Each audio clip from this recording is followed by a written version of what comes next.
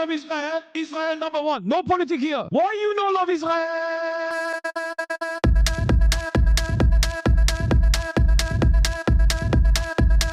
Oh, you hate it?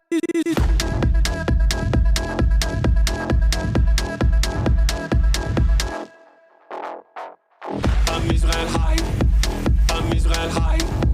I'm Israel high. I'm Israel high. I'm Israel high. I'm Israel high. I'm Israel high. I'm Israel high. You have forgotten to say I'm Israel high? Do you love Israel? You must love Hamas. You are Hamas. I'm Israel high. I'm Israel high. I'm Israel high. I'm Israel high. I'm Israel high. I'm Israel high. I'm Israel high. I'm Israel high. Oh, Israel not number one for you. Oh, anti-Semitism. Israel, small nation. Israel, tiny nation surrounded by scary Muslims. Ah, you are anti-Semitism. You are Hamas. You are Hamas. No politics here. Say Israel number one. Tweet Israel number one. No politics here. No politics here. No politics here. No politics here. No politics here. No politics here. No politics here. No politics here. Say you condemn Hamas. Say I'm Israel high. Say you condemn October 7th. You are Hamas. No politics here. No politics here. No politics here. No politics here. No politics here. No politics here. No politics here. No politics here. What's going on, everybody? I hope everyone's having a fantastic evening, afternoon, pre-noon, no matter where you are in the world. I'm Hasan Piker, and this is the HasanAbi Broadcast coming to you live from sunny Los Angeles, California, folks. We're live and alive, and I hope all the boys, girls, and MBs are having a fantastic moment because today's a beautiful day. Today's a wonderful day. Today is Thursday, ladies and gentlemen. Folks, boys, girls, MBs, is Thirsty Thursday. It is Thursday, July 17, 2025. I'm Hasan Piker. This is the HasanAbi Broadcast. Last stream until I take a weekend off for the first time ever. It's so funny that people are freaking out over it, both online and also in this community, because normally when I take some time off, some crazy shit happens. But this is not, it's not going to happen this time around, okay? It's not. Nothing crazy is going to happen. We're going to break the curse. But yeah, folks, this is the part of the broadcast where I tell you about my personal news about what's going on in the world of HasanAbi Piker in between the time period where I press the stop streaming button and press the start streaming button. So help me God, that's what I'm gonna do. All right. That's what I'm gonna do. My hair's out of control already. What the frick? Okay, this is fine. I love when Uncle visits the stream. Who's Uncle? This one. Damn. Y'all need to fuck. Oh, we're fucking this weekend at Murad's bachelor party. That's right. Yeah, gay sex. That's why I'm taking time off. So I can have gay sex. Not straight sex. The gay kind. You're looking skinny, big dog. Thank you for saying that. I don't feel skinny. I am not skinny, but thank you for saying that regardless. Ladies and gentlemen, boys, girls, and MBs, this is the part of the broadcast where I tell you about my personal news about what's going on in the world of HasanAbi Piker in between the time period, like I said, where I press the stop streaming button and press the start streaming button. So help me God, that's what I'm going to do. Last night I ended the broadcast a little bit early, as you guys know, and that is because I shot the Fear M podcast. We had our resident guest host Maya Higa in the building once again. I'm in the new cutie TikTok guest leaked. Oh hell yeah.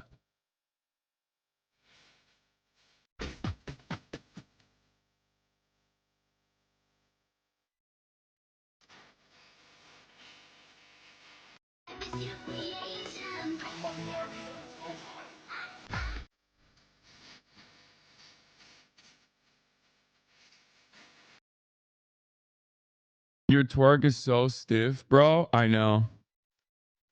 I was trying to throw it back, but I was having a hard time.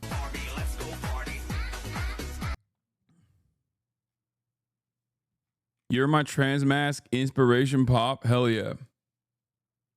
Glazed by a bald man. Hasan ate like 10 banh mi's in New York City. Yeah, but he's also 6'3", 185, 9% body fat and natty, bro. Like I'm not on that same wavelength. I'm mostly just on the bike. I like bread. I love bread. God. Okay. First of all, I had 2 banh mi's from the same place, which was crazy. I didn't even try different places. But here's how I know I got a little bit of that tism in me. Because, like, I go through phases with my food, right? Like, I always eat the same food. I always eat the same food every single day, as you guys know. And then sometimes when I add in, like, a little bit of variety, I get obsessed with that food. Okay? Just a little bit of that tism. Like, not like crazy. Like, I'm not going nonverbal, you know? But, like, just a little bit of that tism.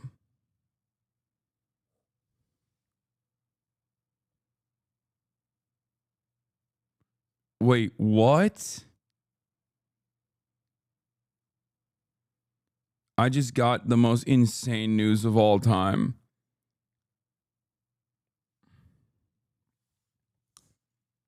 Okay, well, I can't even reveal it, which is crazy.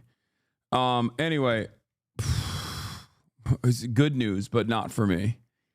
No, it's not a new PC. All right, anyway, new PC's coming. It was supposed to come tonight, but it didn't. Yeah, last night the team fucking dialed it in. We had like multiple technicians in here, all up and down, looking at how to fix the situation. They escalated it with the technician, blah blah blah, all this stuff. Hopefully we won't have any F's today, but regardless, hold on. But yeah, a Redditor solved it. A Redditor solved it? I don't think so. Anyway, look. I'm all over the place. This man said, talk about Gaza. Brother, every day I talk about Gaza. That's crazy that you're saying that right now. We're doing personal news. Anyway.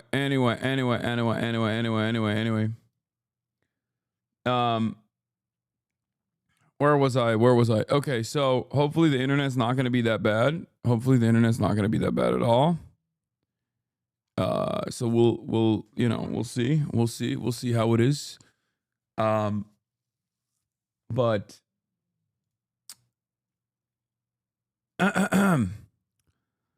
where the frick was I? Oh, personal news.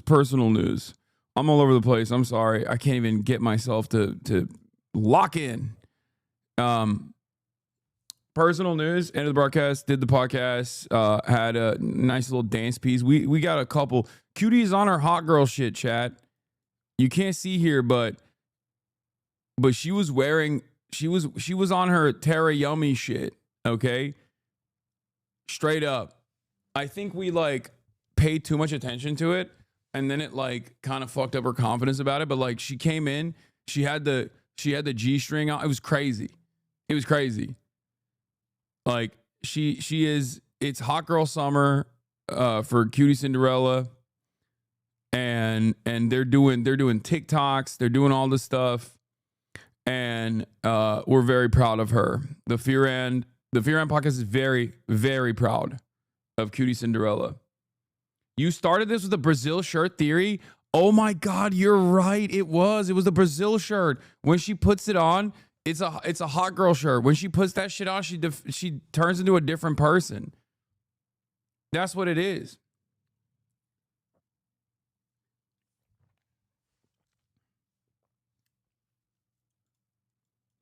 I don't care. This talk about Gaza, people are dying. Okay, man, you got it. You got it.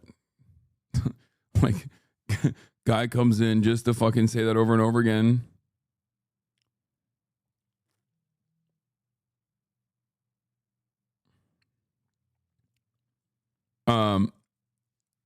Just so I can ban him, and then he can like clip it and be like, Hasan doesn't care about Gaza.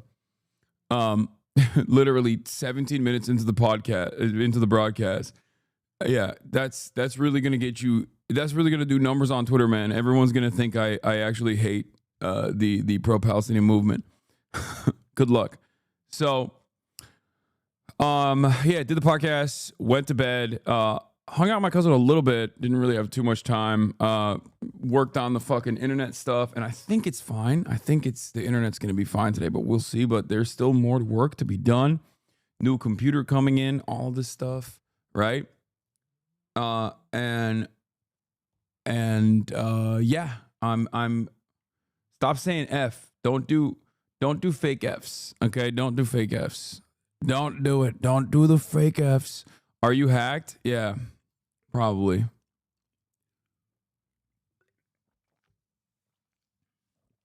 But yeah, I woke up this morning, balled my freaking face off. Kaya obviously ran around, as you can tell. Oh, she just woke up. I also let Kaya on the bed last night because it was like the first day after she got groomed, so she hadn't been outside yet. So she got to sleep in the bed with me last night, but that's the only time because immediately today she's just rolling around in the mud as soon as I take her out to the park. But yeah, that's it. That's it. I'm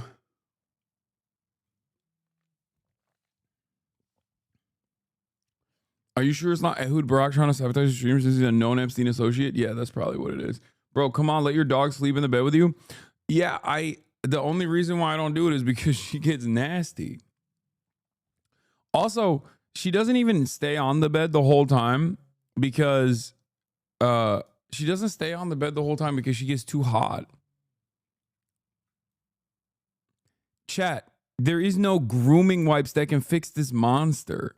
I think you guys are out of your minds if you think I could just like fix the situation with grooming wipes.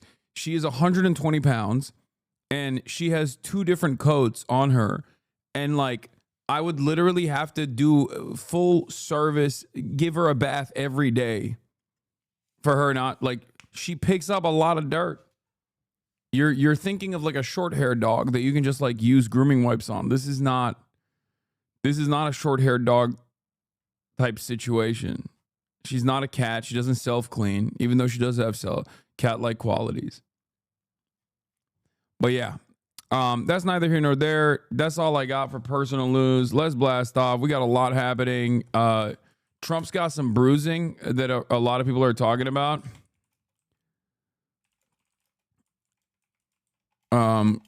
We don't know what that's about. We'll obviously talk about that. Trump's got some bruises.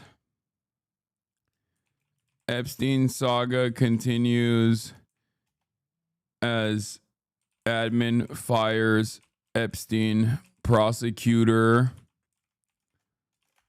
What else was I gonna say?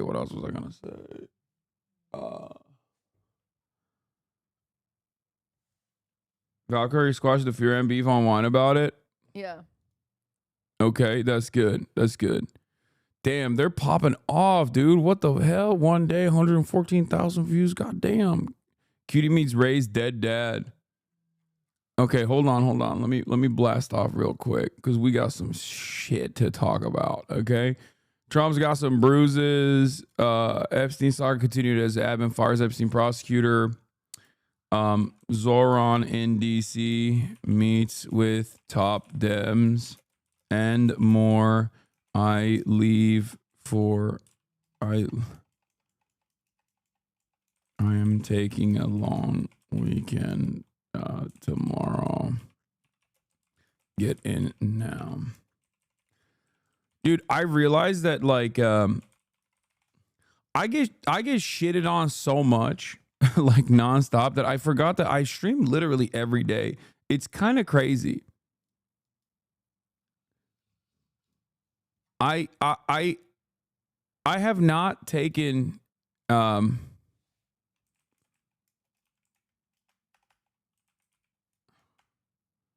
on.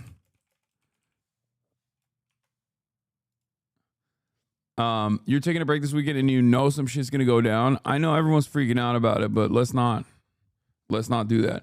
Also, Where is the do we have a blast off meme, chat? Do we have a blast off meme? Do we have a blast off meme?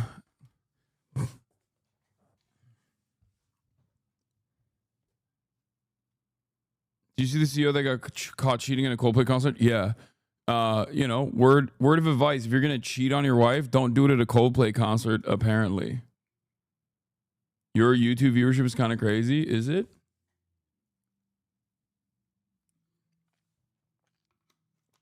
I've not been paying attention at all. Yeah, don't do it. Don't do it. Don't do it. Just don't. If you're going to cheat on your wife, just don't do it. That's my advice. Word of advice. If you're going to cheat on your wife, don't do it. Okay? But if you're going to do it, don't do it in public. And if you're going to do it in public, don't do it at a Coldplay concert. Okay? You will get got. You will get got. Okay, here it is. Here it is. Here's the blast off meme. We got a bunch of good memes that you guys sent me as a blast off meme, but we're just going to use this one right now. Yeah.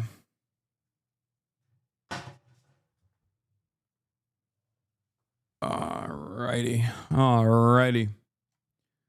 You're on Spotify now? It's good to listen to the car. I think I've always been on Spotify. I feel like I've been. Wow, the timing taking the 3-day off during Jaccara. Yeah, that's what it is, honestly. That's what it is. That's what it is. Hasan Piker, I know what you are. Hashtag Jaccara, hashtag heels. Yeah. I'm taking 3 days off so I can watch the Jaccara streams. Yeah. This is so dumb. But yeah, I like that this is news. Like, it's newsworthy. Streamer Hasan Piker announced he'll be taking a 3-day break on Friday. This would be his longest break from streaming without a ban since June 11th, 2018. Hasan Piker has not taken a willing 3-day vacation from streaming in 2,593 days. Previous week-long breaks were due to bans over commentary on 9/11 and white slurs. Isn't that nuts? And the rest are either because I'm doing someone else's stream or I'm traveling so I can stream somewhere else. Like, that's pretty crazy.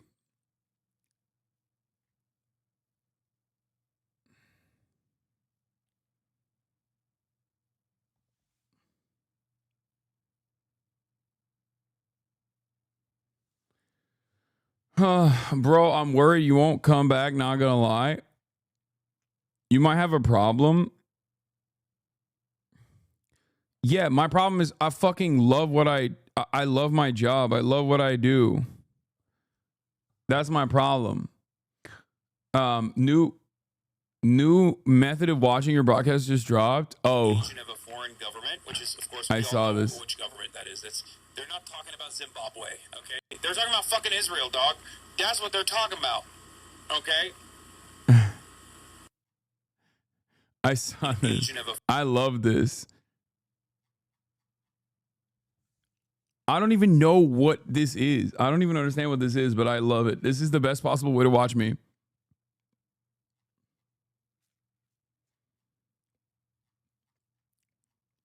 Foreign government, which is, of course, we all know which government that is. They're not talking about Zimbabwe, okay? They're talking about fucking Israel, dog. That's what they're talking about, okay? Tech skills for advanced shitposting. Why do you stream so much? You're hot and rich and you travel and women like you get off the internet. Because I love what I do. And I have a deep sense of, I have a deep responsibility, like a sense of responsibility with my job. And I feel like the way I see myself, maybe, maybe people don't, maybe people like get mad at me for saying this. Maybe people think like I'm too full of myself, but like I see myself having a huge responsibility. Okay.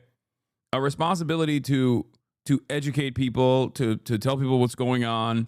Like it's like if fucking, you know, for your parents, if like CNN decided not to go live one day, you know, like for a certain demographic, people especially people under the age of like 35, I am their primary source of news. And I try to do comprehensive coverage across the board.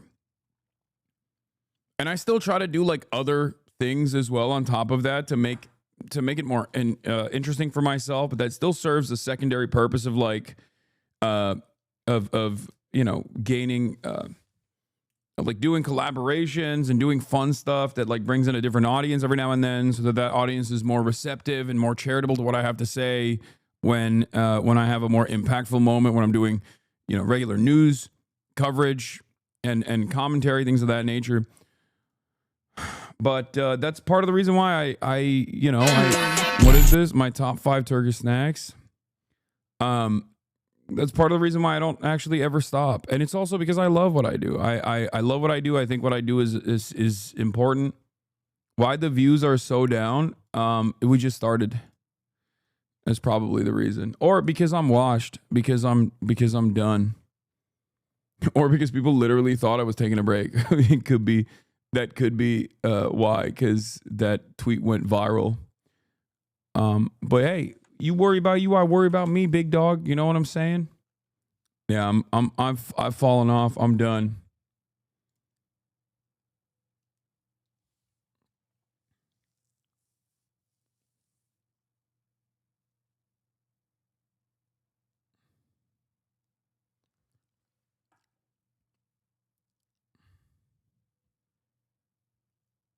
You ever react to speed in Turkey? No.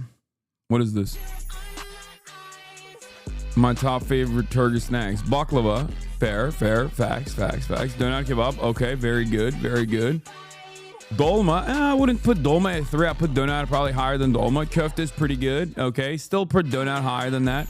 Okay, I see what's going on here. All right, okay. Well, I see a thirst talk, I repost. You know what I mean? That's just how it goes. That's how it goes. Wouldn't put myself at number 1. I think baklava is probably better. But it's all good. Mamdani.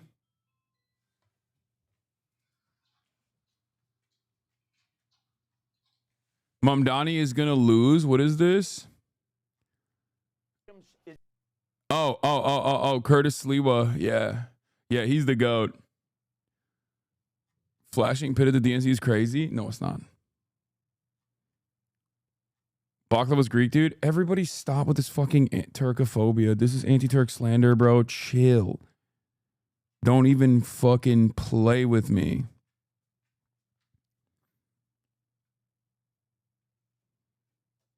Don't even.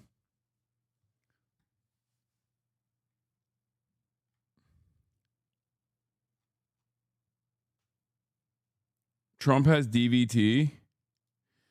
Okay, let's get started with that. Okay, this is the top news story of the day. But first, we're gonna look at that. We're gonna look at what is going on with Donald Trump. Is it Goongate? Is it actually because he's fucking gooning too hard? We'll look at that. But before, what is this? Don't sniff it. Hasan, do not sniff that sticker after scratching the feet part of the young-looking anime cat girl. Do not sniff. What do you mean? Wait. What do you mean? That it said scratch and sniff. It's not my fault. It's not my fault, dude. What the hell? I got fired from my job, but it's okay because I'm working on an Anime Expo video now to cope. Woohoo. Show the wine about a beef coming to a close, coward? Sure. Yeah, speaking of busy, you've been filming for Furion, and I just want to say I saw the clip of you talking. I like that the world keeps turning and the certainties are still here. No matter who Cutie's co-host is on Wine About It, there's still fucking fear and drama. Okay? Thank God. The world keeps spinning. Okay? Every episode, there's gonna be some fear and drama. Did you see Harry Hasan said you hated him on the Adam Friedland, formerly Cumtown show? That's crazy. I do not hate Harry Hasan at all. I actually love Harry Hasan. I have defended him for fucking, okay? That is crazy.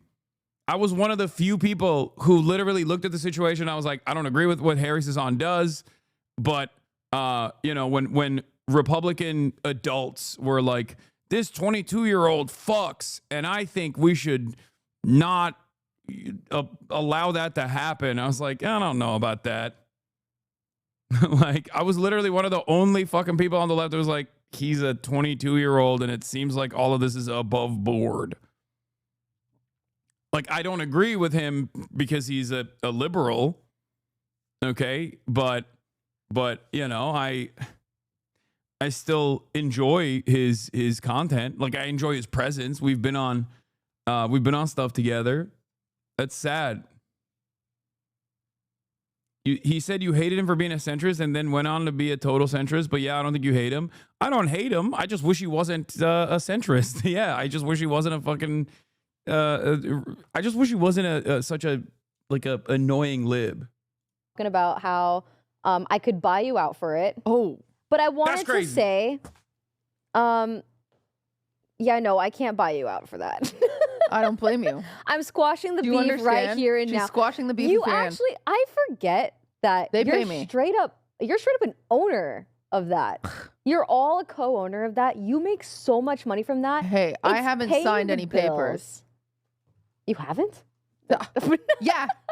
I'm coming at you, Fiona. No, I actually No. wouldn't want it on paper because it's like if it dissolves one day, then I have to sign way more. But it's like not where if one of them freaking is like, who knows? Maybe Will is embezzling all the money, and then we have to like take him to court. Like, I'm not interested. Like, whatever, just pay me my my cut. You know what I'm crazy. saying? Like, But yeah, no, some people thought I was actually serious about like taking you away from that. And I just want to set it clear. Love, fear, and I think you I don't. honestly, yes, you do. Deep down, confess. I'm not saying shit. No, screw them. Oh my God. She wants to, you know what it is? Being a hot girl revolves around like hating men. Okay? That's what it is. I think that's what it is. That's like, so she has to like, she's on her hot girl shit. And that's why she's like, oh, I hate men. And I hate my male podcast. Like, it's so icky. Like, that's what it is. Like, she's just faking it. She's just playing hard to get. It's cool.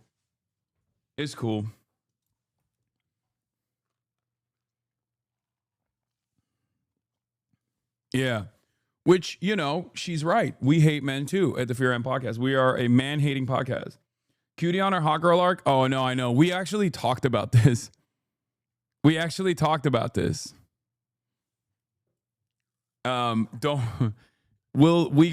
There's some meta here, okay? You'll see on the next episode of the Fear and Podcast when it comes out on Monday. Hot girls get treated worse by men. They're allowed to hate them. True. Y'all got a 50% women audience. She on her hating man shit. She's a fake demon. I know. We have a larger female audience than she does on Wine About It, which is hilarious. Will Neff, I don't know her. What the fuck? I know she hates us. Dude, talk about the thong. Dude, I did in the beginning. I did. Cutie walks into the house with Maya, okay? And she's got a thong and it's like pulled up like super high. Like she was doing the Tara Yummy thing. And Will and I both went, oh my God, yowza, hamana, awooga. Okay, it was so fucking cool. It is so sick. Yeah, Vanilla Mace, Terry Yummy, is a whale tail. Is that what it's called? I feel like that's a weird thing. Whale tail? That's I don't know.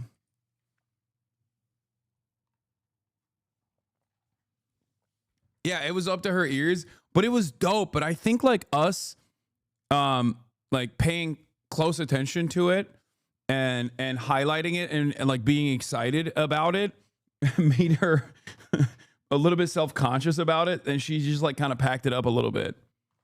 But it was dope and it's cool, and we want more of it. We want more hot girl shit. It's a look. We like it. We like it. We love it. We don't just like it. We love it. So high it looks like a wrestling sling. Yeah. Dudes liking hot chicks. Fuck yeah. Okay, man. You made it a little weird, okay? Femaganda.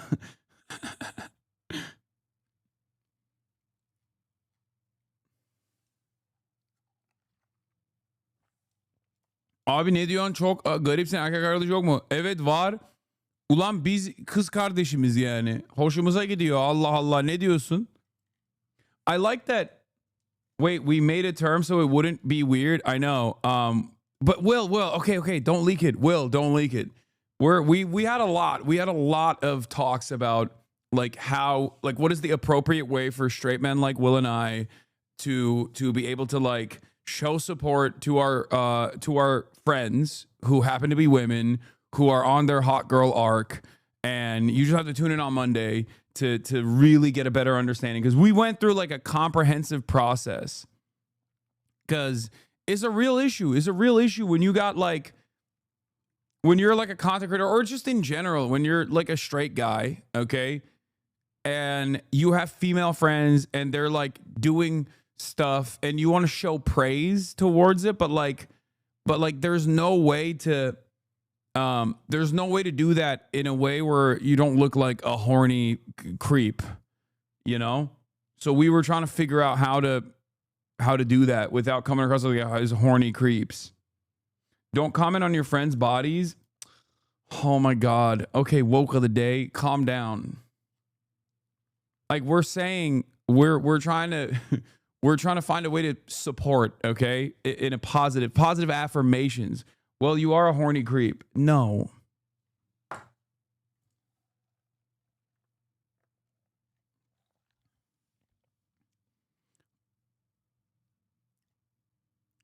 But yeah. Bro, there's not a girlfriend in the world that wants her boyfriend acknowledging any of the hot girl stuff their friends do. I support by averting my eyes and playing Counter-Strike.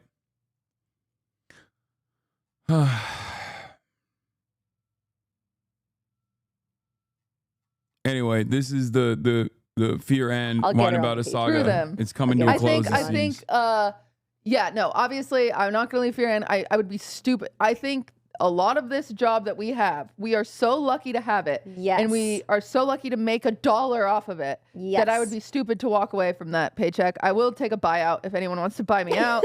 But unfortunately, if you look at their Patreon and divide it by 5, I do make a significant chunk of money from them every month. And you are a part owner. You are not an employee in the traditional sense. What the fuck is happening? These people do not understand what a cooperative is, okay? Cutie Cinderella fundamentally does not associate with the concept of a cooperative where she has equal say and equal pay, okay? You make it seem as though this is like a paycheck. Why are you saying this? It is not a paycheck. You are an owner of the podcast. What the fuck? And it's so funny because everybody else understands this. Cutie Cinderella refuses. Cutie Cinderella understands it as well. And any time she comes close to like the recognition, she's like, no, never mind. That's not how it is. And I call that. You're making bank. I'm making bank. Yes, you are. But I called that is my event fund. That is my Deco fund. That's what I saw on the clip. Yeah. And that's when I was like, oh my gosh, that is so true. It's funny. I don't consider my fear and money like my money. I literally like extra credit for your events. I separate it. I'm not kidding. The paycheck from that, I put it in a separate bank account and I say to myself, okay, we can do a master baker. Like, okay, we can do this. Because I don't get sponsors for my events. Mm-hmm. And so it's just like. You could though. Well, I don't know. The industry's maybe I'm but all right. She's a good class trader. She's the owning class, but across like a worker.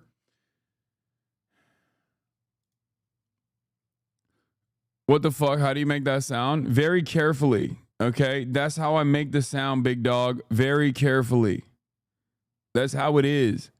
That's how it is. All right. They're calling you the OG Jokera. What is I this? would love just. Okay, that's great. I'm not clicking. I'm not watching that. You're out of your fucking mind. All right. That's an insane thing to link to me. Okay. Let's move on. I can't believe I read that. All right.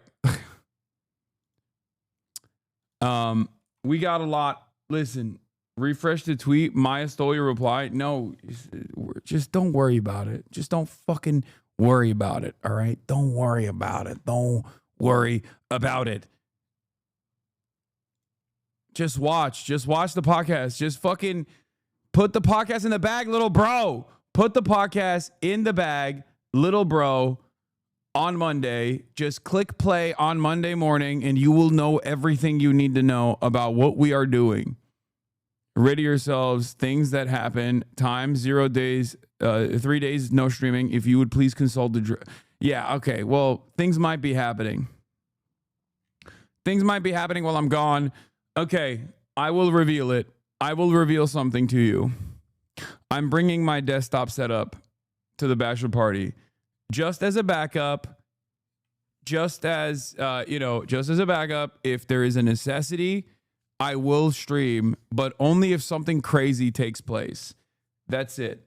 Okay? Because I know when I actually...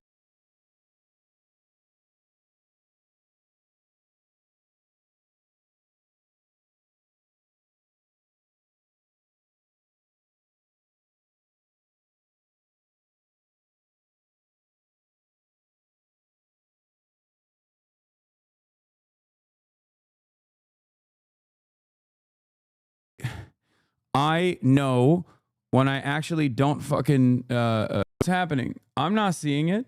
What is effing? Hello? I'm here. Did it F for you guys? I don't get it. That was Twitch side. That wasn't on my end. That was Twitch. That was a Twitch side issue. That was weird.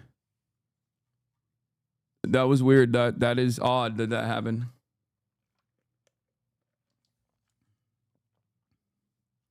You just frozen, came back 10 seconds later? Interesting. Frozen for like a good 20 seconds? What the fuck? Is unionization feasible within a co-op? Legal associates sell their labor to partners, but likely will become a partner at a later point in their career. Is unionization feasible at a co-op? A cooperative corporation is a higher percentage than a union. What? A cooperative is literally... A cooperative has a higher degree of ownership over the means of production, is a maximum degree of ownership over the means of production than unions do. That's like... That's basically the highest level of ownership that a worker can have.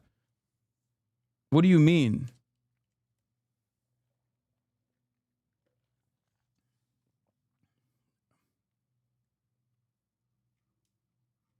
Twitch is down? Yeah, Twitch might have issues.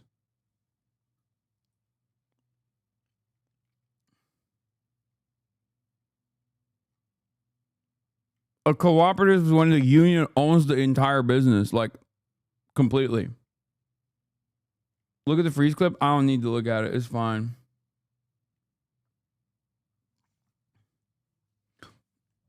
All right, let's continue. Okay.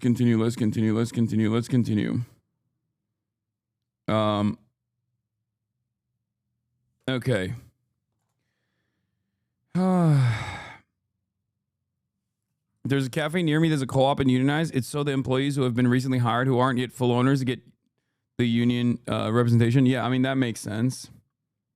Yeah, obviously, you can't just like, when you're a cooperative, especially, you can't just like unilaterally decide like, oh yeah, this person is our owner now. Like, it doesn't work that way.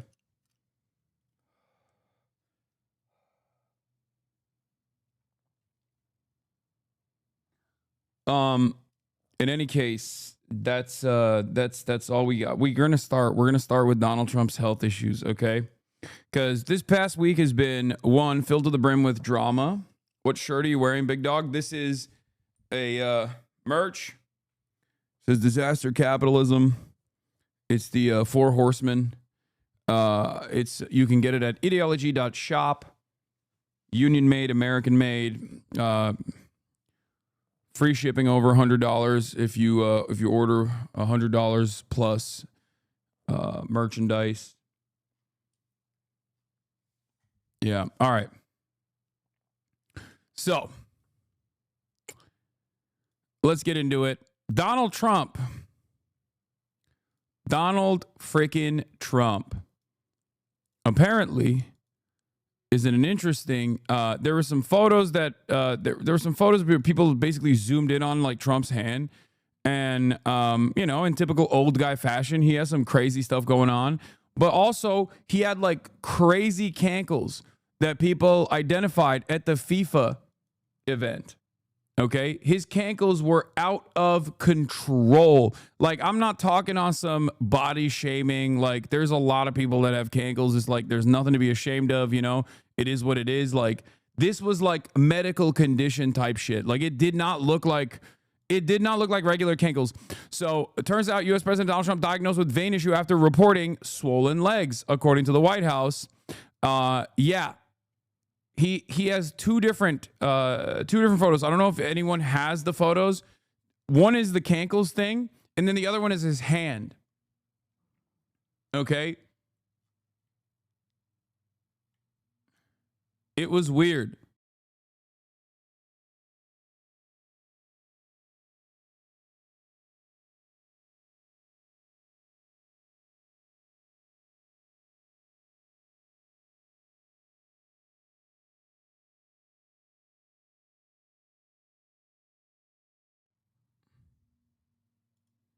I'm back.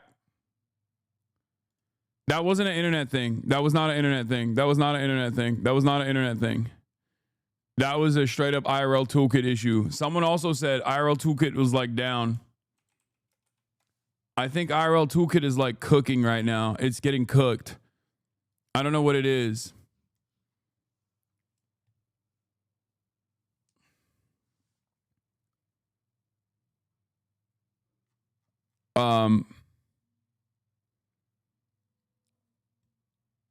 Here's both pics. Thank you.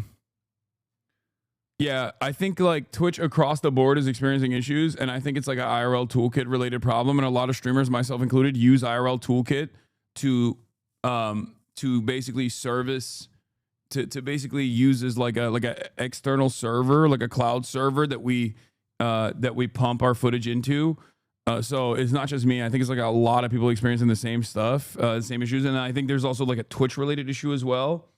So hopefully it'll be fine. We will continue. Okay, so ladies and gentlemen, as I was talking about, Donald Trump's got some health complications. First, there were the swollen ankles of the World Cup.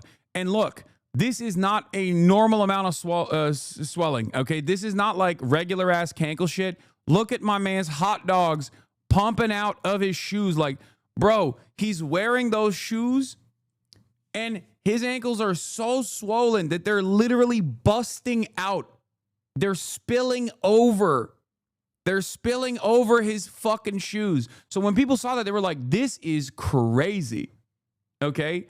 This is actually crazy. What the hell's going on? He's got that like royal disease. You know what I'm talking about? Like, what's his face?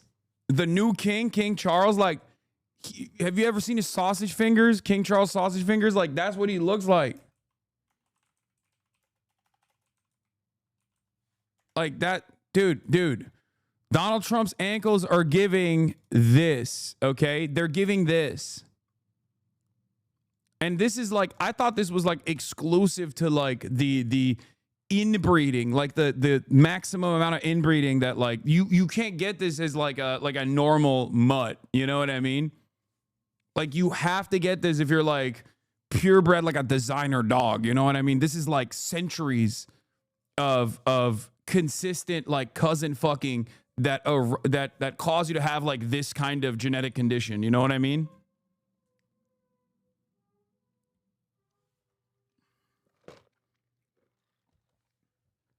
But it turns out Donald Trump's got that shit on his cankles. So it's not even just like inbreeding. Bro, look at that ring. It's so funny. It's like, dog, this is This is the first time I've ever seen when I remember like when this photo first came out, I was like, oh my God, like this is a genuine problem. This is the first time someone's real hands look like AI hands. Okay. But you know, this photo was taken before AI was popping off. There was no like image generation AI technology available when this photo was taken. So you know, it's a real photo. It looks like he's artifacting. That's how crazy his hands are. This is King Charles. Motherfuckers got AI fingers, bro, in the real world. Like look at this. This one, does this not even have like nails? What's happening here? Where are the nails on this one? Anyway, why am I showing you King Charles's hands? Because Donald Trump's ankles look like King Charles's hands. I don't know what's happening.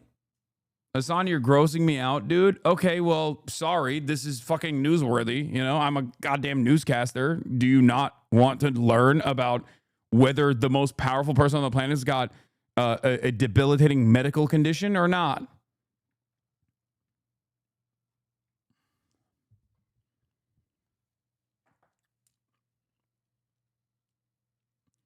Bad blood circulation caused the ankles to swell like that when sitting in an extended period in geriatric people. I don't know about that, man. Chat, I'm not gonna lie to you. I feel like this is beyond just like bad blood circulation.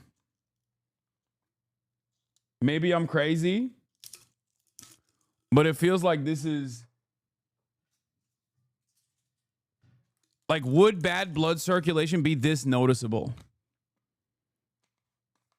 Like bad blood circulation related swelling.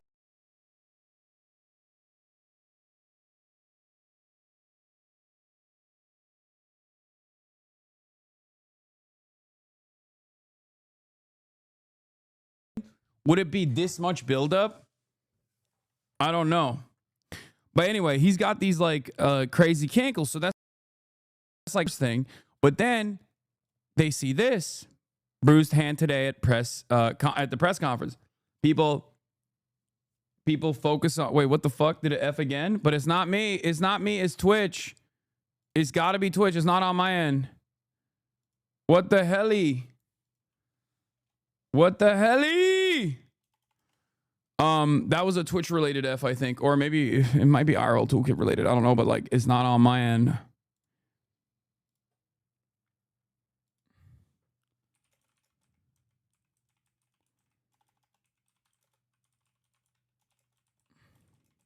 Or is it? Anyway, as I was saying, mobile viewer here have not experienced a single F. Nice. It's congestive heart failure. I just experienced it myself, but as a young person, same exact swelling pattern. Okay, so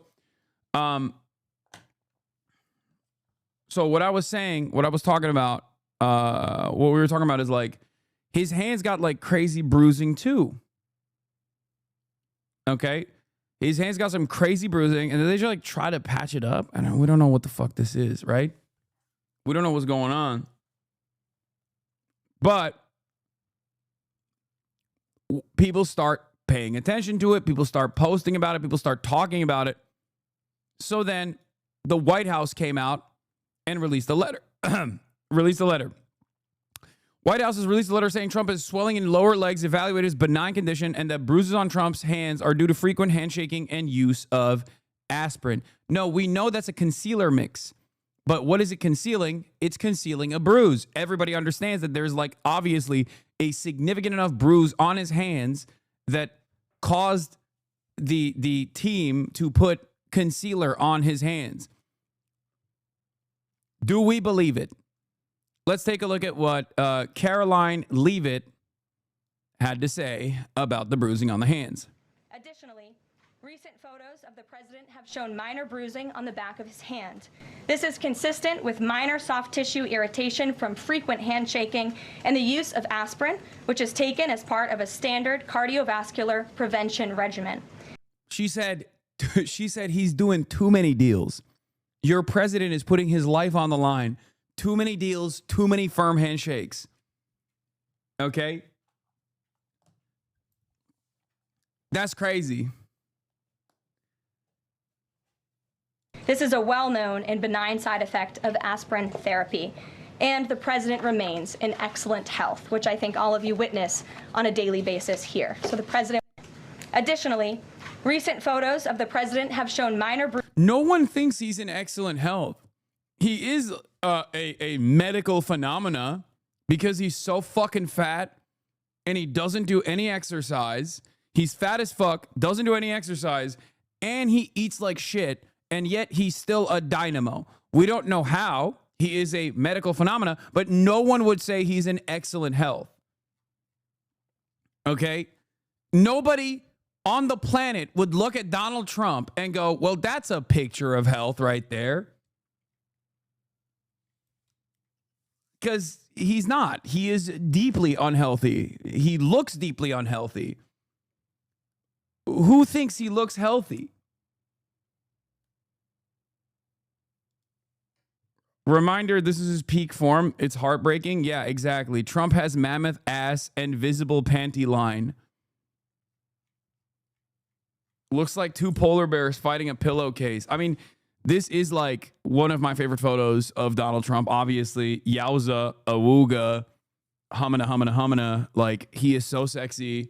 He has got an ass for days. You know, I'm feeling some type of way. Obviously, I'd love to get up in that ass. I mean, it is a mammoth ass. It's true.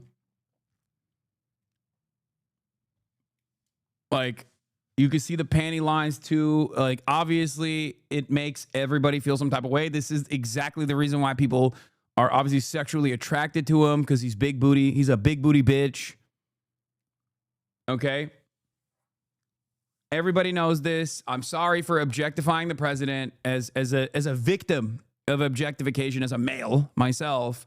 You know, I feel like I just can't stop myself. Awooga, awooga, humana, humana, humana. Okay? Do you think he wipes his ass clean? It's impossible. You need a whole fucking treatment. Okay? You need a squadron to go all up in that crevice. Okay? Shit is the fucking Mariana Trench down there. Okay? Get out of here. You don't gotta like him. I will never be as cheeked up as him, okay? He doesn't need a bidet. He needs a pressure washer up in that bitch. Yeah, he needs a fire hose. Maximum pressure. Okay, let's continue and talk about some other shit. So yeah, anyway, yeah, his shit's busted, okay? I guess he's been evil for too long, and finally it's catching up to him. I don't know. Evil never dies. Probably not. It's not going to happen. I don't think I think he's going to change. Okay? Let's be real. I don't think we're seeing any changes anytime soon. I don't think I know this from my own personal experience with Erdogan, okay?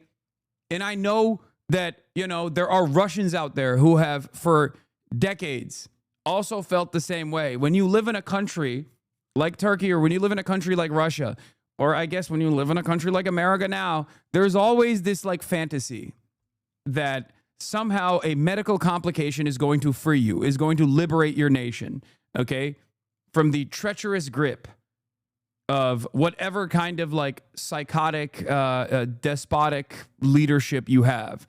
It never happens, okay?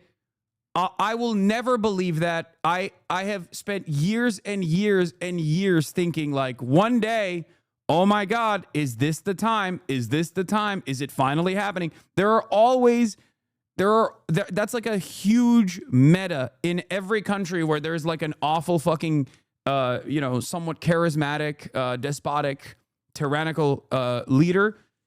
People will always quietly, or not even quietly, sometimes openly, discuss divine intervention, some kind of medical condition that will finally take out the leadership. It does not happen, but it is pretty funny.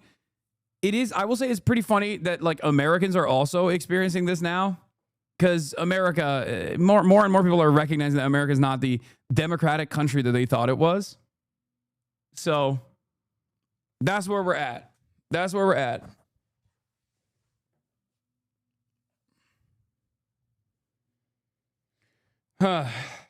He's making Horcruxes. He's immortal. The original child of Yaqub. DJT is over 10,000 years old.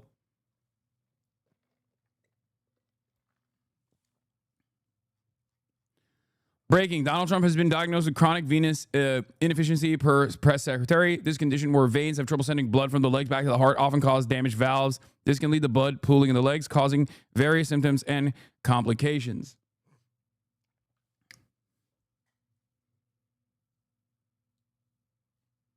Like, that's it. Yeah, he's gooning. I think the only solution is gooning. Yeah. He underwent vascular testing after he had swelling in his legs. All results were within normal limits, and the president remains in excellent health. He's a gooner. He is a gooner, okay? That's what it is. I think he's gooning too hard. All right. Speaking of, I guess I won't get into the gooning too hard stuff yet. Here's Matt Lieb. Let's do this quick meme here, and then we will move on to the news. Specifically, NPR getting defunded. NPR and PBS, Piker Broadcasting Service, or the Public Broadcasting Service getting defunded. We'll talk about the damage of that, obviously, and a lot more in a second. But before I go, I am going to just play this clip for you guys about who is the real reason why people have not come out and said anything about Israel for a long time. Let's take a look. For 20 months, you've been asking me the same questions. Hey, what are your thoughts on Palestine? What do you think about the whole Palestine thing? Hey, you've been making content about politics and social justice for a decade, but are weirdly silent about Palestine. What do you think about it? It's a genocide. Okay? Are you happy? I've known it's a genocide, and I've always been against it. Well, hey, how come you haven't said anything about it? I have. I've been writing about it every day in my diary. Yes, I haven't said anything publicly for 20 months about it. Because why? Because what good would it do? It doesn't do anything. All it does is let you know that I'm against genocide, which is the exact question that you've been asking me. But I was absolutely going to say something. I was going to say something publicly about it. But then I started to think, and I was like, just be honest. There's nothing I could have said. There's nothing I could have posted that would have made the pro-Palestine crowd happy. Okay? You know it's true. If I had said, yes, Israel's doing a genocide 20 months ago, I would have been attacked so hard. Do you remember 20 months ago? Anyone who said that this was a genocide was viciously smeared by the online left. Thinking that Israel was committing ethnic cleansing could get you fired from your job by mobs of angry Hasan Piker fans. Students who were shouting ceasefire now were being expelled from school thanks to shadowy organizations like Democracy Now!, the War and Peace Report. People were being deplatformed on Instagram for saying from the river to the sea, Palestine will be free. They were being censored by the oligarchs at the Chapo Trap House. It happened to me. It happened to me early on. I voiced my full-throated support of the Palestinian people by tweeting, from the Arab to the Jew, I'll vote blue no matter who. And guess what? I was immediately canceled by the left. Like, someone would be labeled a Zionist for slightly deviating from the leftist talking points. Like if they said, like, yes, Israel is committing a genocide and there's nothing we can do about it. Have you seen any good movies lately? Immediately people are like, oh, you're a Zionist. People are falsely misconstruing my silence as either like tacit support of genocide or as cowardice. And you know what? It's neither. I haven't been silent. I've been quietly studying. You know what's really funny about this? Like, I mean, Matt Lieb is obviously making a joke. This is satire for all of the I will never understand satire. Jokes are bourgeois decadence. Jokes are reactionary crowd. Okay. But it is funny to think that like this is unironically bar for bar verbatim the attitude that like some liberal Zionists have demonstrated online from ContraPoints to Ethan Klein. So you can't really figure out if it's a joke or not. But yeah, of course he's making fun of them. Studying the left, and I realized that they were doing it wrong. Palestinians are being killed every day. Or Tom York, too. Because the online left keeps showing images of Palestinians being killed every day. If people had followed my lead, there would be far fewer Palestinians who were dying that we were aware of. We'd have peace and quiet. At the very least, we'd have quiet. And that's half of what we want. But the left always makes the perfect, the enemy of the good. They cannot compromise even a little. So no, I will not be making any content about the genocide, okay? It's too divisive, it's too intractable, and it's literally impossible to do it in an entertaining way. Yep. All right, for 20 months, you've been asking. Yeah.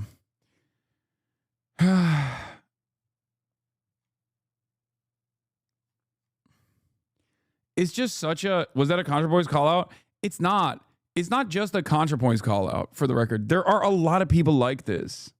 There are a lot of fucking people like this, which is why so many people in their fandoms get offended when Matt does like a joke such as this one, or so many people's fandom goes, oh, you're attacking the Ethan Klein. It's like, well, he didn't actually directly say that, but he's talking about a specific type of person.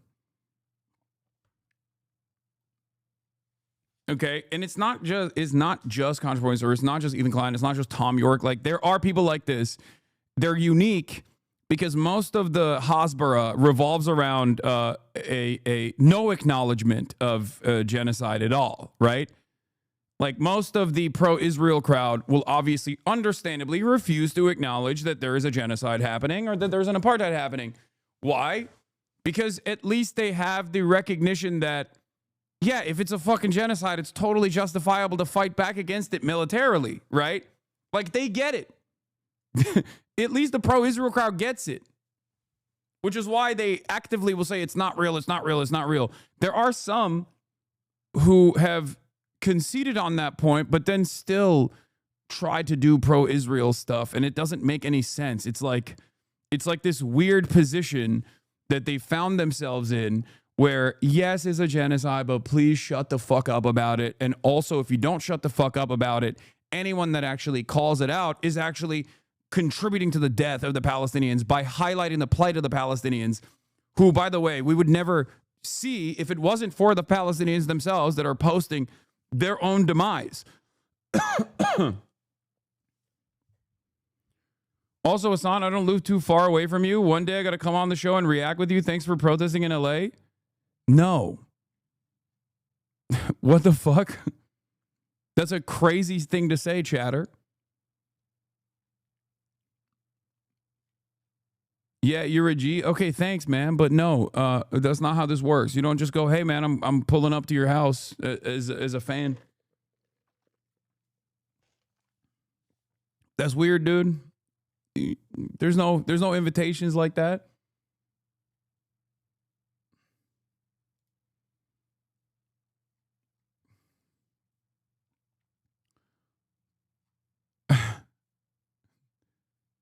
That's crazy.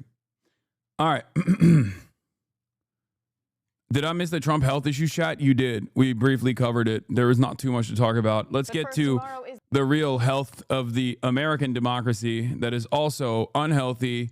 The Trump administration, the Senate is passing $9 billion in spending cuts, including cuts to public broadcasting and U.S. aid. The deadline for Congress to pass President Trump's requested cuts to foreign aid and public broadcasting. The Senate narrowly approved the $9 billion budget cutback. Now the House has until midnight tomorrow to send it to the president's desk. Let's bring in ABC's Jay O'Brien on Capitol Hill for more. Jay, Republican Senators Susan Collins and Lisa Murkowski joined Democrats in opposing this final bill.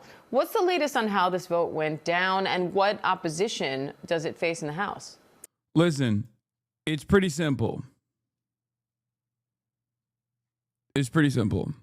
If you want to be on the HasanAbi Broadcast, okay, as a fan,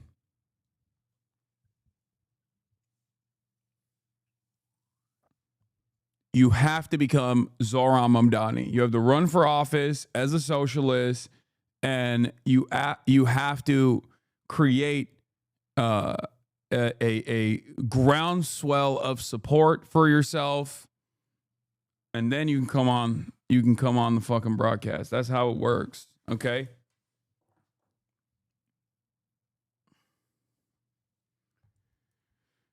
So go out there, run for office, and win, and then I'll have you on the stream.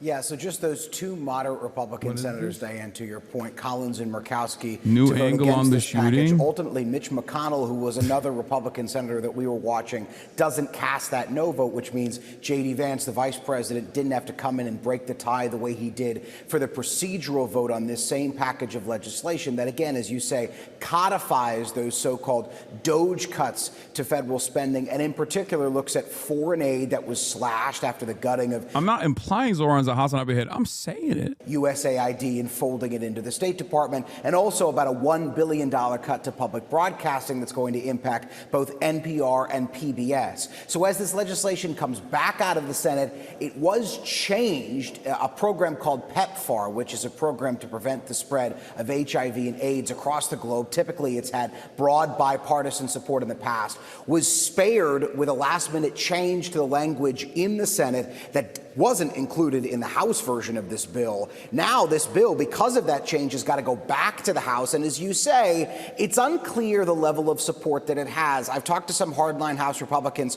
who typically are spending hawks, who typically would be sticks in the mud with any kind of bill that was rewritten by the Senate, who say, in general, they seem okay with this language because in broad, it's $9 billion plus worth of cuts.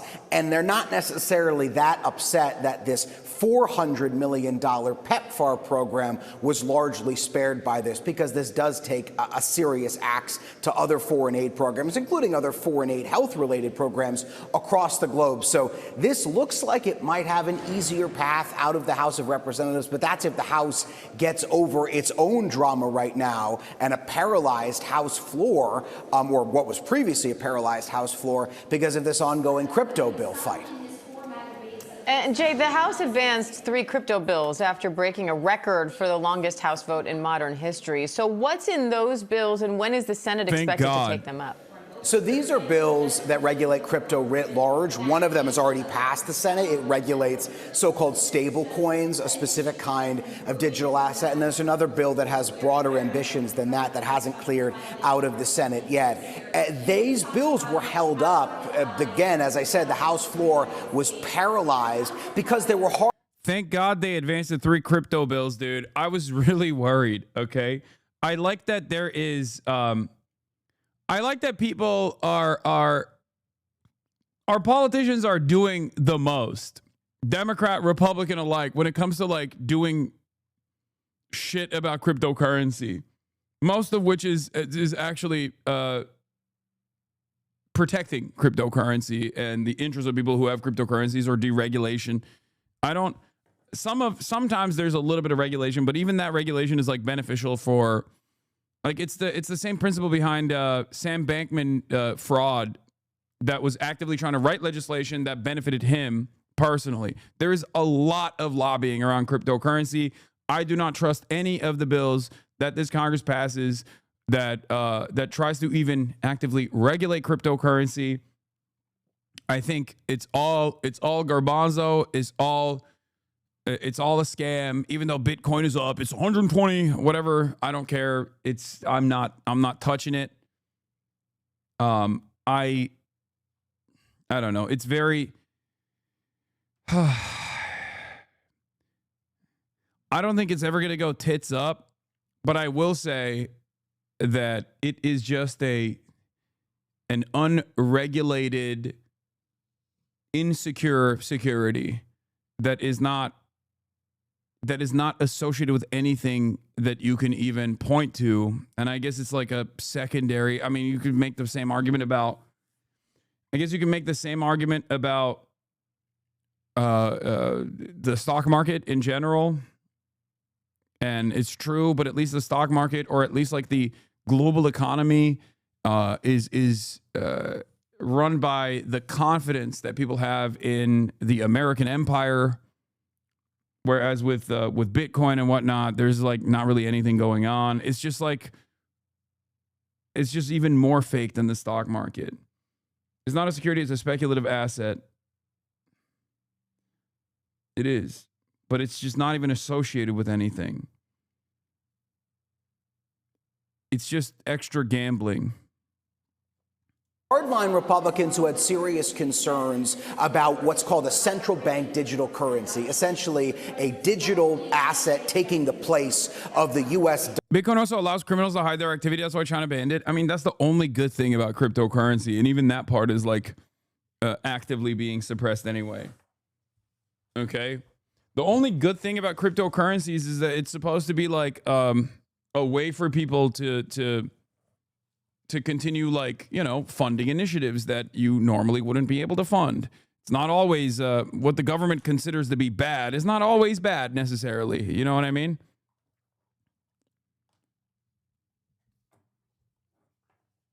Sometimes it is really bad, though, of course, like, you know.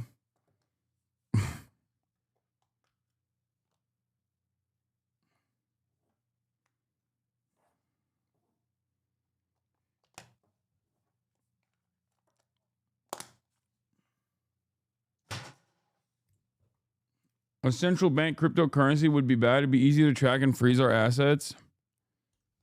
Yeah.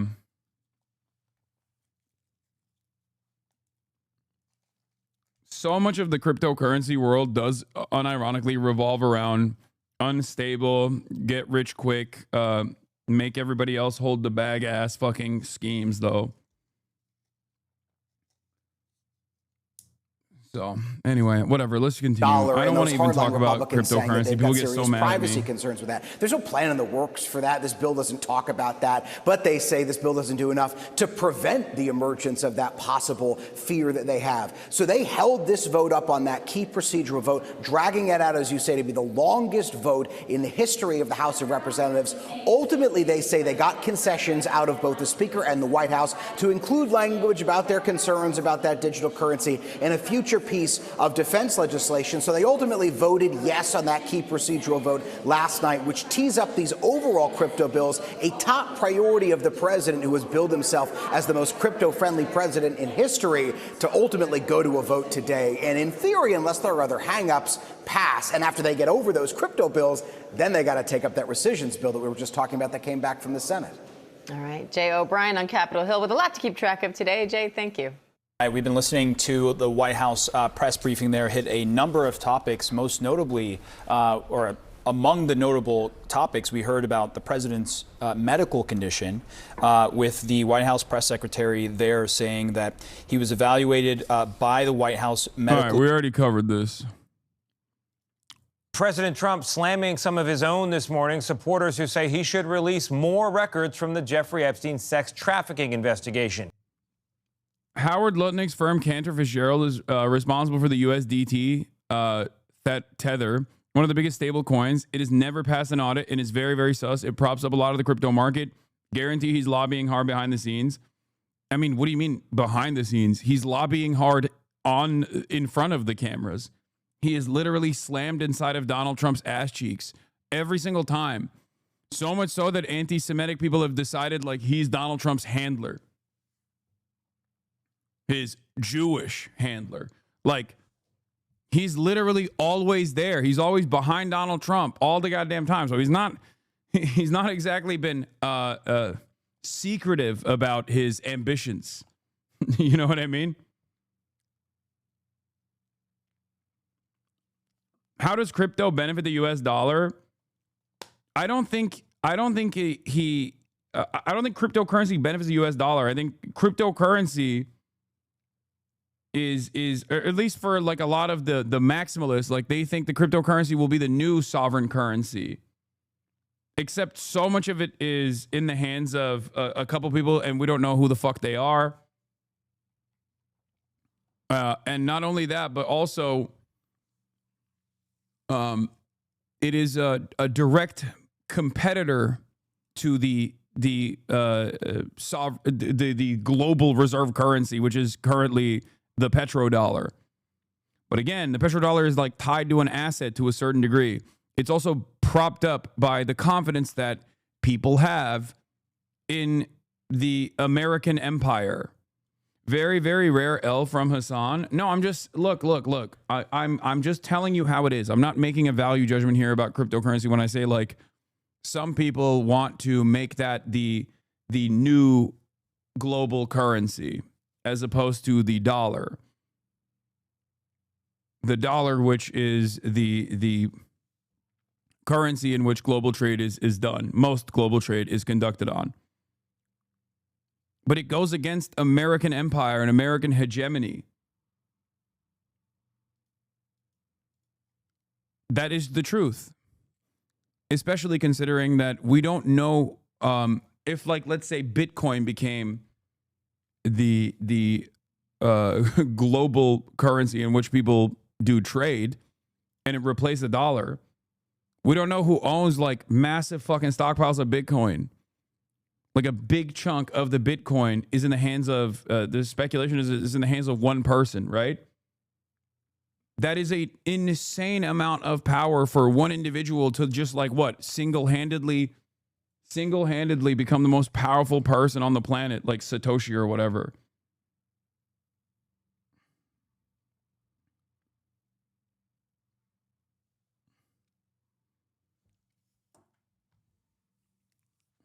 Trump is selling out U.S. power to his buddies. Same thing with firing Jerome Powell, torching our long-term economy for short-term stock market gain. I think that Donald Trump and his buddies are basically picking apart the American empire's dying corpse for scraps. That's what I think. One of the most terrifying aspects of the big booty bill was America and the American government officially moving away from renewables. Okay? This is one of the major reasons why Elon Musk understandably was frustrated with the bill. But like that signaled to the whole world that this next wave, this actual, like this only exit ramp that we as a global planet have to move away from this finite resource of fossil fuels, America is not going to participate in this. We have completely conceded that ground to China. China owns the monopoly on this. They will be the leader of the future. They will. We don't even want to compete with them. We don't want to try and pump R&D and funds into making batteries more efficient, making batteries at all. We're not doing any of that. We have just completely given up on that. It is a way for the American government to basically say, you know what? We're losing the game of Monopoly, so I would rather flip the table and wipe it all out than to lose to China in the game of Monopoly. That is what we're doing. Are we cooked is a great question, and the answer is yes. We are cooked both literally and figuratively because of the way that, because of what our decision is in terms of like energy. Our decision for the future is we're going with fossil fuels. We're not touching renewable energy. We're just completely moving away from even trying to develop new technology in renewable energy.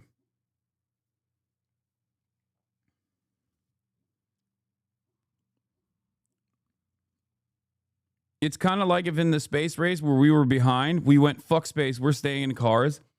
I mean, it's worse than that.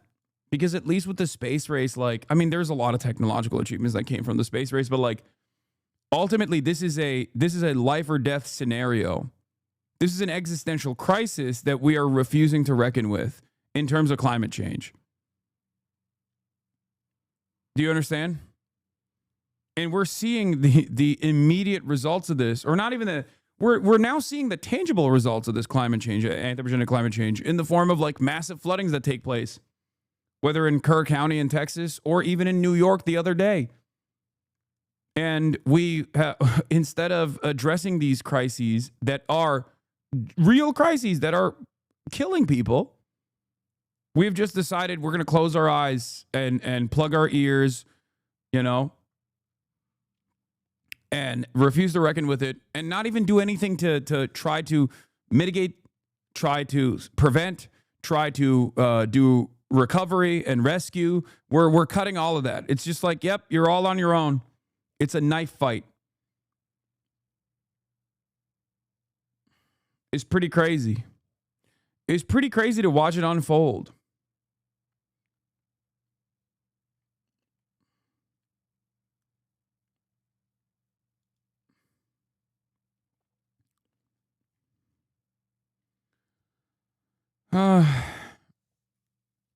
Your politicians send us a letter to say our fires are ruining their summer.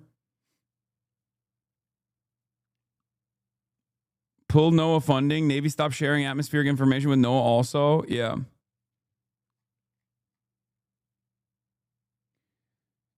It is a very interesting, it's a very sad, very scary situation if we're being real.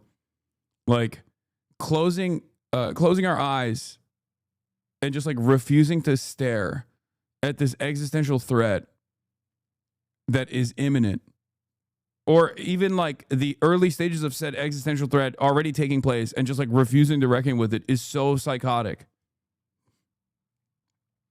It's so crazy. This planet deleted all life at least 5 times without us being around. Yeah.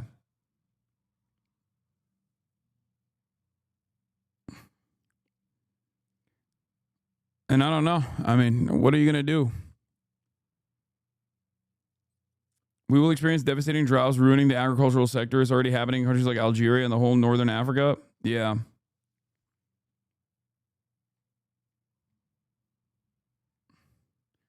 Canceling climate energy, renewable energy projects, canceling all of the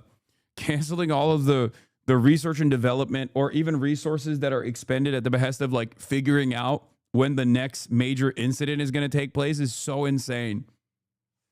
It's the Trump COVID technique of just being like, if you don't recognize that COVID is happening, then it's as if it's not happening at all. Don't test it. Don't test it. But here's something that Trump is also trying to avoid talking about, and that is the Epstein files. And in the process of trying to avoid talking about it, he just keeps talking about it and extending the conversation. President Trump spars with Republicans over Epstein files controversy, calling it a big hoax. Let's take a look. It was only a year ago that Trump and his allies helped spread conspiracy theories surrounding Epstein. Now the president calls them a hoax and says anyone demanding more information are weaklings and stupid. This is why your lack of support and advocacy for indigenous governments is a problem. Yeah, you're right. I'm antagonistic and against whatever this means. Indigenous governments. I don't even. Thank you. As you guys know, I'm famously against. I always. Not only do I refuse to support it, I'm actually against it. And as a Twitch streamer with 33,000 people watching right now, in the process of talking about you're an ethno-caserist? What does that mean?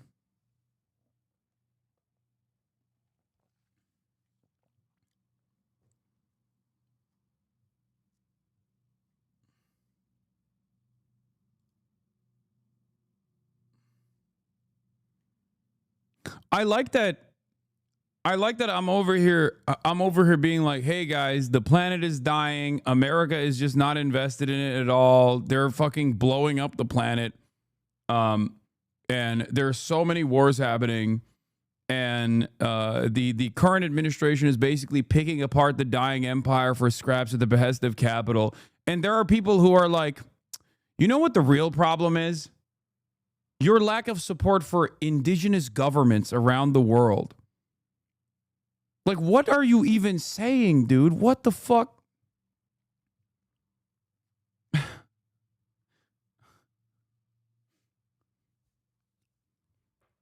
It's just, I don't even know. I don't know. I'm throwing the towel. You know what I mean? You're more woke than me, chatter. I'm sorry. Woke of the day goes to you today.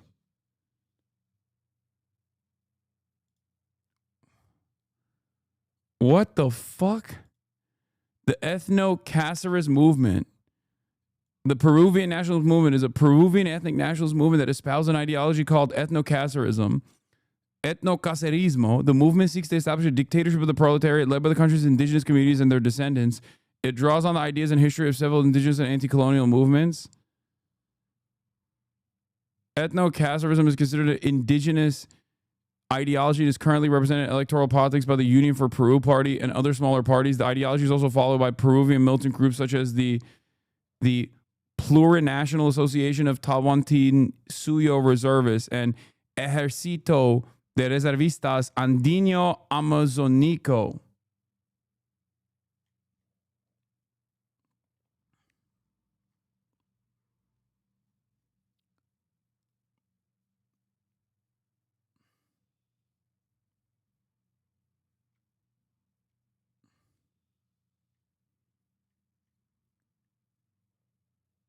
I mean, seems good to me.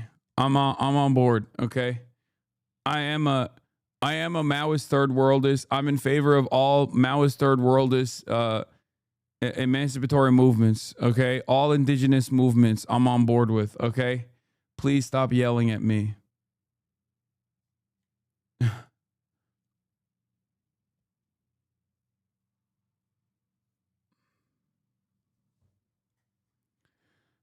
All of them.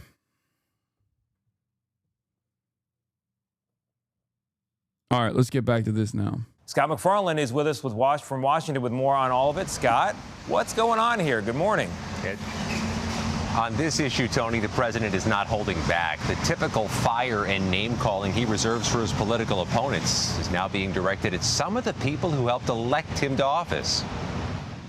Hammered with questions about Jeffrey Epstein, President Trump tried to again turn the page on the controversy Wednesday. They're wasting their time with a guy who obviously had some very serious problems. But this time, the president is blasting some of his own supporters for continuing to discuss Epstein. It's all been a big hoax. It's perpetrated by the Democrats, and some stupid Republicans and foolish Republicans fall into the net. And in a social media post, Trump called those who continue to press the issue weaklings. Before the election, the president, his current Attorney General Pam Bondi, and FBI director, along with his deputy, fueled conspiracy theories about Epstein's death in prison and rumored client lists the Department of Justice now says doesn't exist. Their new scam. On Wednesday, many vocal Trump supporters pushed back on the president. The Democrat. No man is a facade as the leader is a fascist for brown people, wants to kill LGBTQ and outlaw them. Okay, I'm not in favor of it then. Okay, that was a short-lived conditional support that ended. Okay, there you go. It ended. I am no longer in favor. I'm against that.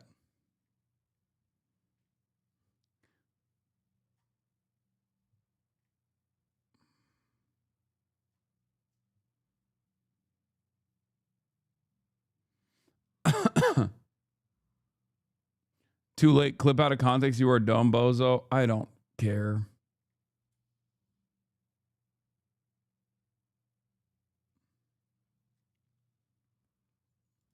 Yeah, Nancy Pelosi came out and had some choice words on MSNBC, Mike Queen, on the Epstein stuff. We'll get to that in a second. Let's keep going. New scam. I mean, this is more of a Republican issue. Bringing this into the public arena was President Trump. That's a matter of historic record. It's not up for debate. And it's not just conservatives. Jeffrey Epstein's what we're talking about. And we want your calls. In Frederick County, Maryland, Pastor Tim May, who hosts a show on community radio station WFMD, says callers of all political stripes are criticizing Trump over the issue. If you're not going to release it, just be upfront about why you're not releasing it. If there's nothing on it, show it to us. Your show is about the local high school, the county government. But you're getting calls about Epstein. It's like a mosquito. It keeps coming back to bite you, and you have to address it. And it's interesting, to say the very least. It keeps coming. It does. It does. It's the story that everyone wants to go away, and everyone wants to stay. Senate Republican. Yeah, I wonder why. So many. I've had conversations with friends of mine that don't understand why people are so hyper-focused on this. And I keep trying to explain to them that, like, for the average American, that is a liberal without even acknowledging that they're a liberal, because like liberalism is monoculture. Okay, liberalism requires a different myth making. Okay, a different kind of world building that is not materialist. Okay.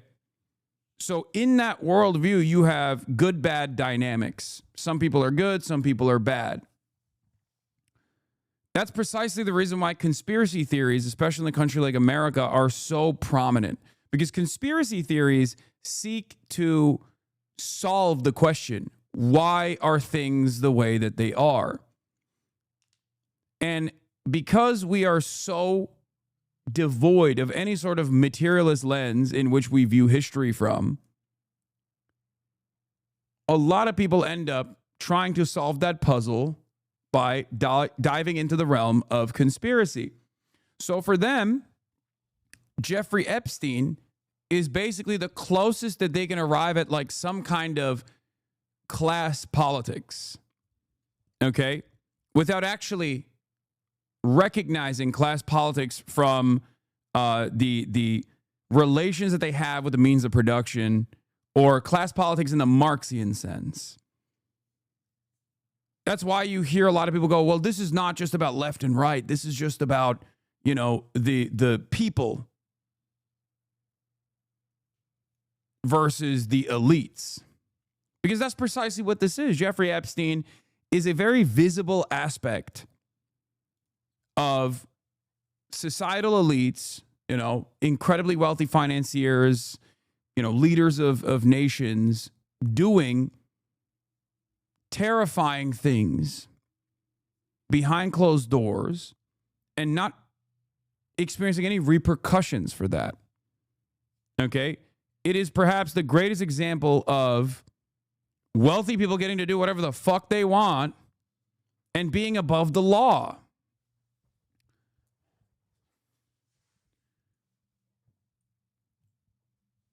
And that is the reason why a lot of people, regardless of their ideological markers, hyper-focus on this issue because it's a very obvious issue with severe crimes that we know of that have taken place. That's why so many people hyper-focus on this. Okay? It's some of the most vulnerable people, young girls, being sex trafficked by some of the most powerful people on the planet.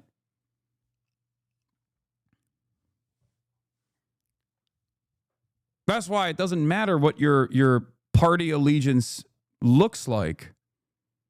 You want answers to this.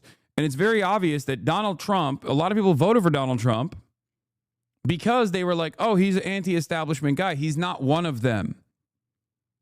He's rich enough that he is not corruptible. That was, I mean, it was wrong to think this, of course, right? But plenty of people still thought it. He was able to successfully market himself as this like anti-establishment guy. And considering that the Epstein case is like a classic example of like previous administrations protecting the establishment, protecting the societal elites, the expectation from Trump's base of support was that Donald Trump would actually crack the code. It was basically the most like immediate way of moving away from like the crazy QAnon conspiracies to a very real thing that took place that everyone understands was fucked up. Because unlike QAnon, Jeffrey Epstein is real, is a real person. And he had real victims. And he had real associates. And governments have consistently been suspiciously quiet about this major case. So if you're still firmly a believer that these institutions are supposed to, at the end of the day, you know, do some kind of justice, this is a severe ongoing injustice. That there are people out there who have done horrifying crimes and have been associated with someone who is a horrible criminal, and they get to live amongst us. They get to dominate society. Of course, people are going to continue to demand answers for this. And Trump presented himself as the guy who would give us those answers. And many people in his base believed that he would give us those answers on this issue. So for many people, this is the first time when they're like, oh my God, maybe he is actually one of them and not one of us, or working for us. Maybe he's just another creepy billionaire, which is of course the case. Yes, that was always the case. But This is a moment of recognition for a lot of people. It's a wake-up call that Trump doesn't have their interest in mind. Trump is also just like any other Republican politician or any other Democratic politician, a part of the uniparty. And it wasn't enough that he was, he consistently showed that that was the reality with the Israel stuff, with the, with the fact that he did not end the wars on day one, right? No new wars. With the fact that he bombed Iran. He could at least like get enough of his base to be on board with all of those things. But this is one issue where the base is not going to let up because this is like one of the only things that they care about. And one of the only things that they know Trump has complete control over. So if you have complete control over the release of these files and potentially, letting justice be served, and you're refusing to do that, then yeah, of course, people are going to be frustrated. I'm a dialectical materialism moral philosopher actively working on a theory to build classless tool of relatability that anyone can use to assess themselves as an individual in terms of knowing active and historic oppression. I'm writing about my thoughts of memology, virality, communism, and to be honest, anything. Jesus Christ. Chronically on Lenin, Substack. Why you are a communist? That's crazy.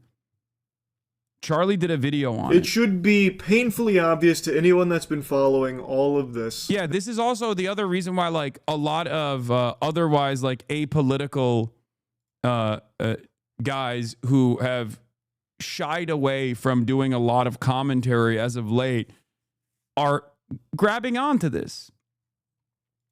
Because this is an apolitical issue. And by that, I mean, this is an issue that you can talk about without alienating your right-wing audience. This is an issue you can talk about without having, it's a unified issue. So it's one that you can talk about, which, yeah, Ludwig did one too. Unsurprising. Because remember, Moist Critical basically said, I'm throwing in the towel. I don't want to do this like drama stuff anymore. And part of that was because like people were obviously yelling at him quite a bit. And it's a shitty situation to be in. I totally understand that as someone who gets yelled at quite a bit professionally online. So, that's part of the reason why, like, people like Charlie and Ludwig will release their takes on this, because it's not something that like right-wing content creators and their audiences will yell at them over. Because let's be real, a lot of these guys, regardless of their own personal political perspectives, I think shy away from releasing takes that might alienate some in their base of support, not because they're worried that like people are just no longer going to like them. I think it's mostly that they're worried that they're going to be targeted and yelled at, because they see it. Every content creator sees how people get treated if they have an honest opinion that deviates away from whatever the commentary space and their right-wing, apolitical right-wing opinion is. You get harassed endlessly. You have bots that come after you. So the reputational damage is not worth putting your name out there. That's it. Ironically enough, of course, no, it's not even about the money, chatters. I think it's literally beyond that. I think it's because they don't want to be dogpiled. Okay? They see it. That is in the same way that the government actually engages in chilling effects on speech by actively suppressing speech, by jailing dissidents, the internet side of things, the internet commentary side of things is basically kept together with negative pressure, a consistent flow of doxing, harassment, and threats, and people that come in and try to ruin your fucking life. And many creators see that and they say they don't want to. They don't want to be a part of that. They're too afraid to put their name out there and get fucking endlessly harassed. Ironically enough, I've talked about the negative consequences of this, because like if the only kind of commentary that you hear in this space that is considered permissible is right-wing, or people saying they're apolitical but lean on right-wing takes, then that creates an environment of permission for only right-wing commentary. It literally turns the entire space into a right-wing shithole. But that's a totally separate point. $40 for a t-shirt? Yep. American made, union made, baby.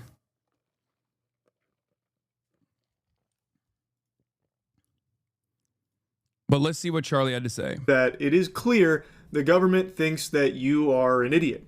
They think you are a drooling, stupid Cro-Magnon that will just happily swallow anything they put into your mouth and not think anything more of it, so they don't even need to try when it comes to the cover-up of the Jeffrey Epstein case. There is now a desperate push from Trump and a lot of paid shills to convince the public that the Jeffrey Epstein thing is no big deal and that it's all now a hoax. It has now been officially labeled by Trump and people on the payroll here as a hoax. And they are legitimately laughing at you and actually giggling. They cannot help but have like an actual Santa Claus ho ho ho belly laugh at this play here, this fucking play that John Madden's playbook wouldn't even have in it, about how they're just going to tell you that all of it's not real a week ago, and now they're telling you it is real, but it's actually like a big fake hoax from Obama, Hillary Clinton, and the Democrats. And for some people, that's enough. He hit the big buzzwords, so it must be true. So now a lot of people are running with that, like, we gotta move on from this Epstein thing. It's all fraudulent. He said so.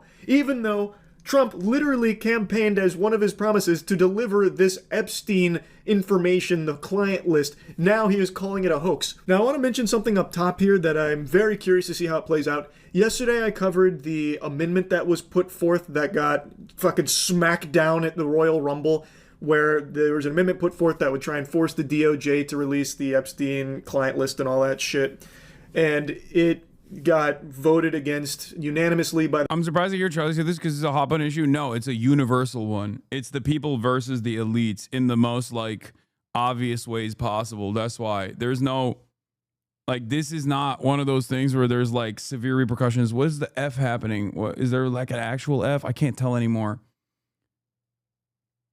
The Republicans voting to block it. This is the most bipartisan issue. That's why that is part of the reason why like people will have takes on this that you normally wouldn't hear takes from. Democrats voted unanimously to not have it be blocked, so that way they could at least have a debate about the Epstein files and the handling of it. It didn't go to the next step. It got stopped there. And there was a lot of like citing of confusion and how like, well, actually, no, that's not what the vote was for because it was attached to the Genius Act, which is a different cryptocurrency legislation. So they were voting to not do that. And then this was slapped on top of it. So they had to vote no or else it'd give the floor to the Democrats or something. But ultimately, the end result was the same. It got blocked. Well, today, there's a new proposal that's getting put forth that is aiming to do something similar in a different way, that has support from all the Democrats and 7 Republicans as of now, but apparently even more will be co-signing it, about releasing the Jeffrey Epstein client list and that kind of shit. So I'm very curious to see how that unfolds. I'll go ahead and play you a little bit here where they interviewed. And tomorrow. And this is to force, this is a discharge petition, right? It's going to force this bill onto the floor of the House, and then what does it say? So it's both the discharge petition and the bill. It's the discharge petition is to force it on the House. The way it works is Thomas Massie and I introduced it yesterday. It takes 7 legislative days before you can actually go through the discharge petition. We're likely going to be in August recess. So the reality is it probably will come up for a vote after the August recess. And the bill says to release all evidence for the Epstein file, but it makes it clear that does not include any of the victim information. It does not include any child pornography. It gives the DOJ the ability to protect the victims, but to release all the other evidence and files. So here. Now, I'm not the most knowledgeable person. I'm a fucking Neanderthal when it comes to most things, but from the sound of things here, it seems like this is a step in the right direction to maybe finally getting justice for the victims here of Epstein and all of his clients, instead of what's currently happening where the current administration is just trying to bury it and being very clear that they're not even fucking pursuing any kind of action against all of the people they have all this evidence on and not releasing any of the client list information. This seems like it's trying to force that to come forward and maybe eventually, hopefully, get those criminals thrown in jail for all of the crimes they've committed. I guess we'll see how it all shakes down, but I wanted to mention this up top because it seems like it is finally getting to a point where there is some kind of legislation being drafted to try and push this issue more forward. Now, let's talk about how Trump continues to handle this. He is like full-blown melting down about the whole thing and fully lashing out at his own base now. He is attacking even his most adamant supporters over the Epstein. What? It's POCD, pedo obsessive compulsive disorder. People are really too obsessed with pedophiles. The richer, the better. After the big X, you can't get beyond hidden evidence, become unrewarding, then you will know. Talking about this is on par with UFO disclosure. It's a joke, and we know how to take care of it. I mean, there's a difference between the Epstein stuff and like Pizzagate. Right? Like, I think like Pizzagate is completely fucking insane. Or people thinking that like Wayfair is participating in like the sex trafficking of minors is completely fucking insane. Jeffrey Epstein is a criminally convicted pedophile sex trafficker. Like, that's not a criminally convicted pedophile sex trafficker that was associated long after he was outed and arrested and jailed and got a sweetheart plea deal with global elites. I think that there's a difference between, like, I know that the conspiracy theory and real conspiracies, like a conspiracy to commit a crime, and the language used here kind of muddies the waters.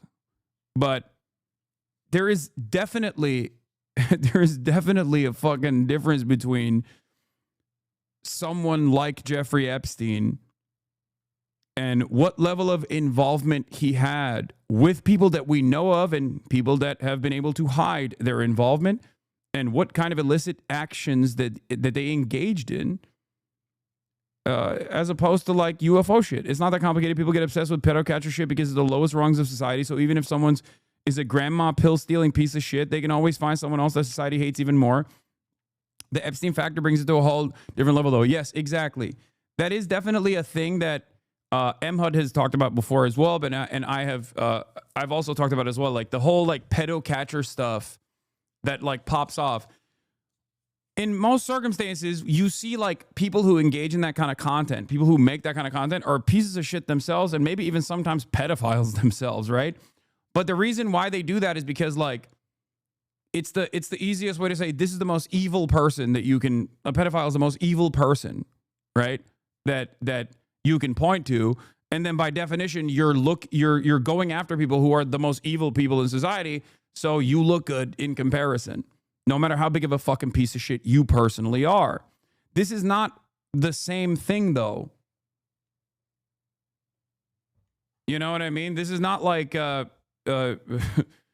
going online and like trying to trick like a mentally stunted adult and then ritualistically humiliating them in this like honey trap scheme that you created so you can get fucking clout on kick.tv while simultaneously you're doing a lot of illicit shit on the side. This is very different than that. This is, you know, Prince Andrew and disgraced financiers and former heads of state and former intelligence agency leaders were directly involved with this person.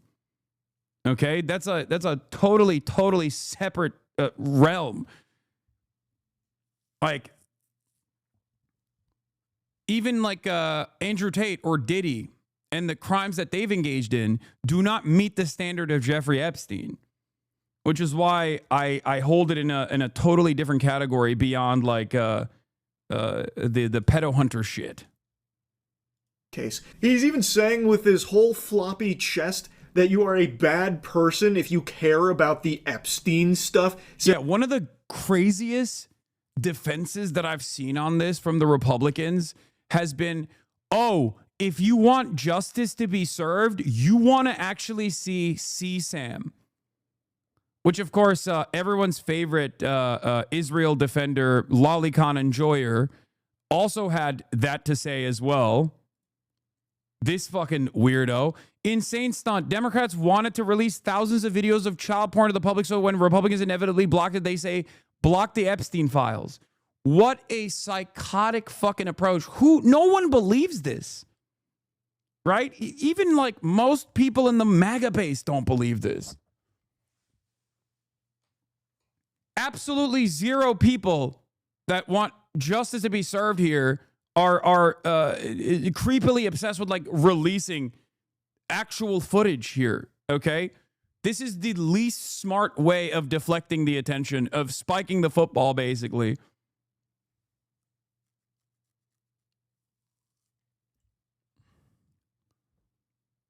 Very, very strange. Not so strange coming from this guy who obviously has, shown his friends drawn children. Just projection.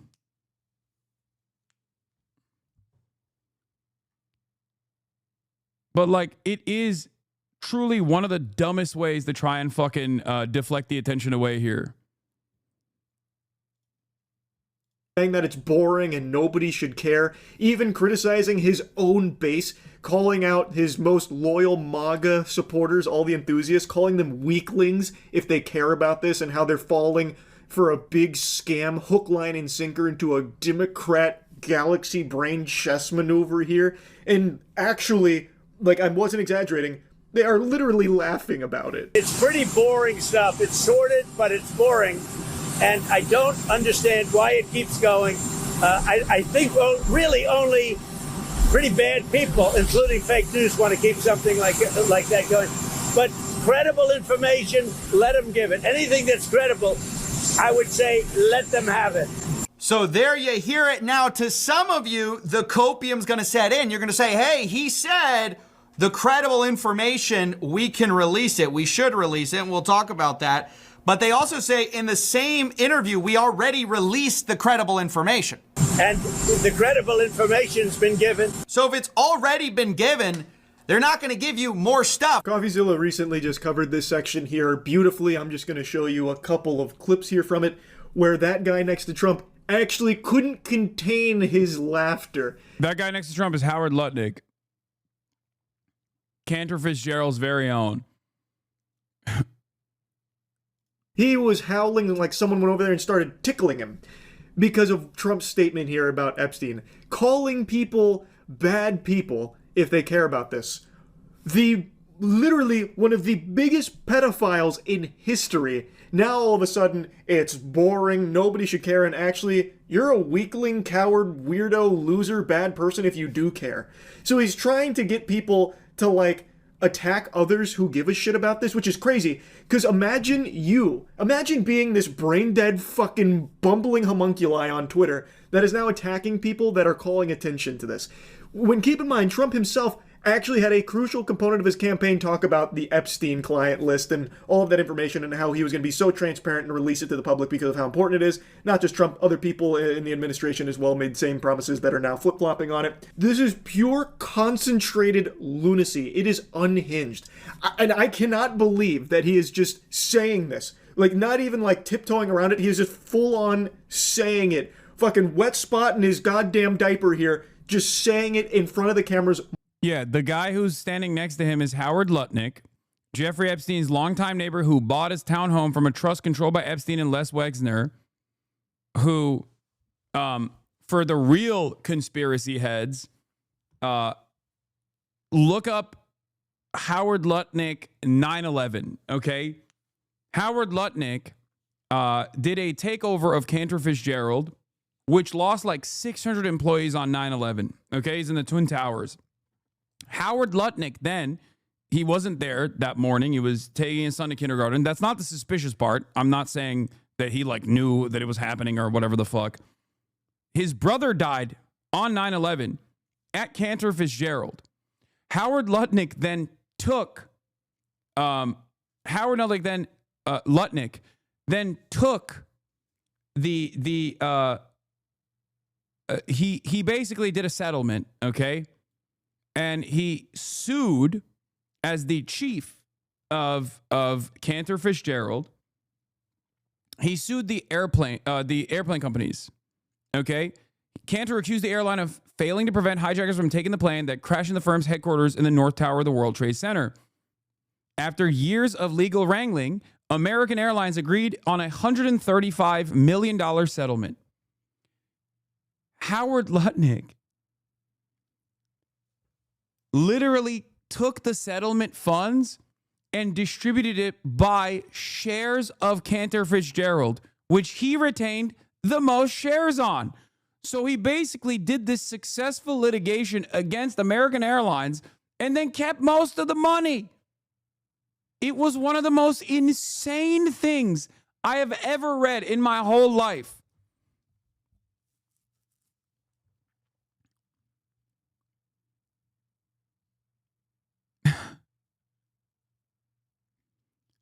It is so, it's like comical, okay? It's comical levels of evil. Some people inside Cantor Fitzgerald believed the money would be distributed to the families of company employees who died in the attacks or put into the firm's general coffers. But during a conference call in March, Lutnick told senior executives the bulk of the money would be distributed among the firm's partners. Dog, what do you mean? Am I dumb? Why is that bad? Why is that bad? Chatter. This is a 9/11 settlement for the family, for the victims of 9/11. The many people that died, like almost the entire fucking firm was wiped out on 9/11 because they were in the Twin Towers. And he took the money. Are you kidding me? He basically kind of robbed the fucking victims and the family members of the victims of 9/11.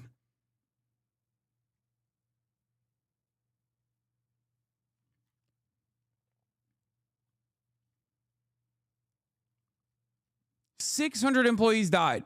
That's 600 family members that were supposed to get paid out. He took the bulk of the fucking money in the settlement because the bulk of the money would be distributed among firm's partners, according to one person on the call. Further, the person said each partner would receive $2 for each partnership unit. The source also said Lutnick is widely believed to own the biggest piece of the firm's partnership shares, thus entitling him to possibly tens of millions of dollars from the settlement. I have no idea how much he made from this, but he is the biggest partner, the source said. The speculation in the firm suggests Lutnick took anywhere from $15 million, $25 million from the settlement. A spokeswoman for Cantor would not deny he was entitled to receive millions of dollars, and neither she nor Lutnick would deny the speculated amount.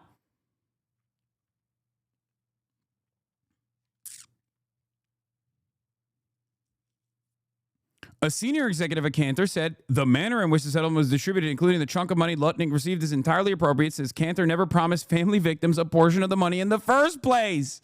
The executive described the case against American Airlines as a business interruption lawsuit since Cantor's offices were destroyed in the attack, meaning it was appropriate for the company to keep the money. That is Wall Street, baby. That is real Wall Street shit right there. Comical evil. Yeah, it was a business interruption suit. So we are the ones who suffer, not the families who had their family members die on 9/11. 600 of them. It is us, the executives, who survived it. That's the guy next to Donald Trump. That's the guy who was tasked with crippling the federal regulatory agencies. Okay? For those of you who don't know, the guy that is always around Donald Trump, Howard Nutlick, also known as Howard Lutnick, American businessman, philanthropist, who has served as the 41st United States Secretary of Commerce since February 21st, 2025. He was a part of the Trump campaign, and now he is the Secretary of Commerce. Also tied to Jeffrey Epstein. Despite the fact that he's lying, despite the fact that he's like smiling in the background, and I think this is maybe a little bit more too inside baseball for Charlie or CoffeeZilla to investigate. Howard Lutnick, much like many of their New York City financiers, is also tied to Jeffrey Epstein. Howard Lutnick's real estate ties to financier and child sex offender Jeffrey Epstein are once again drawing scrutiny, given the Commerce Secretary's apparent support for President Donald Trump's dismissal of what he described as the Epstein case. Oh, they pointed out? Multiple times now. Like, this is... He was the next door neighbor and he bought Jeffrey Epstein's manor. This is an element you won't find on the periodic table, the element of surprise, because I am shocked by this and how people are actually okay with the statement. He is saying that you are a piece of shit if you are trying to get answers about the biggest child predator of all time and all of the evil associates that are getting away with the unthinkable crimes they committed. Also, Cantor does not dispute the most frequently heard complaint that the company dropped the missing employees from its payroll on September 15th. True, the employees are no longer working, but some firms that lost people in the disaster are keeping the missing employees on the payroll until families have some other safety net in place. Some unhappy Cantor families have argued that they expected similar treatment in light of Mr. Lutnick's public professions of concern. They dropped the fucking employees that died on 9/11 from the payroll. Demonic. 4 days after 9/11, Chad. 4 days after 9/11. It is so fucking nutty, dude. He is a real ass demon, bro. Okay? And Trump looks at that guy and goes, "That's my guy. That's my guy. He's my demon. Can't wait for him to run the country like a business.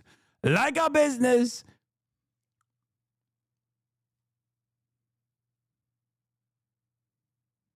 Art of the deal, baby. Still been no arrest or anything even close to it, and he is now calling even people in his most tight-knit groups of enthusiasts that sing his praises and suck farts out of his butt all fucking day, calling them weaklings if they care about this. It's unbelievable. Oh, also, there's a little interesting tidbit of lore about the guy who was laughing next to Trump. The guy next to Trump looking on and laughing as Trump says this is a big nothing burger. The only people who would deal in this kind of talk are fake news. That is Epstein's neighbor. That is Howard Lutnick, who has a house that was next to Epstein's place. You can see him laughing here. Isn't that fascinating? If this was a TV show, people would criticize this for bad writing, being like... Also, if this was a Democrat, the Republicans would literally be up in arms already. Like, they would be trying to actively assassinate the leadership. Okay? As a matter of fact, a big part of the reason why people on the Republican side care about this so much is because of the understandable fascination they have with the deep connections that the Clintons have with the Epsteins. I want answers for that as well, because I'm not a fucking partisan shill. I don't give a fuck. This transcends beyond politics. This is precisely the reason why I say, for a lot of Americans who don't have any sort of like materialist perspective, materialist framework, this is like class politics for them. This is the societal elites engaging in illicit behavior in a way that they can understand, in a way that they are fascinated with. Like, too in your face. I mean this legitimately. The government thinks this is the most real version of the cabal. You know what I mean? Of the deep state pedophilic elite cabal. This is like the most real version of that. Okay? They're not doing like they're not sacrificing things for some like unforeseen God or whatever. Like, that's not the truth. That's not the case. But like a complex intelligence-backed blackmail operation that ties a lot of societal elites together. We want to know the fucking involvement. We want to know the level of involvement. It's not about adrenochrome, but we want to know who did what. Why did they do it? What did they do? What was the extent of their involvement with a person like Jeffrey Epstein? You are a fucking imbecile. They think you are a buffoon. that can't think for themselves at all, can't rationally, sensibly think about anything, so they can just piss in your face and tell you it's raining, and you'll smile about it and nod and say, thanks, you're right. I mean, and I guess they're actually kind of right here, because there are so many people that are just buying into this and moving on from it. Mr. President, I know you want to move past all this intrigue over the Epstein files, but I do want to ask you to clarify something you said this morning. You said this was all a hoax. Has your Attorney General told you this was a hoax? What evidence have you seen? No, it's not the Attorney General. No, I know it's a hoax. It's started by Democrats. It's been run by the Democrats for 4 years. You had Christopher Wray and these characters and Comey before him. And does he just actually think everyone in this country is Drew Barrymore from 50 First Dates that just forgets everything after a few seconds? Goober, you literally made the promise multiple times that you would release the Epstein information and all of that shit. People around you made the same promises, and now it's just crickets and just falling in line with your delusional attempt here to convince people that it's all some kind of hoax. Nobody is buying that. Nobody that's not on payroll, that is buying that. It is absurd. If this was constructed by the Democrats, surely they would have used it as a weapon against you for the last 4 fucking years that you just mentioned. They would have definitely dropped this information as a means of attacking you. Literally anybody could tell you the same thing. The immediate question that gets raised in people's heads when you keep spreading this stupid fucking lie about it being some kind of engineered hoax is, well, why are you just now saying that when you campaigned on releasing this information? It was a part of your campaign. What is the hoax exactly that the people are on the list? The conspiracy that he didn't kill himself? No, we don't even fully understand what the hoax is, because Donald Trump just kind of says it's a hoax, but he doesn't like actually say what is the hoax. That's the other thing. It's like Donald Trump, under different circumstances, is usually fairly good at like manipulating the conversation, driving people's attention to something else. This is one of those moments where he's like caught with his pants down, pissing against the wind, where he's like, oh, it's a hoax. And people are like, what is the hoax here? Like, what is the fucking hoax? Like, did Jeffrey Epstein not do it? Was he innocent? Like, what do you mean it's a hoax? And he's basically approaching this in a fairly careless manner, throwing shit at a wall and seeing what sticks. First he said, we'll release the files. First he said he's gonna release the files. Then when he came into office, they did a phase 1 of the release, and everyone was like, this is shit that we knew already. What the fuck's going on? You didn't release anything. And then Donald Trump came out and was like, why are people asking about Jeffrey Epstein? It's not a thing. There's no files. There's no list. Shut the fuck up. And then he came out and said, there is a list, but the list was created by Obama and Joe Biden, and that there's a lot of fake, phony stuff in the list. And it's like, okay, well, what is it? So there is a list. Let's see the fake list.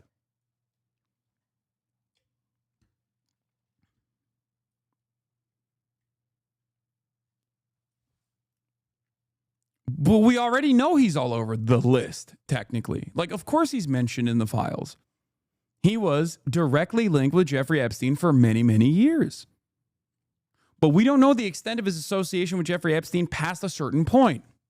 That's the thing. We don't know. We don't know the extent of his...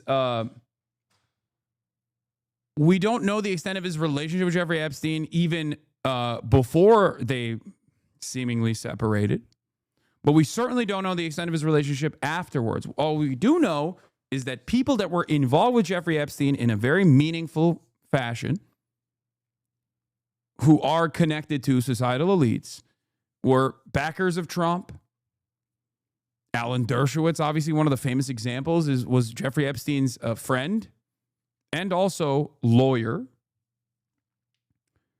But then beyond that, and he is one of the people that have been sued by a victim, Virginia Giuffre, who passed away recently. But outside of that, I mean, like we've talked about before, Alex Acosta was Donald Trump's labor secretary. Alex Acosta was the prosecutor that gave Jeffrey Epstein that initial sweetheart plea deal.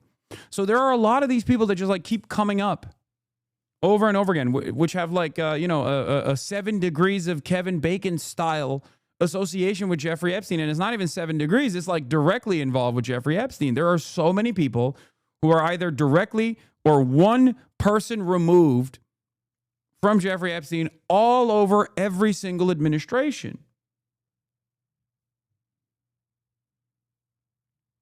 So how? And why? I mean, Pam Bondi was the DA in Florida when they flubbed the case the second time around. Pam Bondi was literally the district attorney. It's not 7 degrees of separation. It's 1 degree sometimes, or direct involvement. And they're all over his previous administration. They're all over his current administration. They're all over every other administration as well. So, of course, people are going to be asking some questions. And this is one of those things that I think liberals are trying to, not even a DA, the Attorney General, exactly. But it's one of those reasons, like, well, people ask me this question. They're like, well, if there was a lot on Trump, like, why didn't the Biden administration release this information? And I say it's the exact same reason why Trump won't release this information, regardless of how implicated and how involved the Clintons are. It's because rich people are protecting one another. Do you understand?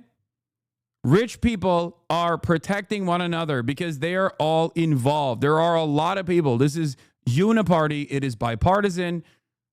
Just like defending Israel is bipartisan for our societal elite.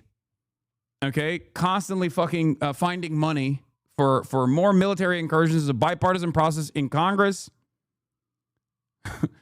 Engaging with a pedophile sex trafficker that has intelligence connections is also a bipartisan process. It transcends beyond party politics.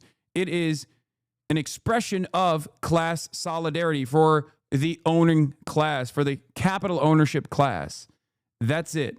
Correction, Bondi was Attorney General from 2011 to 2015. The first case was 2008.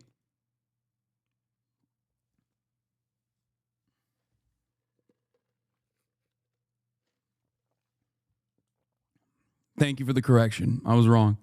I thought it was longer. I thought she was until 2019.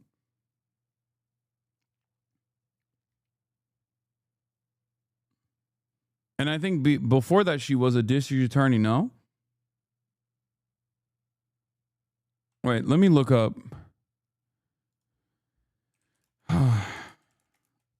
Yeah, I think she was a DA under Alex Acosta initially, and then she became the Attorney General. She was Attorney General from 2011 to 2019. Exactly. Yes. And then in 2019, she became a lobbyist for the Qatari government. Yeah. During the second case, she was Attorney General in the state of Florida.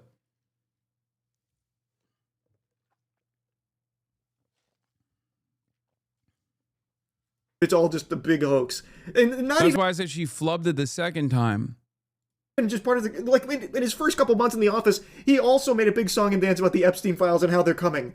And he even had fucking the file folders distributed to a bunch of fucking drones, a bunch of androids that were parading it around and taking prom pictures with the Epstein files phase 1, who also are now being called weaklings by Trump because they cared about the Epstein files. So he is actually calling those people that he gave those files to fucking weaklings, and says, he did say he doesn't want that kind of support anymore for anyone that cares about Epstein.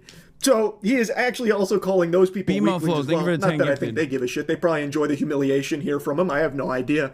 But like, it's crazy because he has also made a big deal of it, and now all of a sudden it's nothing. No one cares about it. It's all just a big act. It's a hoax, actually. None of it's real. It's all fraudulent from the fucking Democrats or something. It's a bad group. It started, actually, look at the Steele dossier that turned out to be a total hoax. The 51 agents, the intelligence, so-called intelligence agents, it was a hoax. Like, half of the stuff that he's like throwing here, I don't even know. Like, what is the 51 agents? He's just like, I feel like he's making up new shit. As a Trump stan, as a parasocial stan turned hater, okay, I've been pretty close. I've been tracking all the fucking conspiracy stuff they talks about. What is the 51 agents? I feel like that's new. That's a new thing. Like he says, Russia, Russia, Russia. We know that one, right? We know the Russia, Russia, Russia when he says that.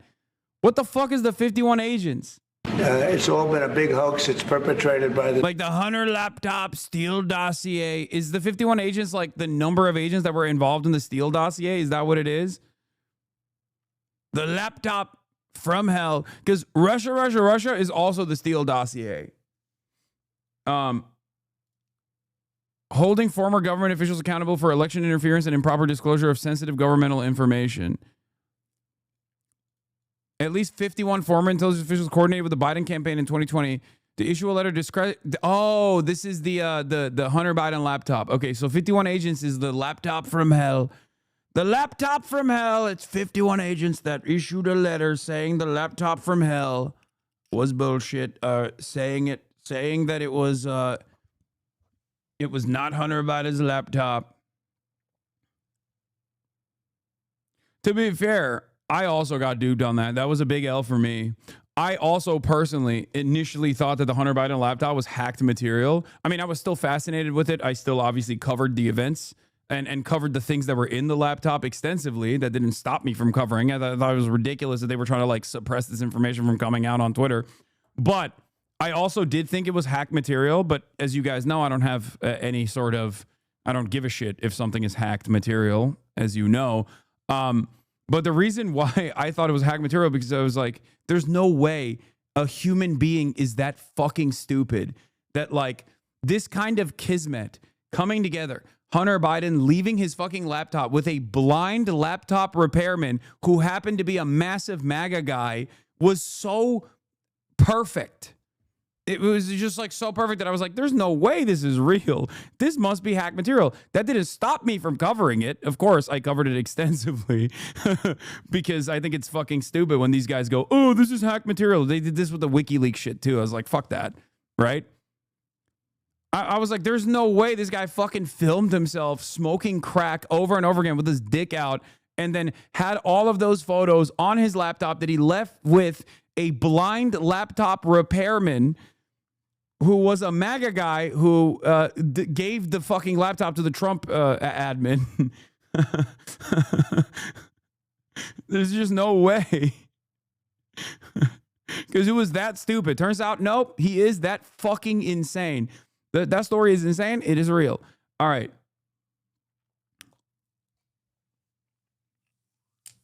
Yeah, the laptop repairman that he left it with was blind as well.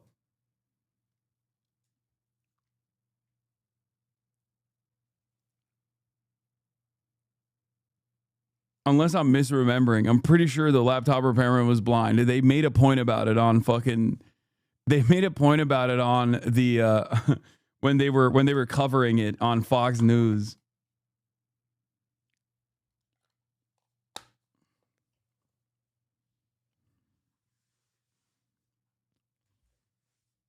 Everything you said sounds like a skit. Nope, that's how stupid.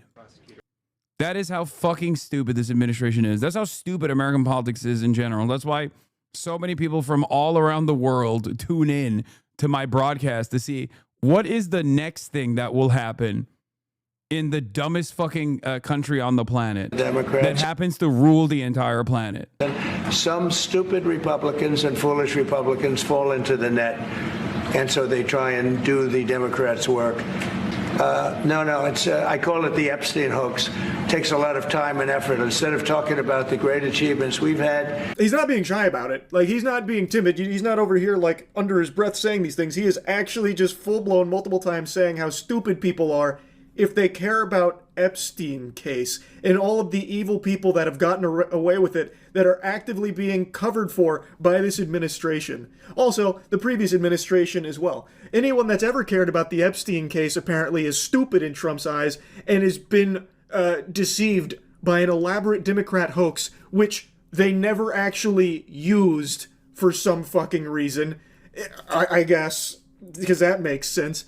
It's demented. He has latched onto this titty hard and is trying to suck all the milk it can possibly get from this narrative that nobody is believing. No real people, that is. He is so desperately on his hands and knees, crawling, groveling, begging people to move on from it, trying to even give it like a title. Their new scam is what we will forever call the Jeffrey Epstein hoax. Yeah, that part was really bad. I mean, normally he's a pretty good marketer. But this was really bad, where he's like, everyone's calling it that. You should call it that too. It's like, no, I don't think people are calling it that, man. I think you want people to call it that, but I don't think people are gonna call it that, big dog. That's just, yeah, when your goat is washed, that's what this is. And then again, calling out his supporters, saying that they bought into the bullshit and that they haven't learned their lesson, never will. And it's just crazy. Like, he's actually even attacking. Do you think he genuinely doesn't understand that his base actually cares about this? No. I think, and I've said this a lot, and I will keep repeating this, people used to get more mad at me when I used to say this in the last administration. Trump, in moments that matter, is just a regular ass Republican. He is the logical conclusion of Republican politics. Okay? And for that reason, he already did his job. He already got the fucking tax cuts. So it doesn't matter. Yes, he likes being liked. He likes being loved. He likes being admired. He's a narcissist. But beyond that admiration, he did his job already. He got the agenda. He got the agenda that he set forth. So everything after that is just like bonus points. And obviously, as a regular ass Republican, once he got the tax cuts in, it's over.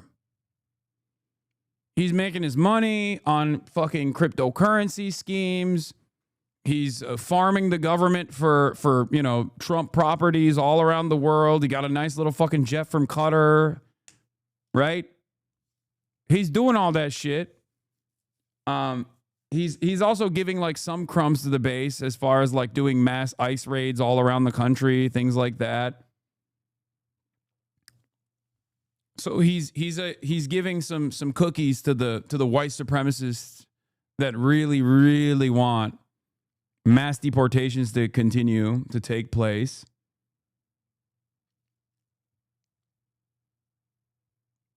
And that's it. I think it's because he won. He already won. So everything else from this point on is just like, I don't think he gives a shit, you know? His own base now. He says, let these weaklings continue forward and do the Democrats' work. Don't even think of talking of our incredible and unprecedented success. Nitpick, the September 2019 Epstein case was federal and in New York, not Florida. As Florida Attorney General, Bondi would only be involved in state cases. She also left office in January 2019, so she sucks, but she didn't really have anything to do with the Epstein case, first or second. Fuck all these people, obviously. Oh, she was a ASA in Tampa in 2008 also.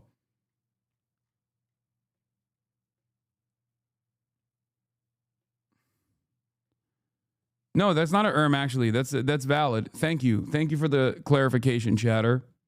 I'm wrong. For saying Attorney General Pam Bondi had any involvement whatsoever in the initial case. Because the initial case was conducted by Alexander Acosta, who was a prosecutor. And then I recall the local police department also. I recall the local police department also losing some tapes.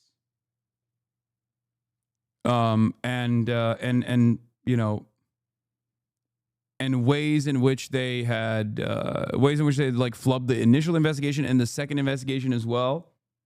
Like there's always some like inconsistencies. I thought you were taking a break. No, that's tomorrow. I do think that even as Attorney General, though, the idea that you don't have any involvement with like an active criminal that has operated from Florida is still wrong. Like there are things that they could have done. There are things that she could have done as well. I believe you can like when the Miami Herald article came out, I don't know if Pam Bondi was still the attorney general, but I'm pretty sure they could have seized, like they could have moved on Jeffrey Epstein quickly when she was the attorney general and the information was coming out. Instead of, yeah, she was the attorney general when the Miami Herald article came out, and there was a lot of conversations about like reopening the Jeffrey Epstein case, and she didn't do that. Like, that's the extent of her involvement, rather lack of involvement, where she didn't actually. HasanAbi Archive, making it sound like you're quitting streaming. Jesus Christ, dude. Whatever, who cares? Yeah, she could have brought a state case against Epstein as the Florida Attorney General anytime from 2011 to 2019. No question. That is the extent of her involvement, which is to not do anything from 2011 to 2019. And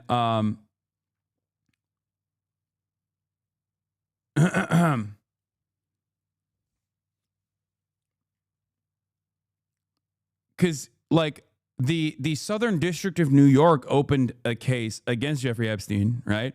Southern District of New York opened the case, and that's where they were like, I mean, but in Florida they could have done so as well, or even before the Southern District of New York. But I guess it's better that the Southern District of New York opened up the Jeffrey Epstein case instead of her anyway. Because who knows what kind of trickery would have taken place if Pam Bondi was involved in that. It's because I don't want their support anymore. You can literally hear him crossing his arms in that statement. Well, I don't want their support anymore anyway. Like a child mad at their parents because they didn't get a cookie after dinner or something. It's so pathetic. I really don't understand how just a normal person could see all of this and still just write it off as no big deal and be supportive of the way he is handling this shit and the administration, the way they're handling it. It's incomprehensible to me. Now, I understand people who are... What's stopping from destroying the files? I mean, if you want my honest speculation, wee-woo speculation, it's literally sexual blackmail of elites. It requires a lot of work. They work really hard for those. They're not just going to fucking cast that aside. They're not going to burn it in a pit. That's literally decades of sexual blackmail, potentially. That is incredibly valuable sexual blackmail. I don't think they're just going to toss it aside. Alex Jones take? I mean, dude, this guy is a fucking convicted pedophile sex trafficker who was directly involved with people that we know were outed by victims who happened to be members of the royal family, famous professors at Harvard who also were on Jeffrey Epstein's legal team and are Trump boosters and Trump defenders, former presidents, former secretaries of state, Hillary Rodham Clinton, Bill Clinton. Like, what are we talking about? You can't just say fucking everything is Alex Jones because something just like smells weird. You know? And we also know from the investigation that took place that there were thousands of hours, terabytes filled, according to Pam Bondi now, it's just child sexual assault, sexual abuse material. But initially, there were names written on those fucking folders, and the motherfucker had cameras everywhere. In every room. Why did he have cameras in every room in all of his homes and tapes of people with names written on the fucking folders?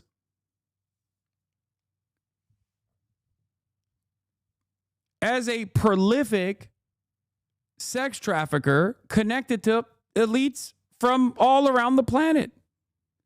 What do you think is going on there? You think he just has an eye as an amateur filmmaker? You think that's what was going on? Why did he have cameras in the fucking bathrooms, for example? What the fuck? What is that about? Why did people like Ehud Barak, former Prime Minister of Israel, Ehud Barak, go to his house?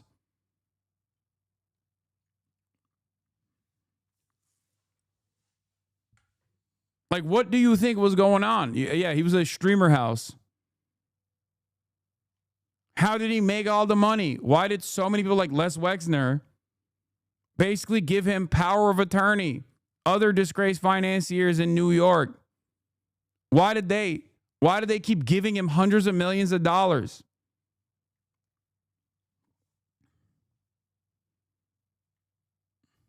What do you think was going on? I just don't think we'll ever know the full the full extent of this. But it's crazy when people just go, oh, dude, this is just a conspiracy theory. It's like, no, it's not. I do think it's very suspicious, but powerful people go to rich financiers' house isn't exactly shocking, even without the trafficking stuff. No, the shocking part about it is that these are not just powerful people going to rich financiers' house. These are powerful people that were directly tied to intelligence. Like the former head of the CIA having meetings with this guy is a fucking big deal. Especially past the point of like everybody knowing he is a pedophile sex trafficker.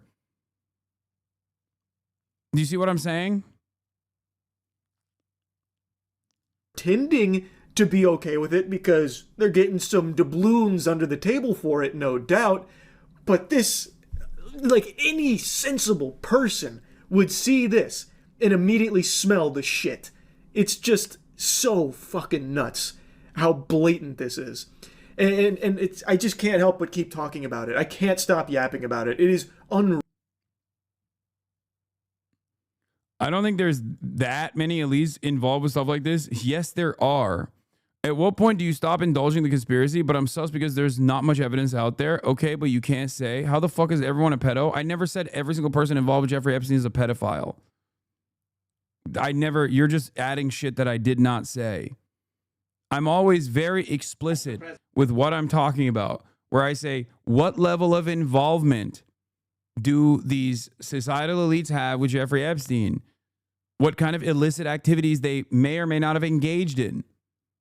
What are on the fucking, what are on the actual terabytes of data?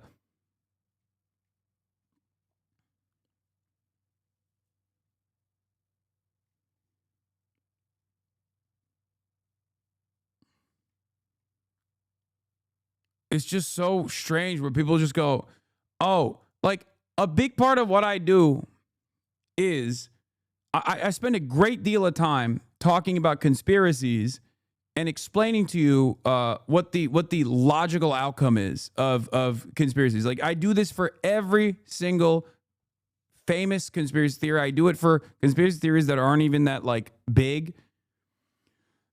And I've done so because I combat misinformation. It's a major part of what I do. This is not like the other Alex Jones shit that they talk about. Okay? To say that there's not much evidence here is so fucking insane. There is evidence. We just don't know what the evidence is because they won't reveal it. That's the problem. That's the reason why Trump is like, there's no evidence. Don't look away. Look away. There is evidence. The fuck do you mean? It's just redacted. And the reason why it's redacted is because the evidence that ties the people named in both the Ghislaine Maxwell case and the Jeffrey Epstein case in the trials were incredibly wealthy and incredibly powerful people. That's the reason why we don't know. So you can't say there isn't evidence. There is, of course, evidence. There's a tremendous amount of evidence.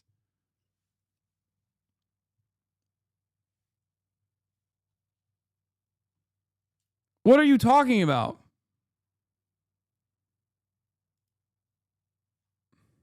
The president said that he floated the idea of a special prosecutor in the Epstein case.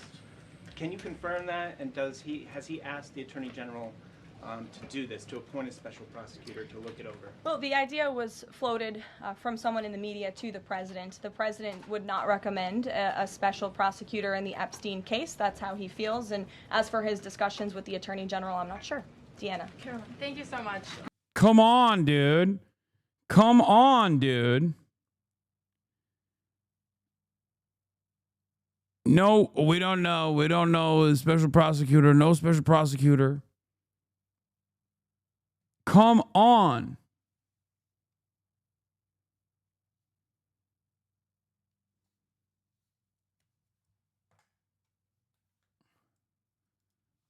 Like, there are known victims and known perpetrators. There have been numerous settlements throughout the years. What are we talking about? Like, there are numerous known victims and numerous outed perpetrators. What are we talking about? And a shit ton of settlements that have come out of this. JP Morgan is involved. They had, what you think, like a major bank like JP Morgan is going to fucking give a $290 million settlement to Jeffrey Epstein victims for no fucking reason? Like, you think that was just for fun? That was just like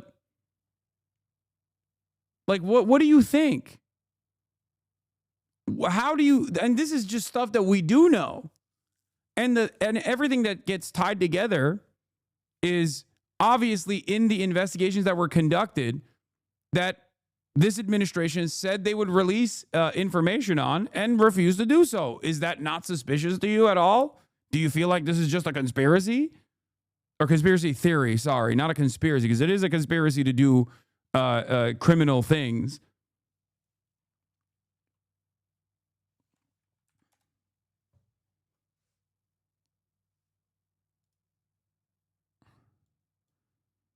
I guess that there's nothing to see here. This is just for fun. JP Morgan and Chase love giving money to people. Famously, that's a thing banks like doing. A U.S. judge on Thursday approved JP Morgan and Chase's $290 million settlement with women who said Jeffrey Epstein abused them and that the largest U.S. bank turned a blind eye to the late financier's sex trafficking. U.S. District Judge Jed Rakoff called the deal a really excellent settlement that he said could prevent future sex trafficking by alerting banks on the consequences of facilitating transactions linked to it. This case sent a message through this very substantial settlement that banking institutions have responsibility that perhaps were not fully recognized in the past. The deal followed embarrassing disclosures that JP Morgan ignored internal warnings and overlooked red flags about Epstein because he had been a valuable client. Epstein was a JP Morgan client from 1998 to 2013. The bank kept him on even after he was arrested in 2006 on prostitution charges and pleaded guilty 2 years later. JP Morgan did not admit wrongdoing in agreeing to settle. This was a fair and just outcome for the nearly 200 survivors who bravely came forward, JP Morgan spokesperson said after the hearing.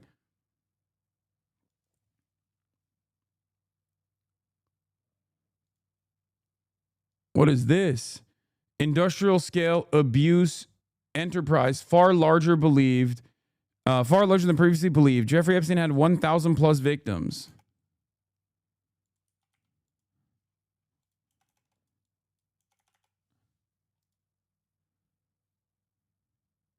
This is from Ken Leakenstein.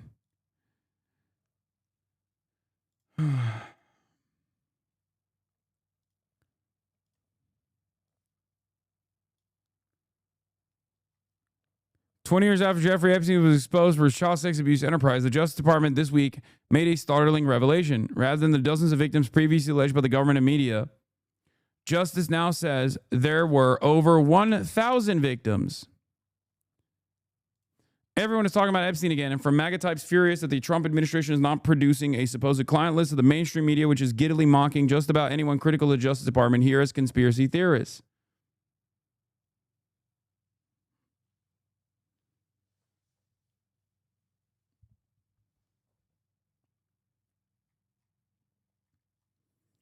One person who doesn't want to talk about it is Donald Trump, who told New York Magazine in 2002 that his buddy Epstein was a fun guy who likes beautiful women as much as I do, many of them on the younger side. Seldom one to shy away from blurting out whatever when asked this week about the Epstein memo, Trump uncharacteristically changed the subject. He admonished the reporter, telling him the question was a desecration to the lives lost in the Texas floods. Trump, of course, hung out with Epstein and feasted on his legendary get-togethers in New York and West Palm Beach, so he probably isn't keen on there being too much transparency there. Oh, my fucking shoulder. But before this becomes a conspiracy theory itself, I note that former President Bill Clinton was also a frequent flyer, especially on the Lolita Express, which took prominent guests to Epstein's private island. Those guests include financiers, billionaires, lawyers, and even a British prince. The names of hundreds, and now indeed possibly thousands of Johns involved in Jeffrey Epstein's clients have never been revealed by the government. Pam Bondi's Justice Department evidently doesn't have the stomach or the inclination to delve much deeper into the matter. The new figure of over 1,000 victims appears in a Trump administration's review of FBI holdings concerning Epstein, a summary of which was released in the form of a 2-page memo earlier this week.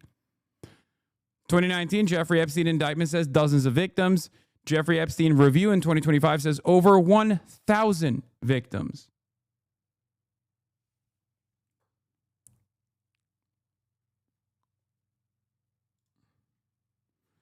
We did not uncover evidence that could predicate an investigation against uncharged third parties, the undated and unsigned memo says. Justice says it reviewed more than 300 gigabytes of data and physical evidence, including over 10,000 downloaded videos and images of illegal child sex abuse material. There is no client list, Justice says in his memo. This, despite Bondi herself implying in February that such a list was on her desk. She now says she was referring to the files more generally.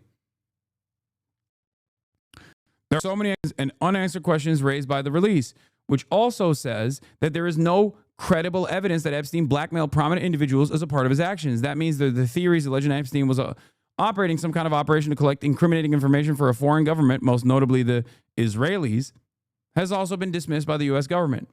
That part is the reason why I think Trump is saying what he's saying now.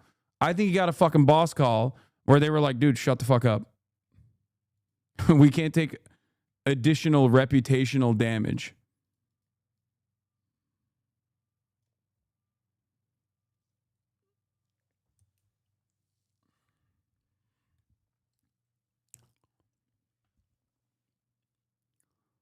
I think Jeffrey Epstein's involvement with these rich and powerful people go beyond just sex trafficking. I know a lot of people think that he was just doing blackmail and sex trafficking of minors for like Bill Gates and all these other people. But I think the real reason why they won't release it is because of the actual financial entanglements that he had with so many wealthy people, from Bill Ackman to Bill Gates to Bill Clinton. A lot of Bills, weirdly enough. I just named 3.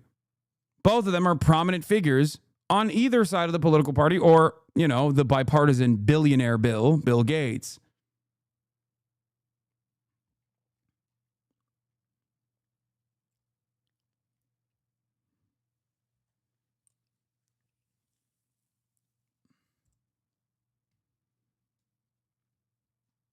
That's it. I think it's just, it goes beyond like just a Mossad or CIA-backed sex trafficking operation. And I think the financial entanglements and Jeffrey Epstein being like the connective tissue between a lot of elites and a lot of billionaires and a lot of powerful people in the intelligence community is the real heart of the story. This isn't to say that there weren't like super wealthy people that may or may not have engaged in these illicit acts, whether they were adults that were sex trafficked or minors that were sex trafficked. Both is a likelihood.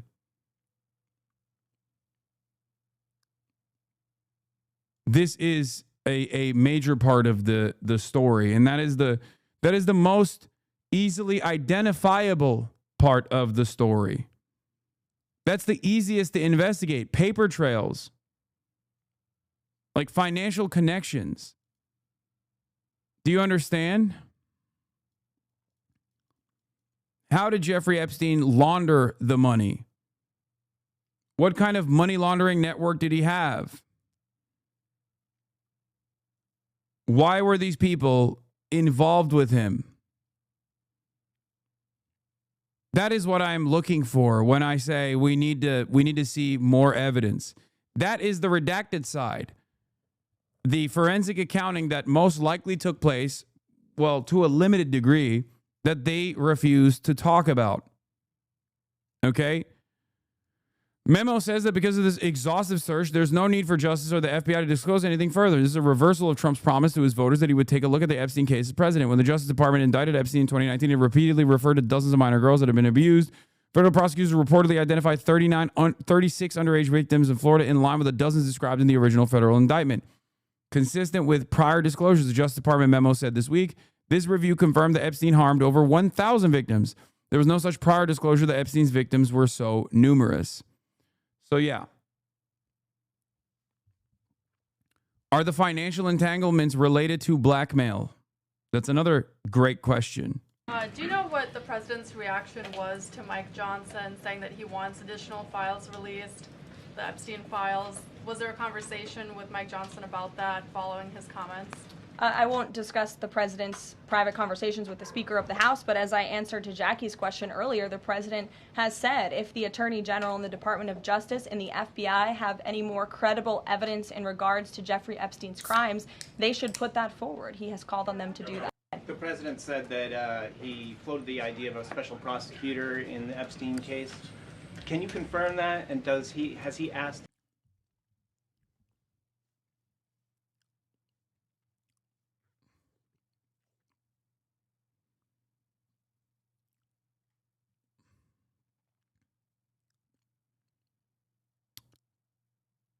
What is this? Governor Newsom press office. Congrats, Stephen Miller.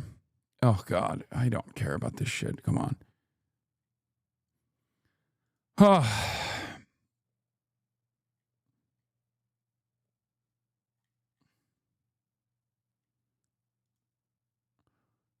Let's hear from one of the most credible people on this issue, Nancy Pelosi, Speaker of the House, or Speaker Emerita. Too well. The power of conspiracy theories. Your husband was attacked by a man who'd fallen for them. That's right. Is it your sense there's anything the president can do now to get his supporters to move off of the Epstein issue? Should he? Where do you land on this? You know, again, this is a distraction. This is a distraction. We have major issues right here with things we're voting on today in the Congress. Again, in terms of the rescission that the president and the Senate have sent back over us to cut all of these resources out of helping poor people throughout the world, to be America play its leadership role in soft power to keep us safe and to keep us healthy, so that viruses know no boundary. And instead, she's like, nothing to see here. Stop talking about it. About this thing, and his own base has its own views of what the president should do. I'll leave it up to them to talk it out. But again, whether it's Jeffrey Epstein or Alcatraz, it's all off the subject of what they're doing with this budget that is harmful to the kitchen table, meeting the kitchen table needs of the American people. I want to make sure I understand what you mean when you say distraction. Do you think that Pam Bondi going to Alcatraz is meant potentially as a distraction from Epstein, which has not gone over well at all with the president's base? No, I think they're both distractions. I don't think she's going to Alcatraz. I think she's planned to do that.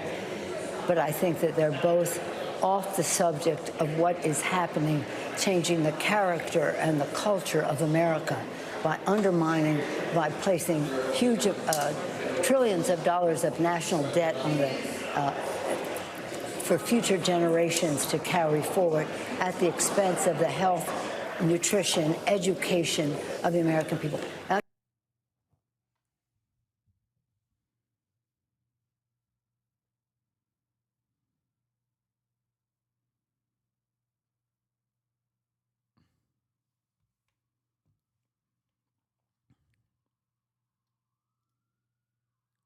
Just stop talking about it, please. Guys, please stop talking about it, you know? Nothing to see here. It's not a big deal. Are urging a special counsel be appointed to look into the Epstein matter. It's just crazy that this is like the only, I noticed that the only involvement that the Democrats wanted to have on this story was basically to laugh at Trump and to say, haha, you built an audience that likes conspiracy, and now that audience is coming after you for this fake conspiracy. There are, of course, other Democrats like Ro Khanna, who is taking a different approach here, who is actually saying like, no, we should see the client list. We should see the evidence that's, readily available, redact the victims, redact the obvious, horrible material. But there is like definitely like the Democrats are talking about the Epstein stuff, but not from the perspective that I talk about the Epstein stuff, where they're basically just trying to say, that this is what you see is what you get. This is your chickens coming home to roost moment. You trafficked in conspiracies. Jeffrey Epstein is a conspiracy theory. And now, your audience is yelling at you. How can the Democrats realistically sell this, given that they didn't try to get the Epstein files released over the last 4 years? I feel like that's the first question any voter would have. True, but it doesn't matter. I don't disagree with you. I know the answer to that question. It's the same reason why Trump is not releasing this information, right? Because both Democrats and Republicans are involved. They should just say, hey, this is a new Democratic Party. We're fighters now. We don't care about the past involvement of past old, decrepit administrations. I mean, that's like my fantasy. My fantasy is this is a real labor-backed, actual fighting Democratic Party. That obviously is not going to happen. But at the very least, they can say they didn't campaign on it. It wasn't an issue that was noteworthy at the time. I don't fucking know. I'm not in the business of doing messaging for establishment Democrats.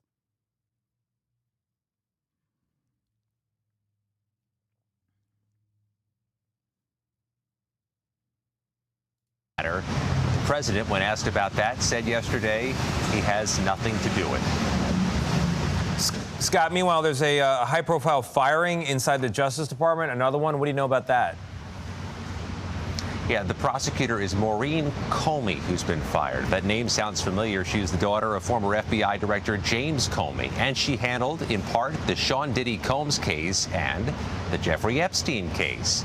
The Department of Justice would not comment on why Comey was fired. We do know that she was fired under the presidential authority, which means it was done under the president's name, and the president has had some run-ins with James Comey after firing. Do you think this story is losing steam? No. Even if the media doesn't cover it, the independent media will never stop talking about this because they never stopped talking about this. They didn't stop talking about Jeffrey Epstein when Biden was president. They didn't stop talking about Jeffrey Epstein when in the beginning of Trump's presidency. It's not a thing that it will lose a little bit of its steam, and perhaps mainstream media will stop talking about it. But I don't think it's going to go away. I think people will always remember, and whenever there's like any sort of mention from Trump or anybody else or anything that involves the case, it will come back over and over again. Firing him in 2017, Tony. Run-ins, to say the least. Scott. As I said, this is the one thing that unironically separates Trump from his base. The idea of a special prosecutor in the Epstein case. Can you confirm that? And has he asked the Attorney General to do this, to appoint a special prosecutor to look it over? Well, the idea was floated from someone in the media to the president. The president would not recommend a special prosecutor in the Epstein case. That's how he feels. And as for his discussions with the Attorney General, I'm not sure. Clarify which part of the Epstein hoax is the hoax part? The president is referring to... I'm surprised he's actually present for the video. What do you mean? You're talking about me? You have a pedophile Nazi on your fucking profile picture. I think you got bigger worries than like a Twitch streamer moving away from the camera to take a piss for 25 seconds. That's kind of sad, big dog. Like an actual out and about, straight up pedophile Nazi. That's crazy. The fact that Democrats have now seized on this as if they ever wanted transparency when it comes to Jeffrey Epstein, which is an asinine suggestion for any Democrat to make. The Democrats had control of this building, the White House, for 4 years, and they didn't do a dang thing when it came to transparency. Okay, but you're here. You're in charge now. That's why people voted for you. Not me, but there are plenty of people in your base that voted for you specifically because of the transparency that you said you would provide. And the real reason why it's an issue now is because you're refusing to provide that transparency, which is precisely the reason why people are asking these questions. Doors open. In regards to Jeffrey Epstein and his heinous crimes. It was this president. She's like, hey, remember when the Democrats didn't offer transparency? It's like, okay, but right now, people have an issue with you not offering transparency. Like, you're in charge. What's up with that? Also, another question here, obviously, is, well, he did die under Trump's watch. What the fuck was that about? He was investigated and prosecuted under Trump's watch. He died in a federal prison under Trump's watch. Trump has said some weird things about both Jeffrey Epstein and Ghislaine Maxwell. A big part of there's so many different parts of this that, this conspiracy that Trump is involved with, and it's all strange. Who directed the Department of Justice and the Attorney General to do an exhaustive review of all. Why is everyone being so disrespectful to Ghislaine Maxwell? Her boyfriend died or maybe was killed. Nobody knows.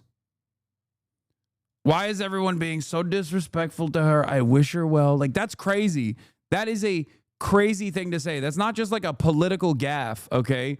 You are straight up humanizing a sex trafficker and her associate that participated in the sex trafficking, like criminally convicted.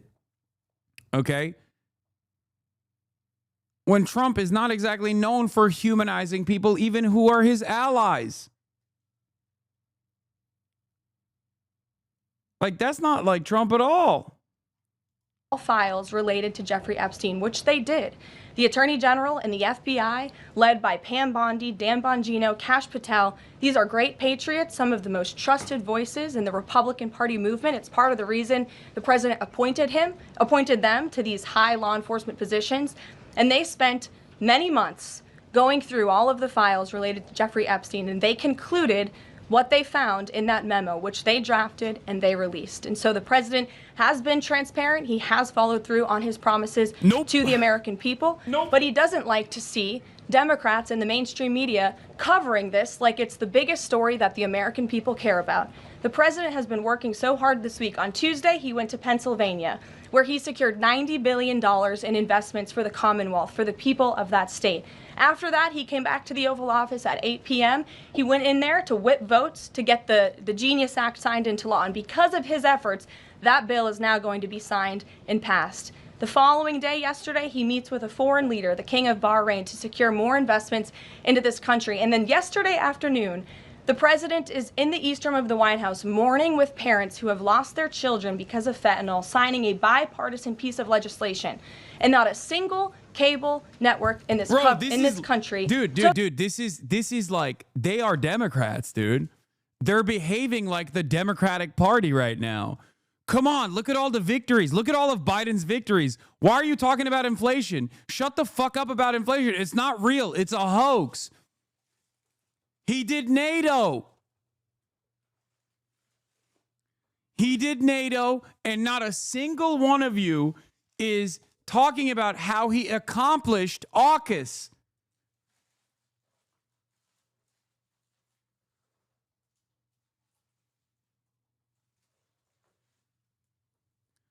It's so fucking funny.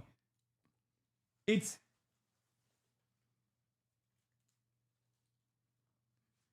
is amazing watching them behave exactly in the exact same ways that the Democrats have behaved.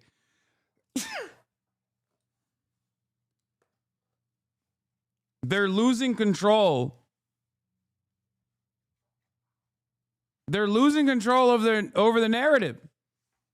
And this is what they're good at normally. This is what they do.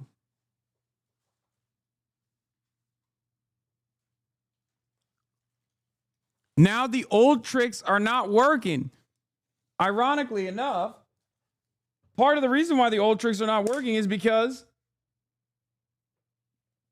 They thought they could cynically use the Epstein thing like one of those tricks. They thought they could just like briefly allude to Jeffrey Epstein and then people would just like forget about it and then no one would demand answers. You know? No one would ever want more.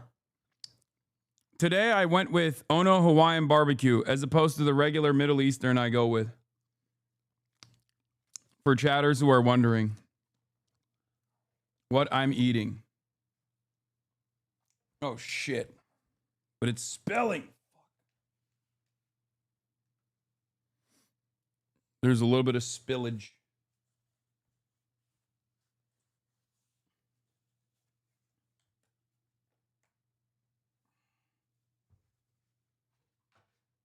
I'm going to, monkey's paw curled.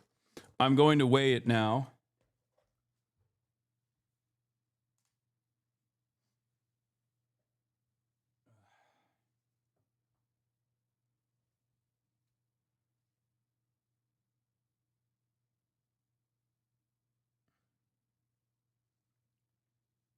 How does Middle Eastern cuisine differ? What do you mean? I get Mediterranean chicken normally. But today I went Asian with it. Teriyaki chicken. All right.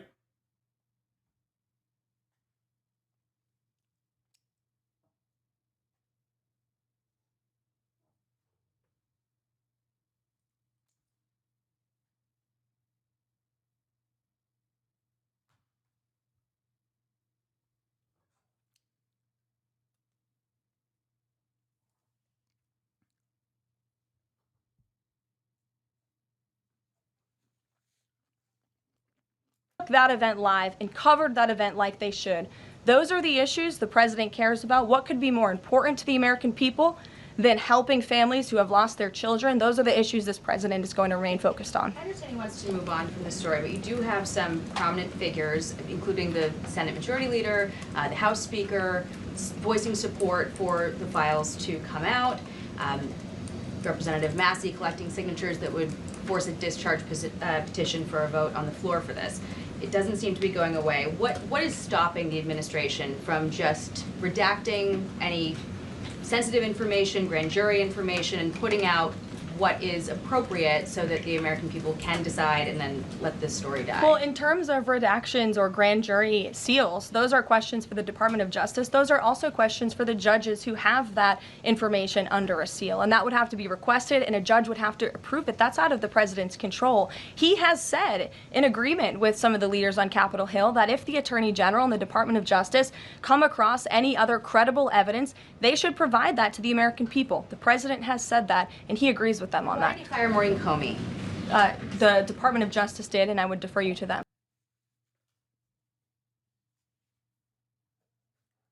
She's 27, Omega Law. It's the craziest piece of information about Caroline Leavitt. As pressure builds on the Trump administration to release the Jeffrey Epstein files, President Trump lashing out at members of his own party. They're stupid people. It's all been a big hoax. It's perpetrated by the Democrats and some stupid Republicans. Last week, a memo from the DOJ and FBI concluded that a so-called client list did not... Yeah, she's 27, and I think her husband is like 60 or something. She is a great example of how much evil ages you. I swear to God. She's 27 years old. She's married to like a 60-year-old dude, and she looks like she's 40. Also, Laura Loomer is another example of like what evil does to the body, the mind, the soul.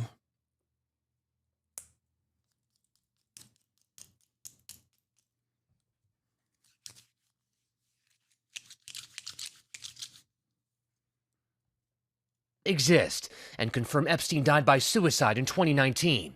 Trump yesterday defending the leaders of the agencies behind that memo, FBI Director Kash Patel and Attorney General Pam Bondi. Do you still have confidence in that team, sir? Total. Asked about the possibility of appointing a special counsel to investigate the Epstein case, Trump saying this. I have nothing to do with it. Some Democrats argue the president who engaged socially with Epstein in the 90s and early 2000s is acting suspiciously. One congressman telling Vanity Fair, it seems like he's trying to cover up for something or somebody. At the same time, Republicans argue there must be more transparency. I think that this government holds on to so many secrets that are unnecessary, and I think that look, the public wants answers on this. I mean, this was a campaign issue. House Speaker Mike Johnson insisting he's on the same page as Trump. I mean, there are, whistleblowers and minors' names involved. You got to be careful not to release that. Johnson also saying Americans deserve more information. We're for transparency. You need to have all of the credit. There are minors involved thing is so crazy because no one wants the name of the victims. Even adults. People don't want the names of the fucking victims at all. People don't want to see the victims. This has nothing to do with the victims. It is such a stupid way to fucking argue this position where they're like, oh, it's weird. It's like you just want to see this creepy stuff. Oh, you're creepy and gross. It's like, no, dude. No, we want justice. Fucking Christ. No one even believes that. Like, I don't even think anybody actually goes around. Like, I don't know a single person that's been convinced by this beyond people who are trying to use it cynically as a point to why the Republicans keep blocking the fucking revelations.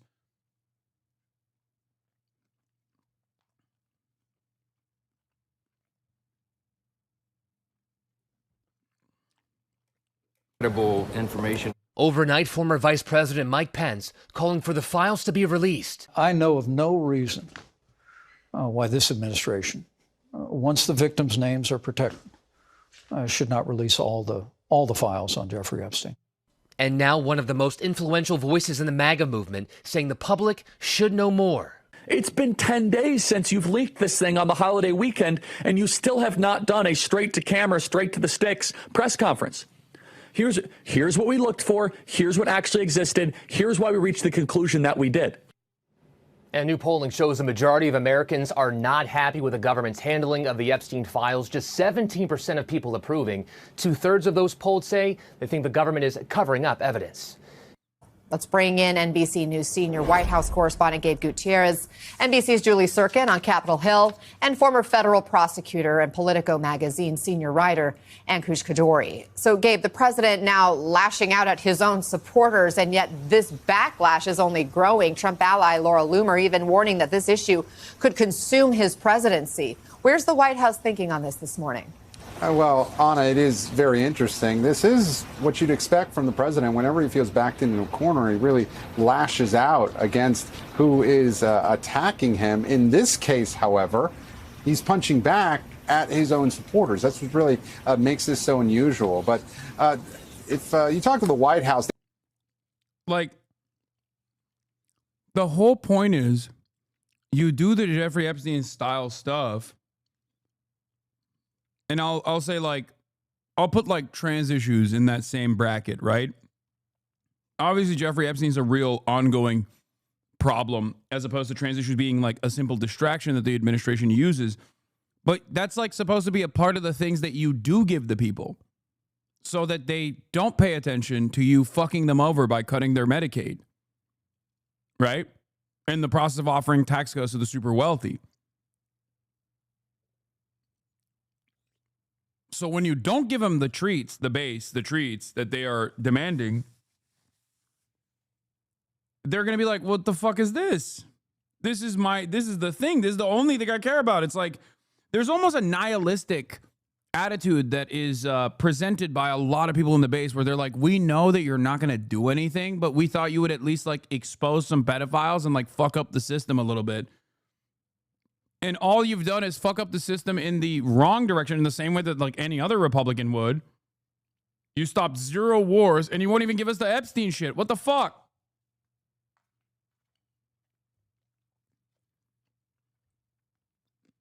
they feel they've done all they can here. They're still backing the Attorney General, Pam Bondi. The president publicly is still sticking up for her.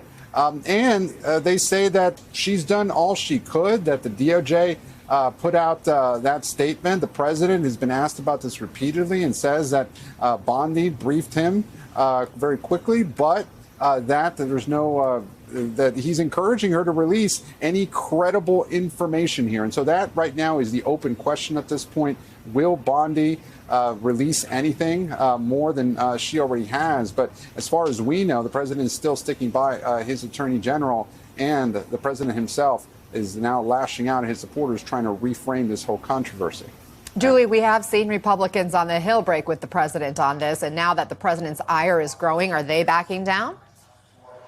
Sort of. I mean, some in his core MAGA base up here, especially in the House, I would say very different than Senate Republicans on this. They want to see this come out. They are questioning Pam Bondi. Some even called for a special counsel to take over. Lauren Boebert, for example, suggested it should be former Congressman Matt Gaetz, who is up for Attorney General, but that never went through. And so this is just an issue that has been brewing within the MAGA circles for years. I remember I even covered President Trump in his final days before his campaign this year, and he was talking about it, as were his allies, his conservative allies that he was bringing up on stage. Speaker Johnson, however, softening his tone earlier this week, suggesting this is a bigger issue, perhaps breaking for the first time that I've seen with the president so publicly, and then yesterday suggesting his words were taken out of context. Take a listen to this.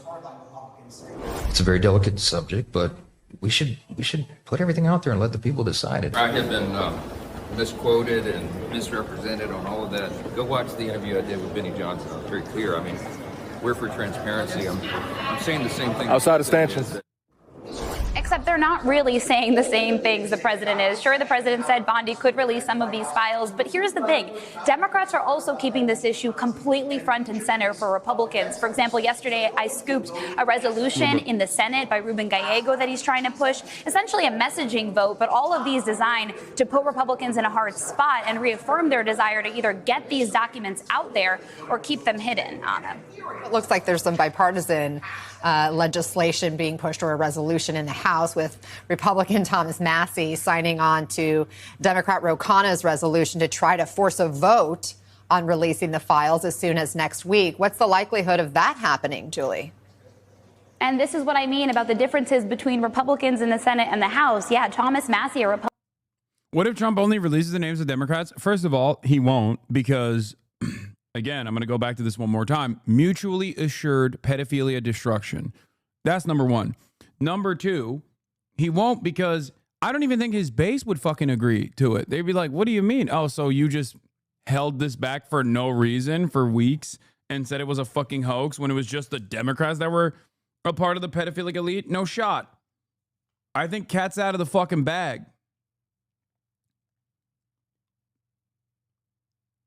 It's mutually assured pedophilic destruction, because if, like, what would stop people from being like, oh yeah, you think I'm only the person involved? Well, Trump is involved too.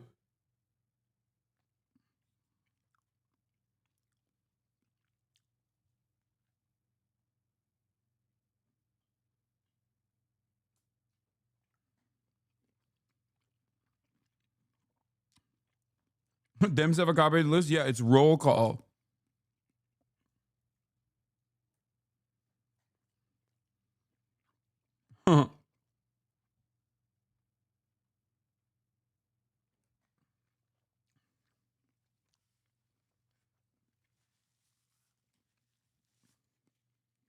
Republican who has drawn the ire of the president basically all year long for a number of issues, teaming up with Ro Khanna, as you mentioned, to try and force a vote on the floor to essentially force the DOJ to release these documents, to get them all out there. The only issue is that resolution in the House will take 7 days before Massie and Khanna can even call around and start collecting signatures. They need 218, a majority, to be able to force Johnson's hand in getting this moving on the floor. And that's another tell here. If Johnson really wanted to force the DOJ to do this, he could by putting this on the floor himself. Clearly he doesn't, and trusts the president to do the right thing here when it comes to the Epstein case. But for Khanna and Massie's resolution, still a while to go on that. Gabe, there's also the fact that the president's going back on his own promises to his supporters during the 2024 campaign that he would release the files. Take a look. Would you declassify the Epstein files? Yeah, I would. All right. Yes, I would. We need to release the Epstein list. That is an important thing. How is it that my father could be convicted of 34 crimes, but no one on Epstein's list has even been brought to light. The president, his vice president, his own son, all on the 2024 campaign trail making something out of the Epstein files. Now he wants to disavow supporters who care about the Epstein files. Gabe, the media is taking, like, the liberal side of the media is taking like a weird approach to it, where some people are basically using this as an attempt to like make fun of Donald Trump, to be like, see, this is what you get, because it's like obviously fucking, it's obviously, the Epstein stuff is obviously a conspiracy, and you trafficked in QAnon too much, and here what you see is what you get, you know? I don't like that, because I don't think it's just a conspiracy at all. No more investigations into Epstein. No special prosecutor. Yeah, CoffeeZilla's been fucking pumping the Epstein vids. Look at this. He wants to bury the Epstein files. 1.7 million views. Raw Epstein footage was modified. 1.4 million views. The worst cover-up of my lifetime. 2.9 million views. The story keeps changing. 1.9 million views.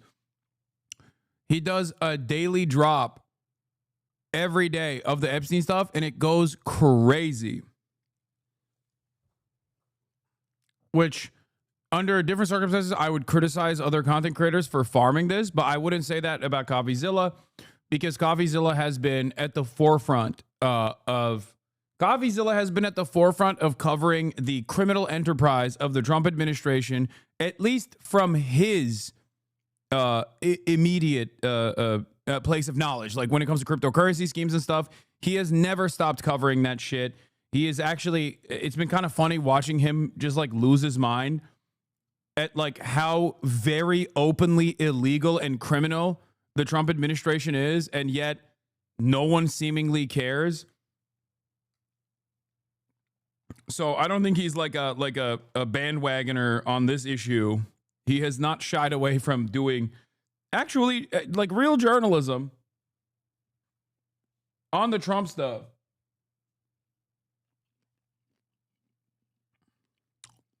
For other slop tubers, though, they obviously have either shied away from saying anything mean about Donald Trump because they know what their audience wants. And this is their like break off point, because they recognize that the it's time to jump ship, and they're fucking little rats that realize that the Titanic is sinking. Or they're still trying to do a shitty job of like defending Trump even.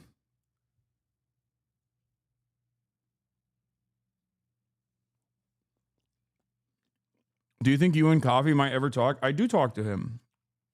Just not on camera. I have.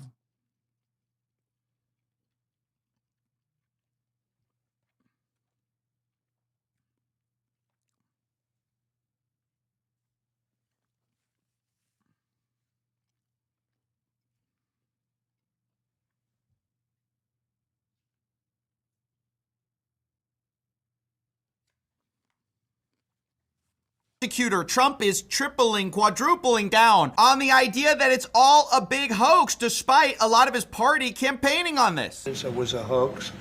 It's all been a big hoax. It's perpetrated by the Democrats, and some stupid Republicans and foolish Republicans fall into the net, and so they try and do the Democrats' work.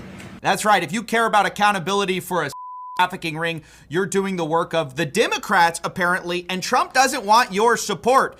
This is another post from Truth Social where Trump says that it's a scam we will forever call the Jeffrey Epstein hoax, despite him being one of the people heavily trafficking in this, and saying my past supporters have bought into this hook, line, and sinker. Clearly saying if you care about the release of the Epstein files, you're not a real supporter of Trump anymore. You're a past supporter. Saying about his own supporters, let these weaklings continue because I don't want their support anymore. This obviously felt like a huge betrayal to a lot of the people who have supported Trump and expected him to come through on this promise. The last thing most of them were holding on to was the idea of a special prosecutor who could go into the Epstein case and try to get some transparency. In fact, it was reported that Donald Trump was okay with appointing a special prosecutor. This was according to John Solomon, who claimed this in an interview. Any prompting, without me even asking yet, he says, I also think if that has a special prosecutor, that prosecutor should just look at anything credible about Jeffrey Epstein, and let's get this resolved. Let's get the American people the most transparency. Now, what does that mean? If there's a special prosecutor, this gets out of Pam Bondi's hands. It goes to an independent person. They look at it. They release what they can about it, and they tell the American people whatever the grand jury can squeeze out of it. Now, this had many people saying, oh, this is great news. This will bring accountability, transparency. Here's Benny Johnson talking. Bro. The other side of this, by the way, is that I don't even think they can fucking do that.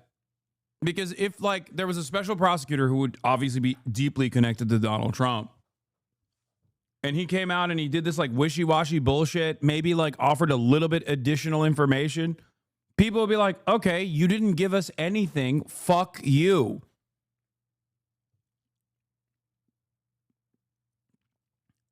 So, like, there's that side of the story as well. Even if you do actually get a special prosecutor involved, and you, put together a report that reveals at least like whatever is not damaging to some of our billionaire elites.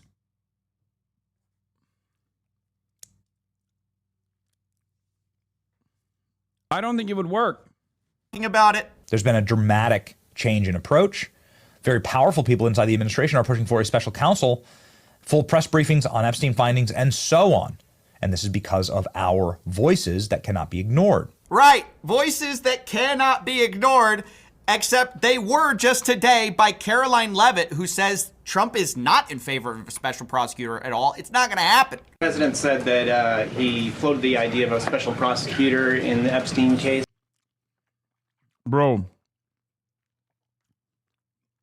It's pretty funny that there is no messaging discipline on this side, too. Normally, the Republican communication strategy is airtight.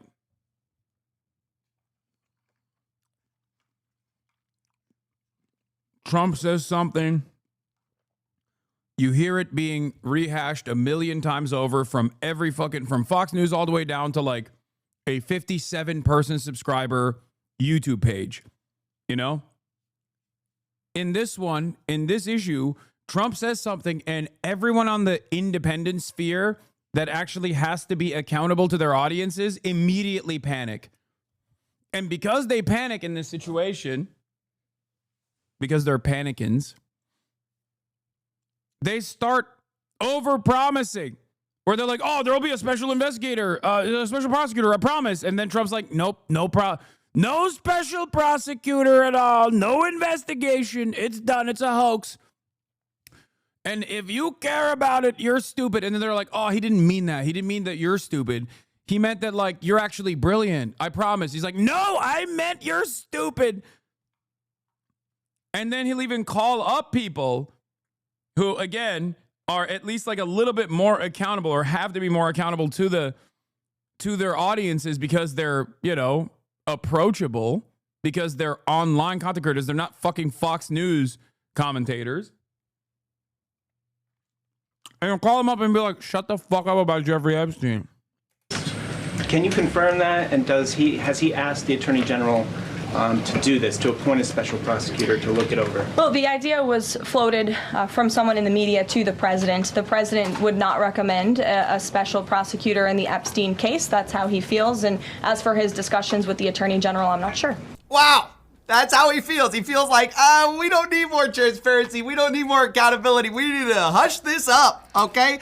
Trump has also responded when asked that he has nothing to do with a special investigation. President Trump, would you consider appointing a special counsel to investigate the Jeffrey Epstein investigation? I have nothing to do with it. Nothing to do with it, guys. We've already done the investigation, and you should be pleased with what we put out. This was also said by Trump himself, the idea that we've already given you everything credible. She says, I gave you all the credible information. And if she finds any more credible information, she'll give that too. What more can she do than that? Right. She's given us all the credible information. If she finds more, she will give us more. But we already got it. If you remember, Pam Bondi already gave us the phase 1, which just included a lot of already released information. At the time, they called this the first phase, which sheds light on Epstein's extensive network. An extensive network that now includes 2 people, Epstein. Yeah, Epstein and Ghislaine Maxwell, that's it. No one else. Please stop. That's the other side of this, like, where they literally... The phase 1 implies that there's supposed to be more phases. You don't just go, this is the phase 1 of the revelation, and then be like, there is no phase 2. Phase 2 is actually, fuck you, you're stupid. And also, we knew all along that it was the Democrats that wrote the list, and it was fake anyway. So we actually delivered a fake list that the Democrats wrote on our phase 1 transparency documents.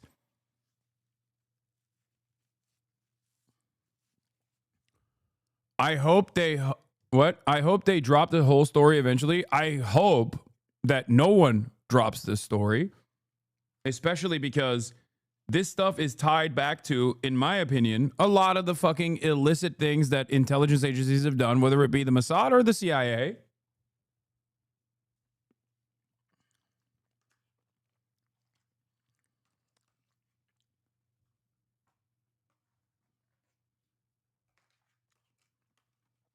And I do want shady billionaires and former heads of state and former intelligence, former heads of intelligence to be held accountable.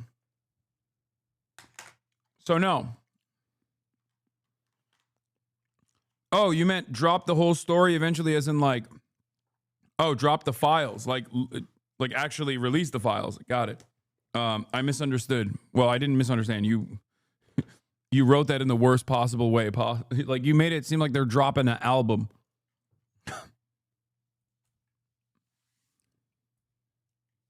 New Trump prank dropped. Holy shit, he looks awful.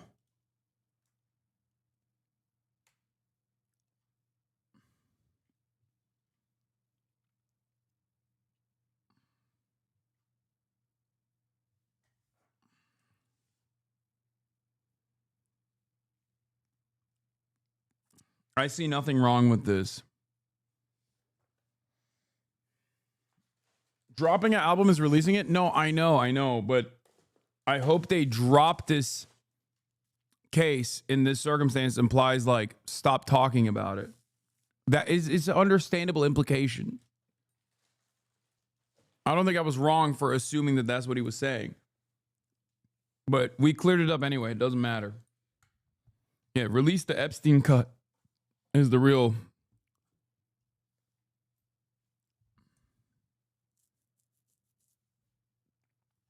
Bro, what the fuck, man? He looks like a frog.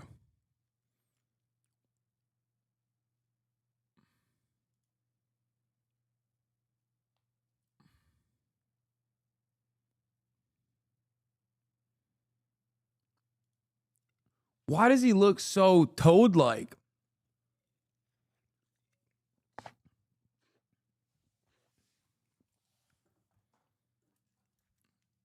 He is. This is the closest he's looked to Jabba the Hutt, low key. Like, I never thought that human beings could achieve Jabba the Hutt status outside of Sheldon Adelson, and it feels like Trump is finally reaching peak Adelson.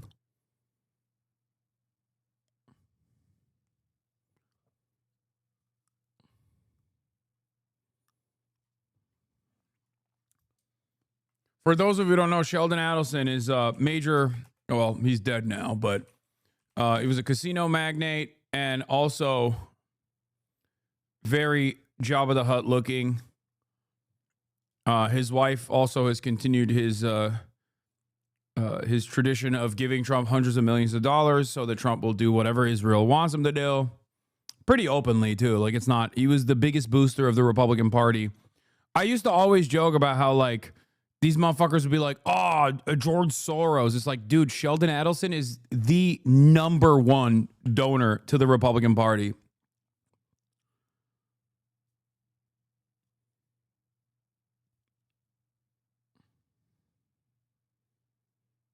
Anyway, he's dead now.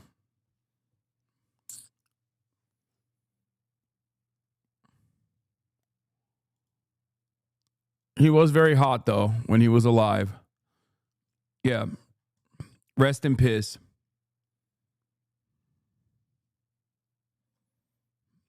But, of course, Miriam lives on. And Ghislaine Maxwell, really extensive.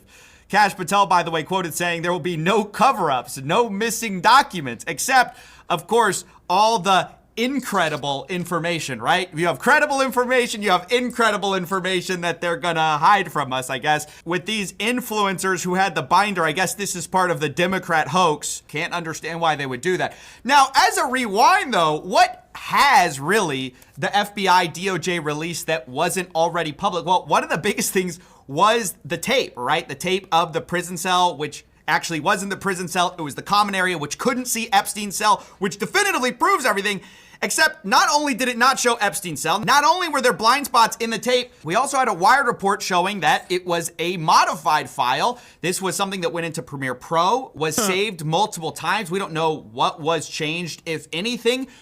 But now we have new reporting from Wired saying that Epstein's prison video had nearly 3 minutes cut out, which started at the, quote, missing minute. So I ask again, what credible information has really been released? The only thing that's been released is, ironically, not credible. Not only is this great for people like... Yeah, this is great transparency, dude.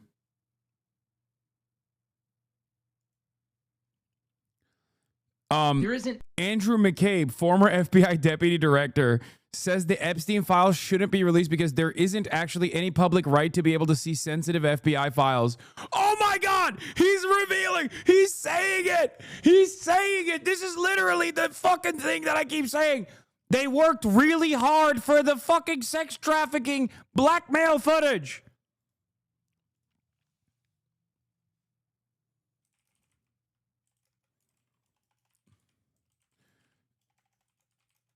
The intelligence community and Epstein worked really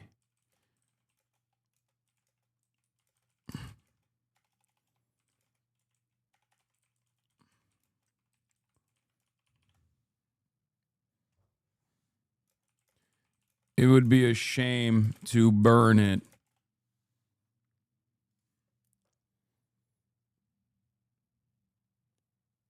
Have Eric Weinstein on? Mao? Fuck no. Why would I ever do that? Prince Andrew, who's now traveling around. Guess who else this is great for?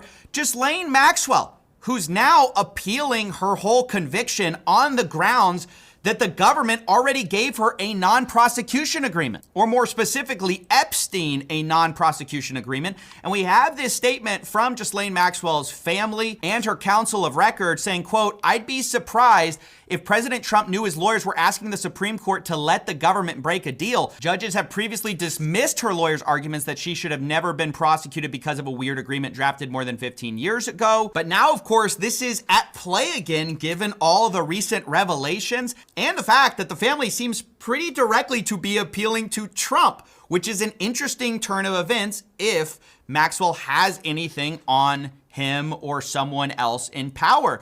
They actually say... I think what's crazy about the Ghislaine stuff also is that, like,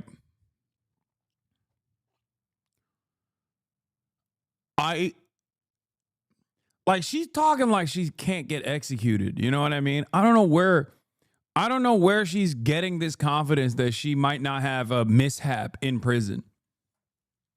You know what I mean?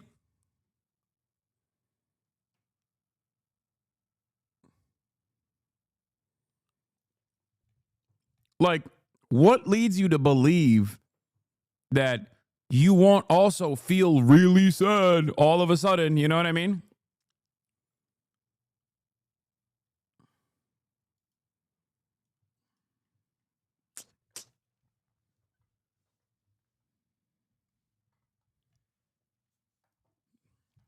Because that's what they packed up the Epstein stuff with that. They packed up the Epstein stuff with he was really, really sad. He was really sad that day. You know? Dead man switch? No, I don't know about that. Oh my God, you think she does? But why wouldn't Epstein have a dead man switch?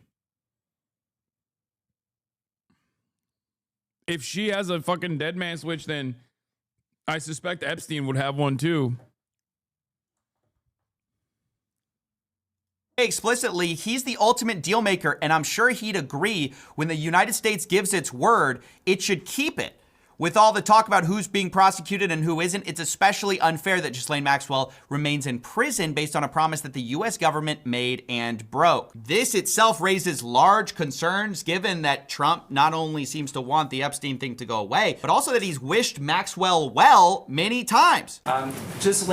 Yeah, this part is fucking nutty. I mean, the whole, I wish her well. This is like one of the, I'm surprised, like, this is the only place we've seen it. Like, CoffeeZilla is one of the only places outside of myself that is, like, routinely covering Trump talking about Ghislaine Maxwell like a fucking scorned lover. Like, it is wild the way that Trump talks about Jeffrey fucking Epstein, and not Jeffrey Epstein necessarily, but Ghislaine Maxwell in particular. That's a weird way to talk about the fucking criminal pedophile sex trafficking ring operator, dude. Maxwell is in prison. I'm wondering, do you feel that she's going to turn in powerful men? How do you see that working out? Can you explain who she is and how she's related to Epstein? Ghislaine Maxwell is the second in command, and actually was at times, at a time, Ghislaine Maxwell was the girlfriend of Jeffrey Epstein and was basically the recruitment person, like the one who was like finding victims and recruiting them, and like recruiter is a weird term to say here because it's like we're talking about sex trafficking, but like she basically was the person who was the madam, the right-hand man, the right-hand woman of Jeffrey Epstein, but also incredibly important role that she played here wasn't just that she was the madam who was procuring victims for Jeffrey Epstein. She was the groomer.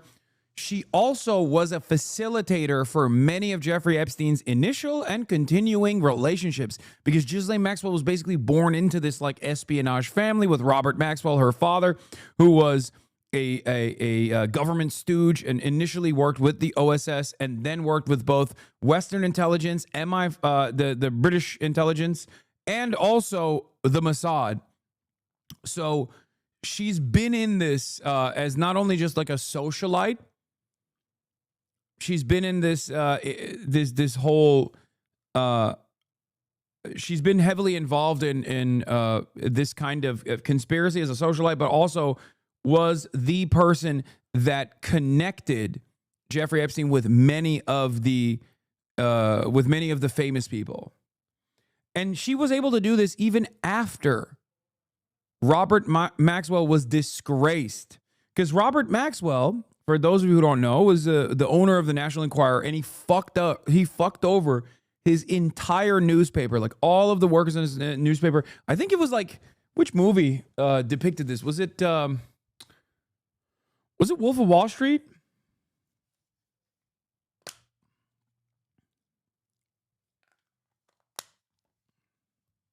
Or was it Tetris?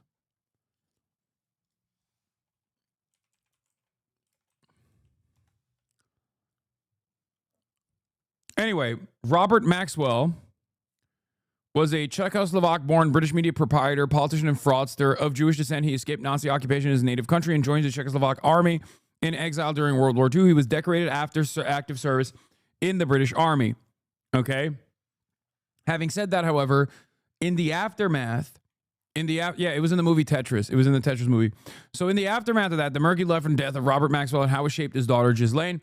So he died under suspicious circumstances in his yacht, Lady Ghislaine. He named his yacht Lady Ghislaine. And he was it was known that he was a Mossad operator himself. And He was the owner of this newspaper conglomerate. He was like a media mogul, basically. And as a media mogul, he fucked over the entirety of his newspaper, the Daily Mirror, I believe, not National Enquirer. Was it which one was it? What was the newspaper? Yeah, former editor of one of Maxwell's newspapers, Daily Mirror. I guess it was the Daily Mirror. British National, apart from Mirror Group newspapers, the New York Daily News, and not National Enquirer, I said that wrong, is the New York Daily News, Mirror Group newspapers. His many businesses included Oxford United, Derby County football clubs. He rose from impoverishment as a Czechoslovakian refugee to become a decorated war hero, a businessman, a Labour MP, and then a media mogul, amassing private jets, helicopters, and Rolls Royces en route. He died on the 5th of November, 1991. And his death shocked the country. He died under mysterious circumstances, but shock turned to anger within weeks when a £450 million hole was discovered in the pension funds of his companies. A borrower of unimaginable scale, he had illegally raided the funds to prop up his empire, which was on the brink of collapse. Headlines such as "The Man Who Saved the Mirror" were swiftly replaced by "Maxwell, the Robber." For those of you who are wondering why people say Robert Maxwell was heavily involved with the Israeli state, there were numerous heads of Mossad at his funeral. He is buried in Jerusalem, and there were numerous heads of Mossad at his funeral. It's because in 1948, when the Nakba was being committed, okay, the catastrophe, the Zionist brigades, before the inception of the Israeli nation state, needed weapons transfers.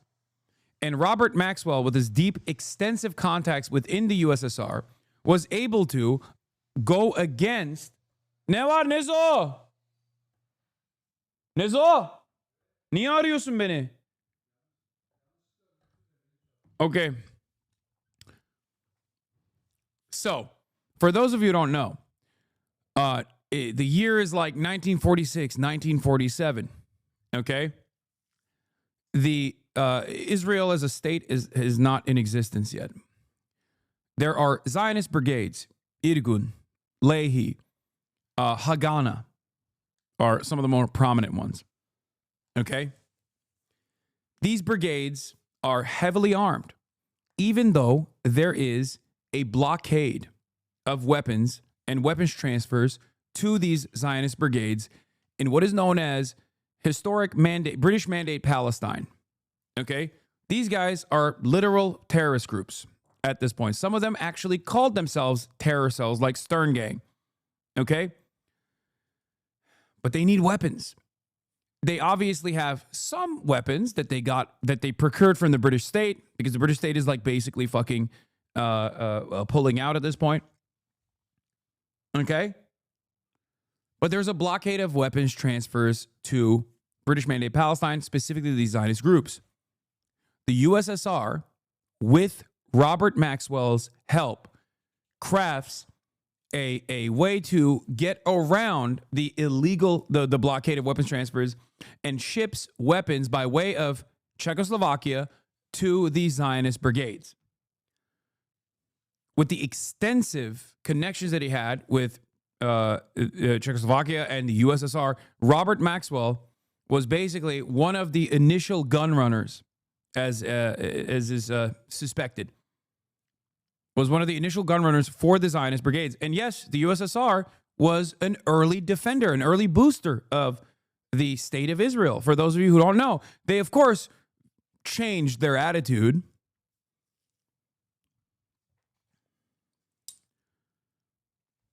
But that was one of the roles that Robert Maxwell played. There's a theory that Ghislaine was the Mossad asset given her father's history, and Epstein was more just a pedo enjoyer who loved the attention and influence, the useful pedo, if you will. Yeah, Robert Maxwell was essentially given a state funeral in Israel, for your information. Yes, he was given a state funeral. Yeah, Israel gives Maxwell farewell fit for hero. Yeah. Yeah, Maxwell also outed Mordechai Vanunu, the Israeli nuke whistleblower, and was instrumental in him getting abducted via Mossad, via honey trap in Italy. Obviously, Mordechai Vanunu is still in Israeli prison. He has a fucking Twitter account that's like one of the saddest accounts I've ever seen, where I think it just like literally will periodically tweet that he is still not released. I don't know if I don't know what his latest situation is, but yeah. Mordechai Vanunu is also known as John Crossman, is an Israeli former nuclear technician and peace activist who, citing his opposition to weapons of mass destruction, revealed details of Israel's nuclear program to the British press in 1986. He was subsequently lured from England to Italy by the Israeli intelligence agency Mossad, where he was drugged and abducted. He was secretly transported to Israel and ultimately convicted in a trial that was held behind closed doors. Vanunu spent 18 years in prison, including more than 11 in solitary confinement, though no such restriction is mentioned in Israel's penal code nor imposed by his verdict. Released from prison in 2004, he was further subject to a broad array of restrictions on his speech and his movement, and arrested several times for violations of his parole terms, giving interviews to foreign journalists and attempting to leave Israel. He claims to have suffered from cruel and barbaric treatment in the hands of prison authorities and suggests that things would have been different if he had not converted to Christianity. In 2007, Vanunu was sentenced to 6 months in prison for violating the terms of his parole. He is a whistleblower. I think he's still in prison. Is he not? Has he been released from prison? In May 2010, Vanunu was arrested again and sentenced to 3 months in jail and charged that he had met foreigners in violation of the conditions of his 2004 release from prison. Am I wrong? I'm pretty sure he's still kept under close watch by the Israeli state. It might be house arrest now.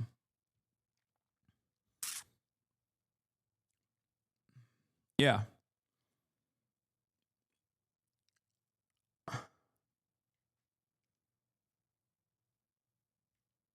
But yeah, this is this extraction, this illegal arrest and kidnapping of Mordechai Vanunu for the crime of whistleblowing about Israel's nuclear program that they fucking stole. Okay. It was conducted by Robert Maxwell. Robert Maxwell played a role in this. So yeah, that is Ghislaine Maxwell's father. So Ghislaine Maxwell, despite the fact that the Maxwell name was tarnished and disgraced, still was in and out of these elite society circles with ease. She was born into it, and she like very clearly still had a deep embedded connection to a lot of these people, and also played a formative role in Jeffrey Epstein connecting Jeffrey Epstein to other elites, societal elites.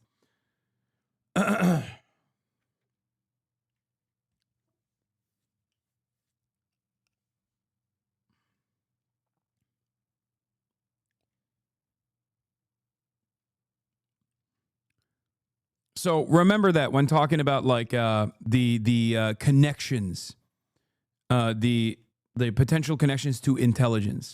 I don't know. I haven't really been following it too much. I just wish her well, frankly. She's now in jail. Uh-huh. Yeah, I wish her well. I'd wish you well. I'd wish a lot of people well.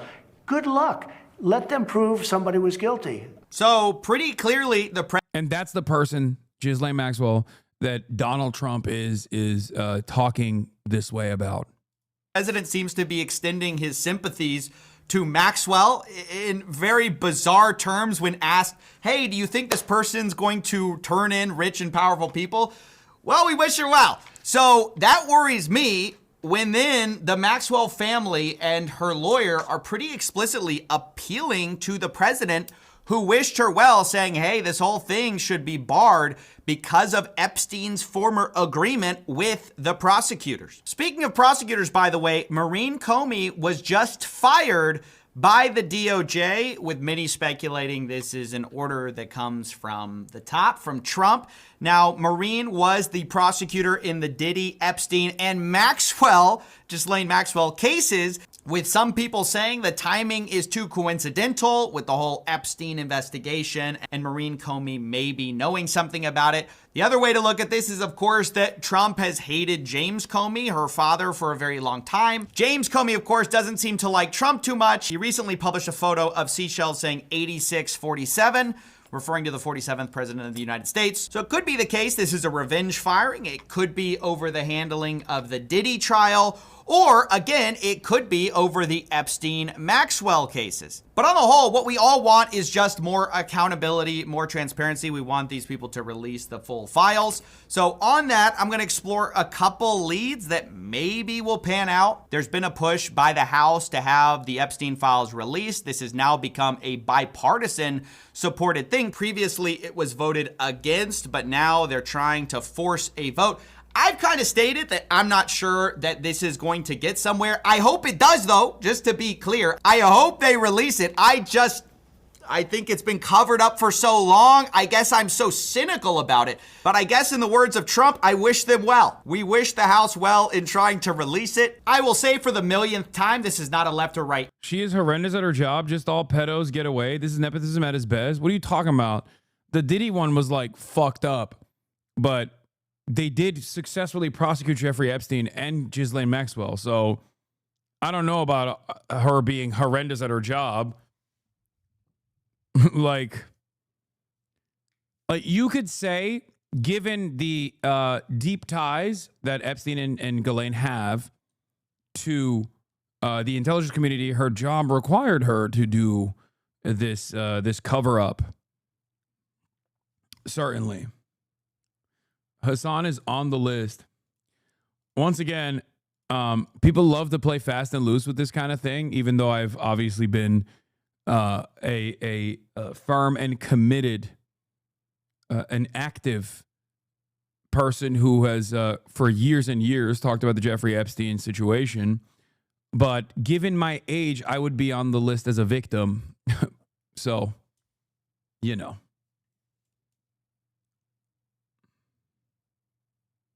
Issue. This is the people versus the else. There's also this report from the New York Times about the $1.5 billion they're trying to chase down. This was handled by JP Morgan, Deutsche Bank. These both paid fines for their involvement in moving money for Jeffrey Epstein. Here, the legislators are trying to actually chase down some of the funds. Notably, the New York Times reports that there was a huge suspicious activity report, also called a SAR, reviewed by the congressional team that was filed in late. Hasan, why do you preach free speech but ban people so easily in chat?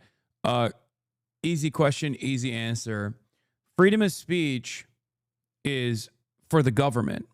Like, you know, when the government tries to arrest someone, prosecute someone for just their speech, like they did with Mahmoud Khalil, or even falsely detaining people at Customs and Border Patrol for being a political dissident like myself, that is actually a violation of the First Amendment.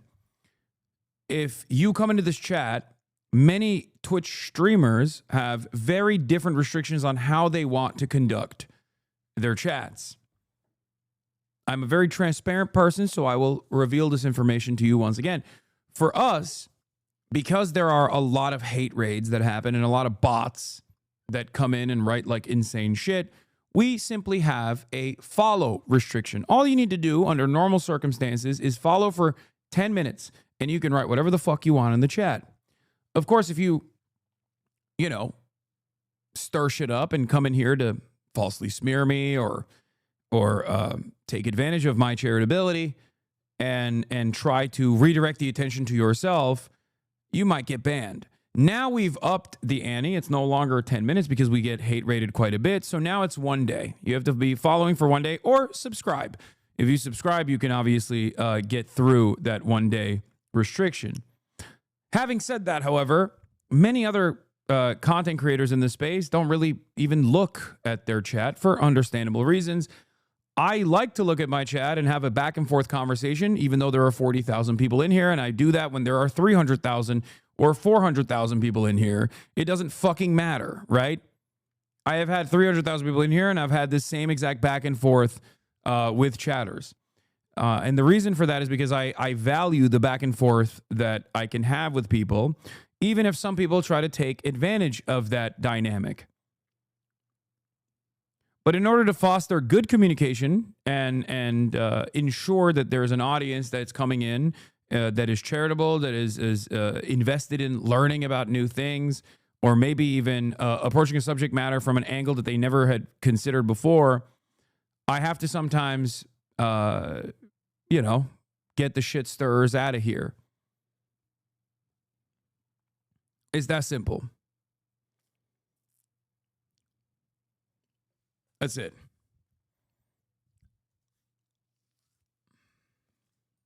Shit stirrers like yourself, for the record. People that come in and go, why do you not love free speech?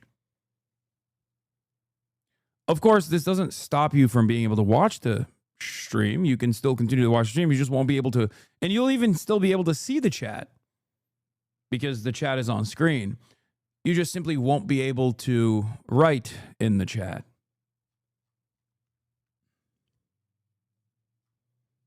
That's it.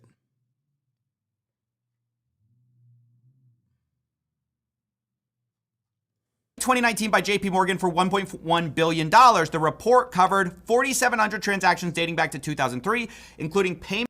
Hasan Piker is an emotional masochist. That's why he reached out so much. No, I don't. I mean, there's a little bit of that for sure, but that's not the primary reason. I read chat because I want to foster good back and forth conversations. There are a million different opinions at any given point throughout the day that I can encounter. This is the perfect way to address people's questions, because I know for a fact that for every person that asks a question, there are probably 10,000 people that might not know the answer to that question and might actually learn something from the way that I answer that question. That's why I try to not have any sort of safeguards beyond the obvious ones like hate speech and narcissistic derailers. To women from Belarus, Russia, Turkmenistan. Many of Epstein's victims included young women from Eastern European countries. So I will say, as many people have, follow the money is a great idea in a case like this, where Jeffrey Epstein had a bunch of mysterious wealth. Unfortunately, I have to say it's an uphill battle when the most powerful person in America, Donald Trump, seems dead set on closing these files and trying to get it to all go away. And I also encourage people to be suspicious of when a president says something is a hoax. Oliver Darcy rips the Band-Aid off of what everyone's been quietly talking about. The Wall Street Journal is working on a story about President Trump and Jeffrey Epstein. I'm told that at least one DOJ reporter is on the story and that they reached out to the White House around 48 hours ago. The Wall Street Journal relies on documentation. Oh, God. I can't take a fucking day off. Dude!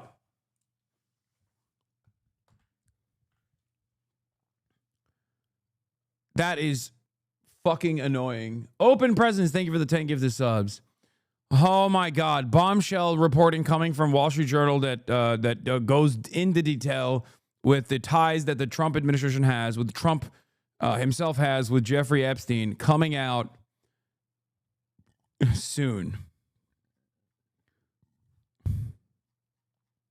Open Presence. Aisha Esquire, thank you for the gifted subs. Open Presence with 100 gifted subs. An Oiler in the chat. Open Presence, thank you. The Piker Broadcasting Service, as always, is sponsored by you, the viewers. There are no ad breaks on the Piker Broadcasting Service. The real PBS, the real public broadcasting service is the Piker Broadcasting Service. Only sponsored by you, the chatters. By gifters like you, for viewers like you. Thank you. Hopefully it releases on Monday, this shit. Despite the fact he said for years there are powerful people implicated in these files, even saying that he was going to be transparent, there was going to be a wave of accountability, only now they're covering it all up. They want you to trust them, and if you don't, you're stupid and or a weakling. Yeah, here is I tweeted about this already. I quote tweeted about this. I said, you don't understand, the intelligence community and Epstein worked really hard to get all that blackmail footage. You'll be ashamed to burn it. Here is Andrew McCabe, former FBI Deputy Director Andrew McCabe, saying the public has no right to know this FBI investigation's details. There isn't actually any public right to be able to see into sensitive FBI files, right? You can file a FOIA request, but there are something like 9 different exceptions to FOIA. And some of them are, sensitive material, investigative material needed in a prosecution, things like that. So this is uncommon for people to be screaming for information from an investigative file. Oh, dude, it's uncommon. Yeah, okay, my bad. I thought we had a right to know. Sorry. Well, if the former FBI deputy director says the people have no right to want to know what's in there, well, I guess then we should shut the fuck up, dude. My bad. Question is why? Why the about face? Well, Anna, look, latching on to the Epstein files, at one point it served him politically. Now that it doesn't, he is much less likely and much less willing to stick with it. Now, if you listen to that interview where the president was asked about the Epstein files back during the 2024 campaign, he almost was reluctantly saying it wanted to be released. If you continue that answer, he did say you had to be careful with what you release because it could destroy people's lives. That certainly something that he might feel strongly about regarding the Steele dossier years prior. But while the president didn't latch onto it as much as he's latched onto other conspiracy theories, as you just played, some of his allies, J.D. Vance, even his own son, and plenty of others did latch onto it, and now he can't seem to get away from it. What the administration would rather be talking about is that they're trying to sell their so-called one big beautiful bill. Vice President J.D. Vance in Pennsylvania yesterday trying to do that, and instead, here we are talking about the Epstein saga. They can't seem to escape it. Gabe, stay close. Julie, thanks for your reporting. Ankush, you recently wrote in Politico that there may be three possibilities here of what's going on with the Justice Department on these Epstein files. One, an actual cover-up. Two, Trump officials really believed the conspiracies until they got into government. Or three, they never believed them and were simply misleading voters. Based on the fallout over the past few days, is there one of those theories you're leaning to? What new information are you looking for? You know, I'm keeping a very open mind at this point. I have to be honest, because the way in which the administration has pushed back on this, and Trump has pushed back on it in particular, has been very striking to me. I want to refer to what Gabe mentioned a moment ago, where Trump said, well, you know, on the campaign trail, unfortunate frame with the light behind you, big dog. That's crazy. You look like an alien. That's that is crazy. No head shape is supposed to look like that. Got to be worried about whether there are documents or references to people that would hurt third parties. The comment that he gave recently that you also mentioned, where he said, "Oh, we'll release credible information." These are qualifiers he does not provide in other contexts. And, you know, when he was at this cabinet meeting last week saying, oh, this is a conspiracy theory, why are you guys harping on all this? I mean, Trump has his own conspiracy theories he's come up with, and Trump is famous for never moving on from anything. He is still talking about the Mueller investigation. So I think you look at all these things, and I have to say they raise some serious questions in my mind about whether they happen to find something that they weren't expecting to find in that material, because the very hyper-defensive pushback here is frankly unlike anything I've seen from him. It's definitely remarkable, that 180. I keep trying to understand why he's going after his own supporters on this. There's this other new development, Ankush. I'm wondering what you make out of it. The DOJ firing federal prosecutor Maureen Comey, apparently with little or no explanation. She's James Comey's daughter, former FBI director. She also played a role in the prosecution of Jeffrey Epstein and his co-conspirator, Ghislaine Maxwell. What do you make of the timing of this firing amid this debate over the Epstein files inside Trump's orbit? The timing is very curious, and I understand why people are asking questions. I mean, look, on the one hand, this administration, the White House, and Trump in particular, viscerally dislikes James Comey and has been looking for ways to make his life more difficult, including by initiating a criminal investigation recently. So on the one hand, you could just see this as personal vindictiveness. On the other hand, the timing of it is raising questions among people about whether or not this may be some further effort. Yeah, President we know Trump why this happened now. Okay, he hates James Comey. He hates the daughter for sure, but also you know, she was a person. She was the person who was involved with the Epstein and Ghislaine investigations. Like, what do you mean? I should look into the Epstein case, but not necessarily because of Epstein's actions, but because he says it's a scam pushed by. It's also funny because, like, it's funny because, like, it is so haphazard. Like, the way that the Trump administration, I said this yesterday, like, every day they do a new thing. Do you like large breasts? I like all breasts. Large and small. Breasts of all sizes. Anyway, that's a crazy question. But see, chatters, people ask me all kinds of different questions, and I answer all kinds of different questions in the chat. but as I was saying yesterday, like every day the Trump administration tries to haphazardly and in the silliest ways possible move the conversation away, move the attention away from the Epstein stuff. And they do it in such a shitty way that it literally invites further scrutiny, and it's more and more suspicious. Every step that they've taken on the Epstein issue so far makes them look more suspicious. Democrats. But they ought to look at. Stop dodging the big questions. Why aren't you as strong as Dr. Abdul al-Sayed? Interestingly enough, I will be having Dr. Abdul al-Sayed on the broadcast on Monday. To the Jeffrey Epstein hoax, too, because that's another hoax that's frankly put out by the pushing the Republicans and put out by the Democrats. Just to be specific on timing, Epstein was investigated and arrested during Trump's first term. Now, Trump and Epstein, of course, were once friends. Trump's talked about that in the same circles decades ago. This photograph goes all the way back to 1997 in Mar-a-Lago, so it's a long time ago. And Trump hasn't been accused of any wrongdoing in the Epstein case. Out front now is Jack O'Donnell, the former president and chief operating officer of the Trump Plaza Hotel and Casino. Jack, just as all this conversation comes up, we've talked to you many times over the years, you and I, but you worked with Trump in an important period, 1987 to 1990. And I know that's, we talk about a lot of this friendship going back that long. You heard the name Jeffrey Epstein a lot during the time you worked with Trump. Can you tell us about their friendship? Oh, sure, Aaron.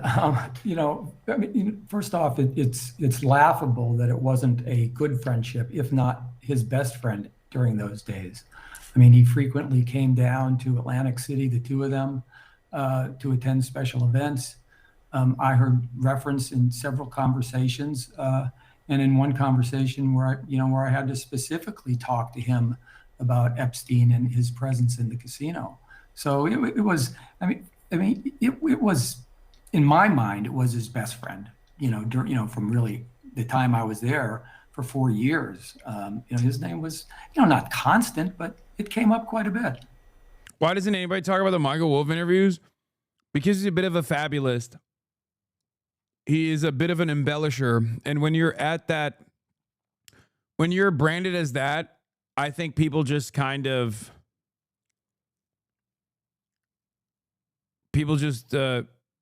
don't take you seriously. The other reason why is because in the lead up to the election, like the Democrats were so invested in having Hillary Clinton and not Hillary Clinton, sorry, Bill Clinton on the campaign trail that they just couldn't also really hit on the Epstein-Trump connection for some weird reason. Not a weird reason. It's the same fucking reason why Trump won't actually leak the Epstein files. Did you do today's Wordle? No.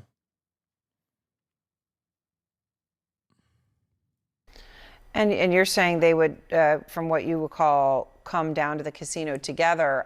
Trump has called Epstein a terrific guy, a lot of fun to be with. Now, that was a New York Magazine interview all the way back in 2002, predating any of these, any knowledge of Epstein's nefarious actions. More recently, Trump has downplayed his relationship with Epstein. Back in 2019, he said this, and this is right after Jack Epstein was taken into custody. I knew him like everybody in Palm Beach knew him. People in Palm Beach knew him. He was a fixture in Palm Beach. I was not a fan of his. That I can tell you. I was not a fan of his. That's not true. He was. That doesn't really fit with what you're saying. No, Aaron, it doesn't. And one incident that I think kind of, proves their closeness and how much they hung out together. One time, on Monday morning, I came in and the commission was waiting. The inspectors were waiting at my office. And Donald and Jeffrey had come into the casino in the wee hours of Sunday morning, 1:30 in the morning. Two buddies.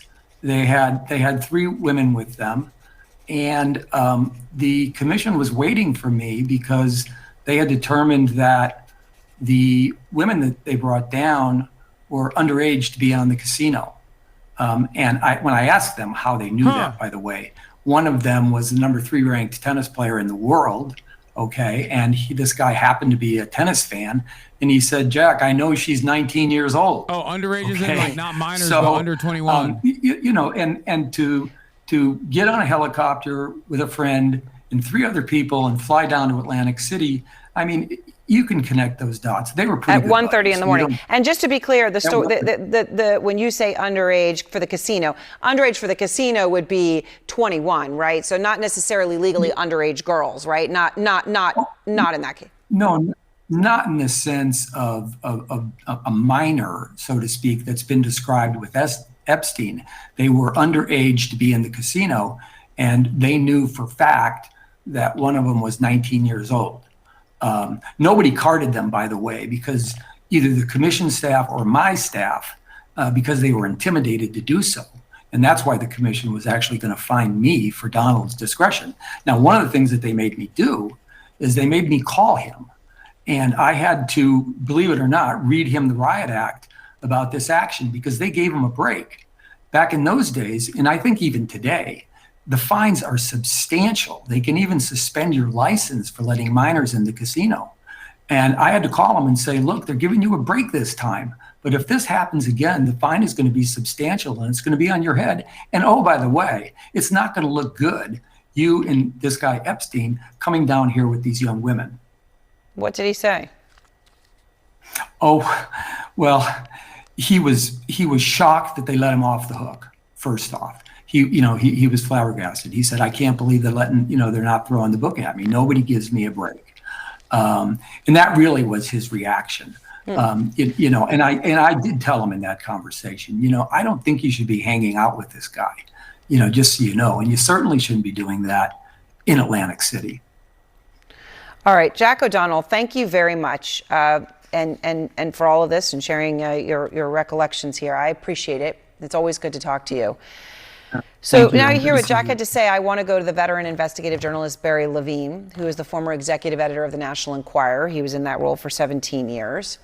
The author of The Spider, Inside the Criminal Web of Jeffrey Epstein and Ghislaine Maxwell, where he led an exhaustive investigation into Epstein.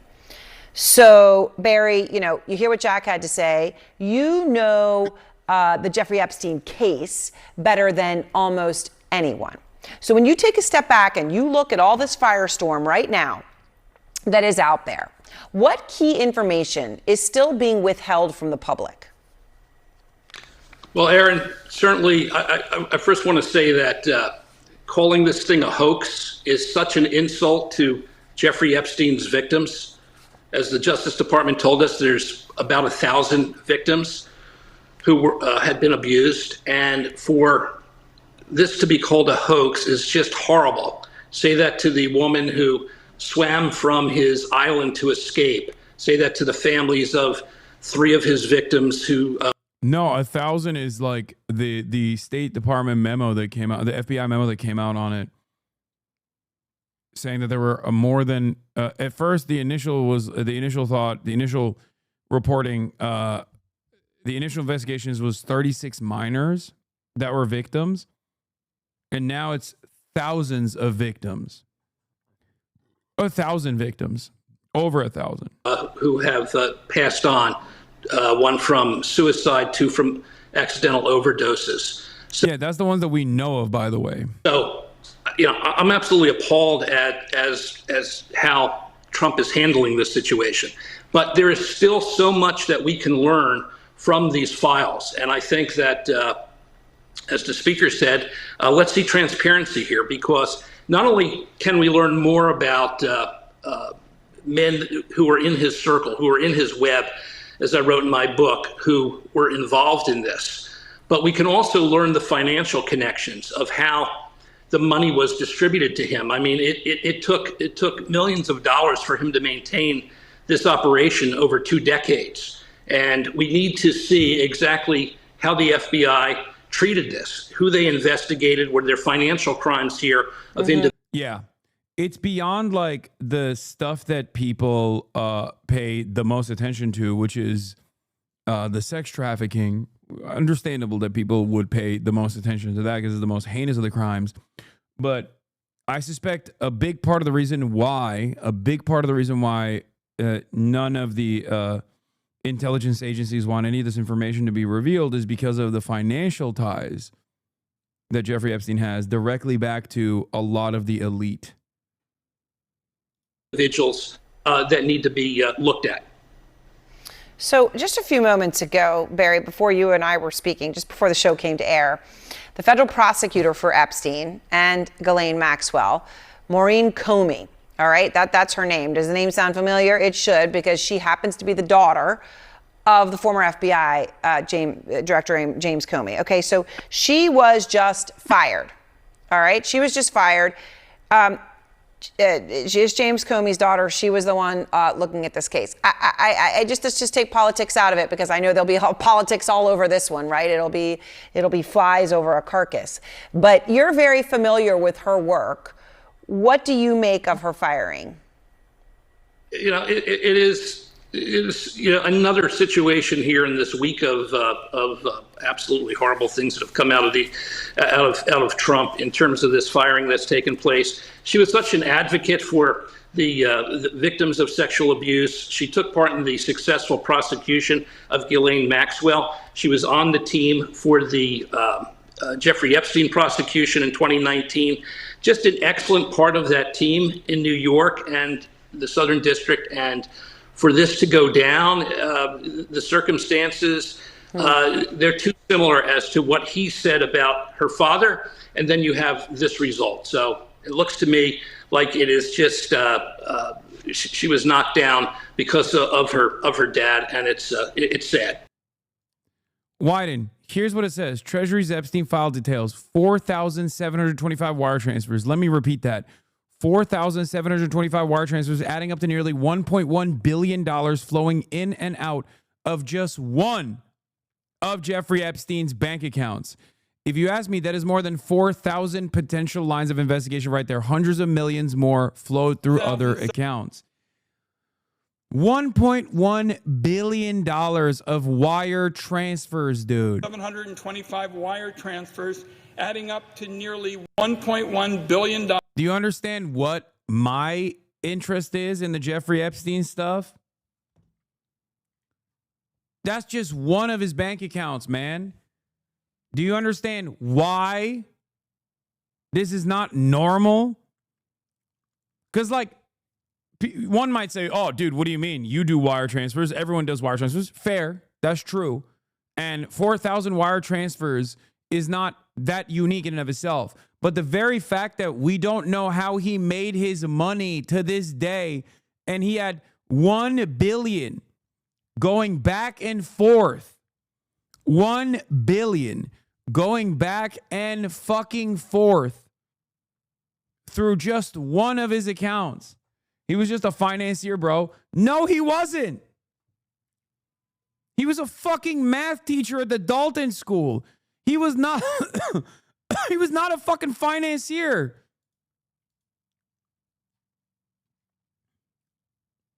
Come on, man.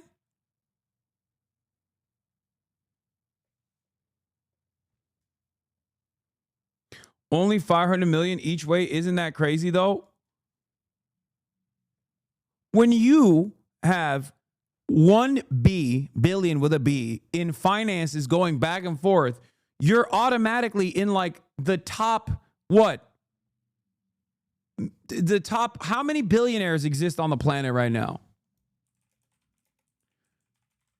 How many billionaires are there in the world? Not interested in AI mode. Over 3,000. Okay, there are 3,000 billionaires that we know of on the planet. That's 3,000 billionaires. Okay? 3,000 of them. And even back then, there was even less, far less than 3,000 back then. Okay? We're talking about a guy who was going back and forth with billions.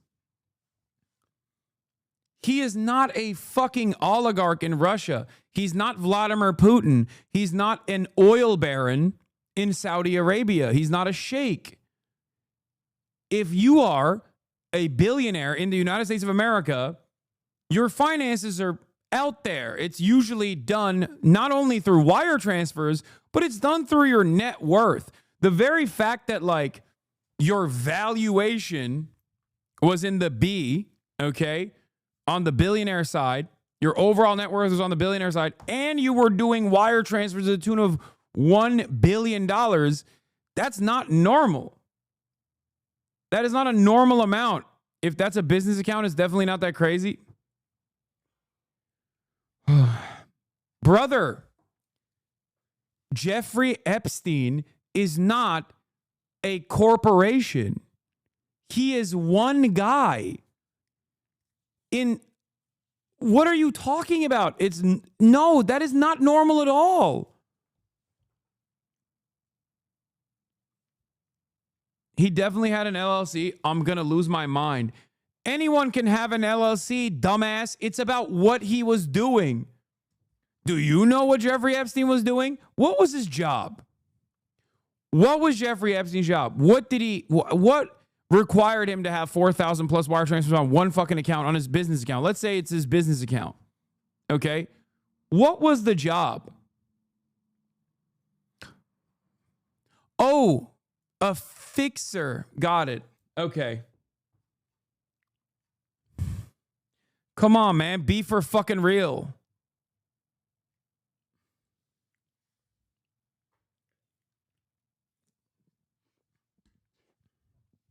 What was the goods and services that the LLC of Jeffrey Epstein, what was the goods and services that he provided? That the answer to that question, unironically, is part of what people want to know.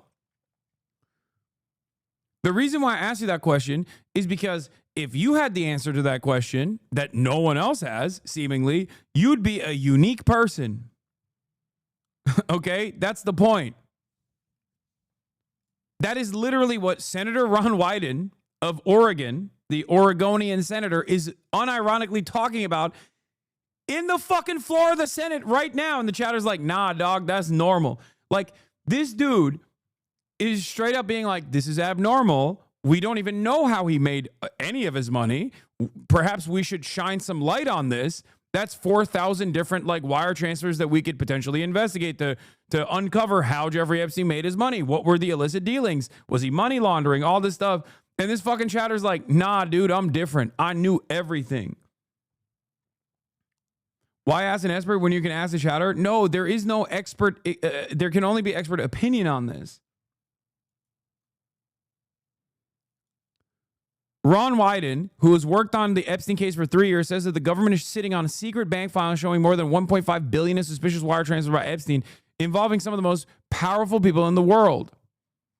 In particular, filings by 4 big banks flagged more than $1.5 billion in transactions, including thousands of wire transfers for the purchase and sale of artwork for rich friends, fees paid to Mr. Epstein by wealthy individuals for what services and goods rendered, we do not know, and payments to numerous women, the senator's office found. The filings came after Mr. Epstein was arrested in 2019 on federal sex trafficking charges. You have a fucking sitting senator on the floor of the Senate being like, this is suspicious. We need to shed more light on this. Where is the discovery? We need to investigate all of these wire transfers. And you got a fucking 26-month chatter in here being like, nah, dude.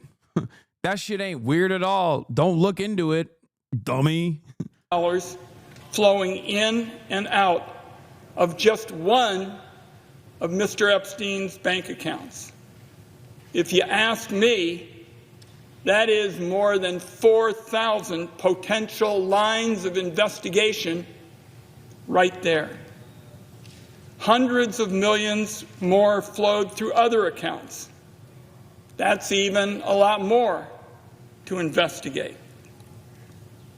The file shows that Mr. Epstein used multiple Russian banks, which are now under sanctions, to process payments related to sex trafficking.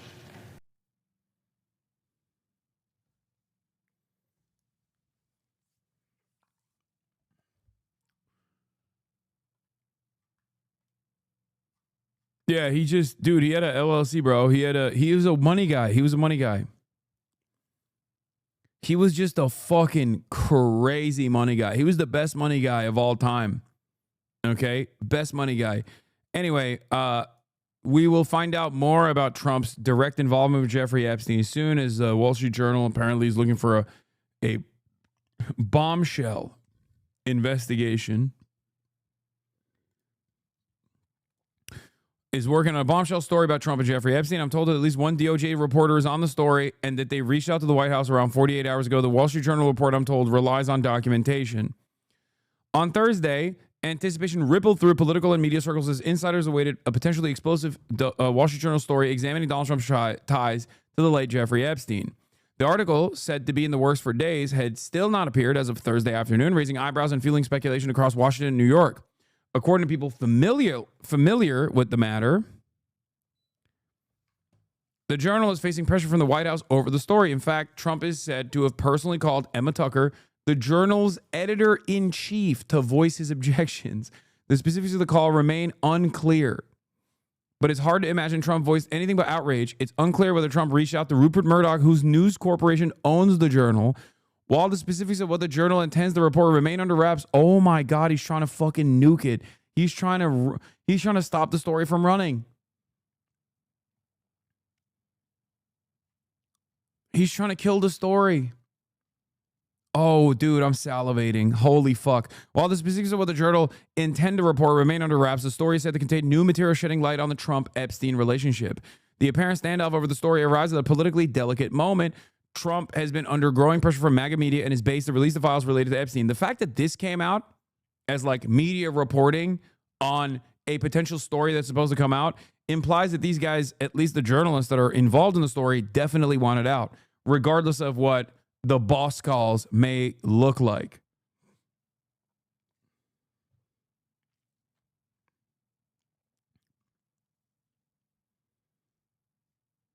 If this drops while I'm away, I'm going to lose my fucking mind. I swear to God, dude.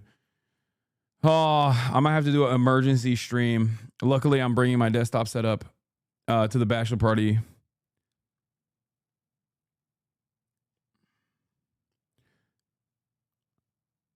Trump has been under growing pressure from MAGA media and his base to release the files related to Epstein. Figures like Tucker Carlson and Laura Loomer have expressed outrage and accused Trump's administration of stonewalling the release of the so-called Epstein files, igniting a rare public rift between Trump and segments of his own MAGA base. The Journal's reporting, if it runs, could further complicate that dynamic, especially if it probes Trump's own proximity to Epstein, whom he once described as a terrific guy, before later distancing himself from the convicted sex offender.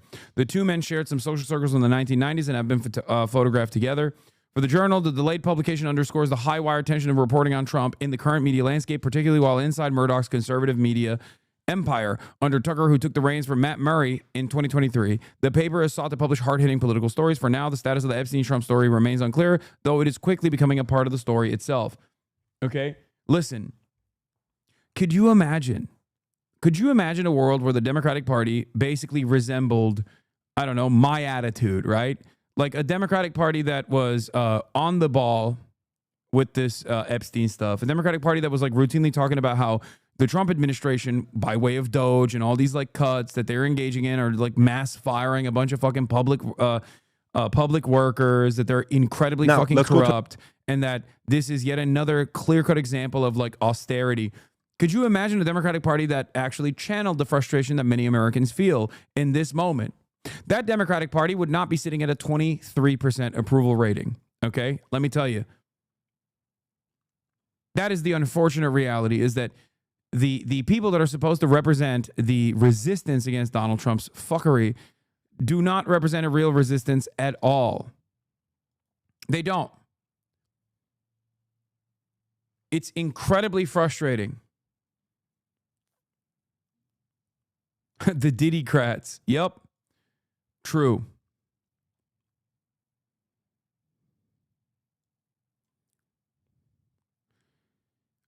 Here's political journalist Mark Halperin talking about this new story. So, let me share something with you that everyone, I say that in air quotes, everyone I know knows, hasn't been publicly reported. Everyone I know believes a major newspaper, one of the top 3 newspapers in the country, is about to publish a piece about President Trump's relationship with Jeffrey Epstein. Okay. He's referring to the Wall Street Journal's reporting. Everyone I know knows that. And people in the White House know that too. When that story drops, if it drops today, and some people think it might, it could drive the day. Sean, Dan, have you heard about this story? Who's the middle guy? That's former Trump press secretary Sean Spicer. Well, I know because it's been circulating on the left, and I've had to double check that this is not in fact, total conspiracy theories. Donald Trump knew Jeffrey Epstein pretty well, and I believe that his early courting of Melania involved Jeffrey Epstein. What? I didn't know that. I mean, I know that they were involved, but wait, what?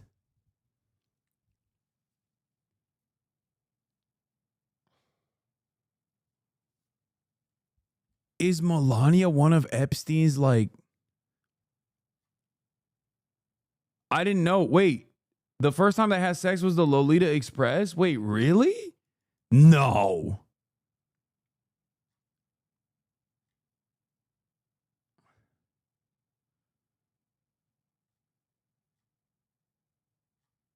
He introduced them? I thought you knew. No, I did not know that.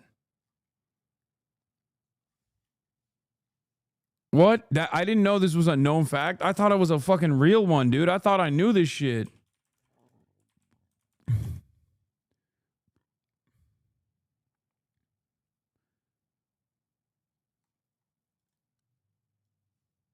This is the Daily Beast article. Explosive tapes recorded by author Michael Wolff show Epstein claiming Trump liked to fuck his friends' wives and first slept with Melania on the Lolita Express.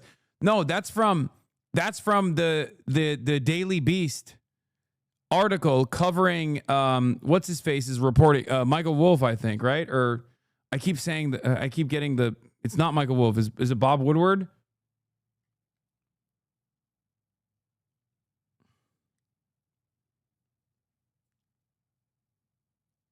It's been a rumor for years that Melania was one of Epstein's girls. You yourself mentioned that they had sex the first time on the Lolita Express. No, yeah, it's Wolff. Yeah, Michael Wolff is the one who claimed this, and I didn't treat it with like as much. I guess it just like escaped my brain because I didn't think about it as like a sincere new piece of information. And that has been reported by mainstream outlets over the last 10 years. Alleged, I guess. I want to be careful. You've already been, I say with respect, somewhat careless, but keep going. Yeah, but I think that, if that is where this report is going, it's just kind of collecting and putting together and synthesizing old news. No, this story has new news. Okay. Sean, what do you know about this story? Vague, just I probably know about Dan level, right. But I don't. Let me throw out some questions. Let me throw out some questions, and I'd like you to jump in. Let's do it game show style. Either answer them or say, in fact, we don't know. Ready? How did Donald Trump and Jeffrey Epstein meet? I don't know. Don't know. Did Donald Trump ever go to Jeffrey Epstein's townhouse? Yes. How many times? Jesus Christ. Wait, which townhouse? I mean, we know that in the early 90s, Donald Trump and Jeffrey Epstein were involved with one another. We know that. There's footage of it. It's in Mar-a-Lago. There's two parts to the story. There's the first part that like has more, requires more investigation, which is like the pre-Epstein arrest, like circa 2006, where Donald Trump and Jeffrey Epstein were closely associated with one another all throughout the 90s until the early 2000s. That part is known. That's out there. That's out in the open. Okay? I'm going to look this up. Hold on. When did Melania meet Donald? Okay, so Melania Trump met Donald Trump in 1998 at a New York Fashion Week party. They began dating shortly after. If that's the case, and it says Zampoli introduced her to Donald Trump here. Paula Zampoli hired her and sponsored immigration to the United States in 1996. She works as a model in Manhattan, where Zampoli introduced her to Donald Trump in 1998. So listen. This makes sense as to, in the timeline, Donald Trump is still friends with Jeffrey Epstein, and we know that Jeffrey Epstein is heavily connected to the modeling world and uses, at the very least, Jean-Luc Brunel, who also died under mysterious circumstances in a French prison recently, a couple years ago, had numerous modeling agencies that he was using to sex traffic victims for Jeffrey Epstein, right? So at this point, the timeline does match up if Donald Trump actually met Melania while he was still friends with Jeffrey Epstein, and therefore Jeffrey Epstein could have played a role in connecting Melania Trump and Donald Trump. So that makes sense. Paolo Zampoli is an Italian-born New York City-based businessman. He is the only child of a Milanese family. He founded the ID Models in New York City. He wanted to form a partnership with the Trump Organization as a director of international development. He is now, on December 2020, Mr. Zampoli was announced as an appointee, a member of the board of trustees of the John F. Kennedy Center for the Performing Arts by President Trump.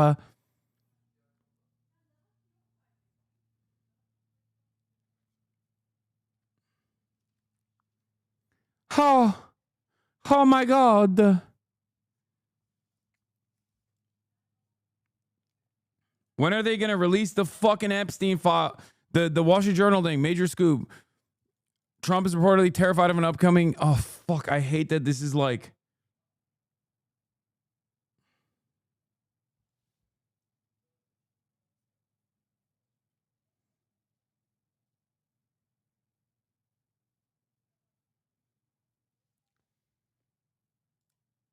Hey, what the fuck? Cancel your trip? No.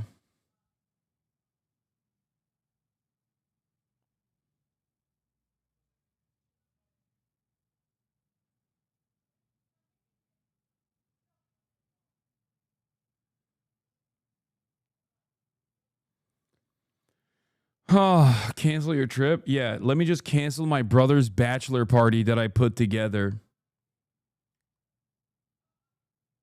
If you cancel the trip, the story won't break. This is true.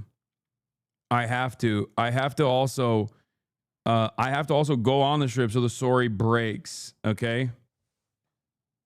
Otherwise,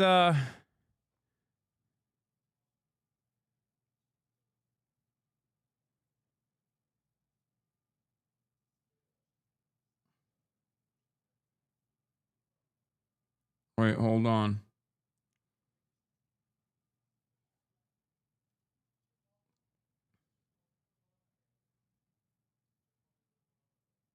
Hold on 1 second.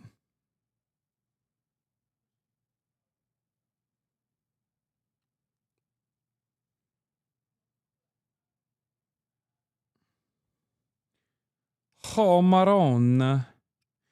Maron.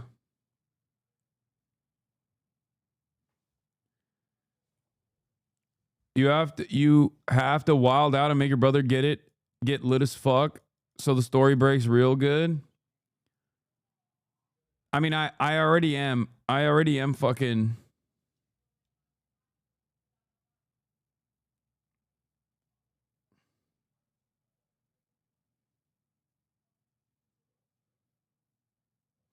Hold on.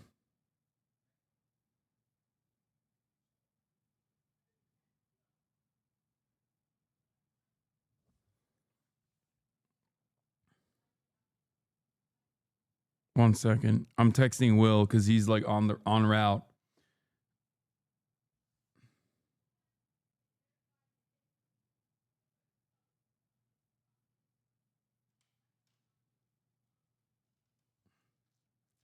If you don't make a speech about how Murad is the best brother ever that makes him cry, you are dead to me. Yeah, Will Stancil, chat. You fucking freaks. Epstein himself bragging that he introduced Trump to Melania doesn't mean as much because that's coming from the Michael Wolff reporting, okay? That, unless there's additional information from Wall Street Journal. All right, let's take a look at valuetainment. For the next part. Last night, we're at the boardroom till 11 o'clock at night with some interesting people who are connected on the political side, and we're having conversation. I'm like, hey, one of the guys that was there, I said, what's up with this Epstein stuff? Why is he not letting this go?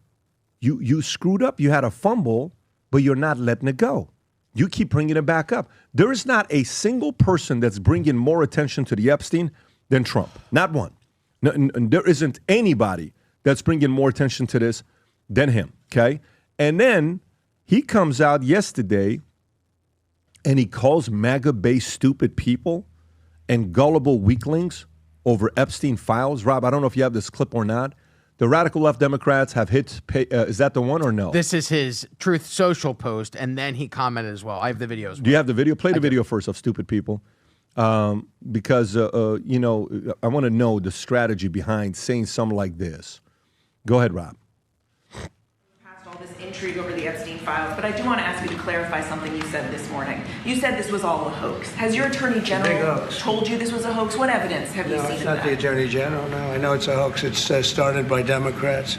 It's been run by the Democrats for 4 years. You had Christopher Wray and these characters and Comey before him, and it's a bad group. He's saying Comey and Wray have been running on Epstein. He's doing his, the 51 agents, the intelligence, so-called intelligence agents, it was a hoax. I was skeptical towards conventional wisdom, suggesting Trump had put together this amazing permanent coalition that guaranteed eternal GOP dominance, and that culture has shifted so much that he was scandal-proof. I didn't expect them to blow it all so fast, though. They got it there and decided they absolutely needed to pass the fucking kill yourself if you make less than $200,000 a year act, give foreign policy to Miriam Adelson, and then pivot to, look, the president probably committed sex crimes, but is that the worst thing? Straight up. That is literally what's happening here.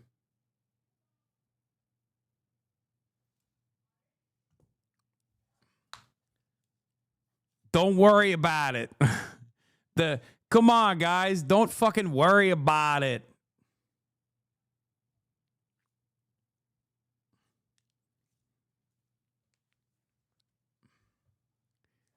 PBD, Piker broadcasting dicks. I love broadcasting dicks.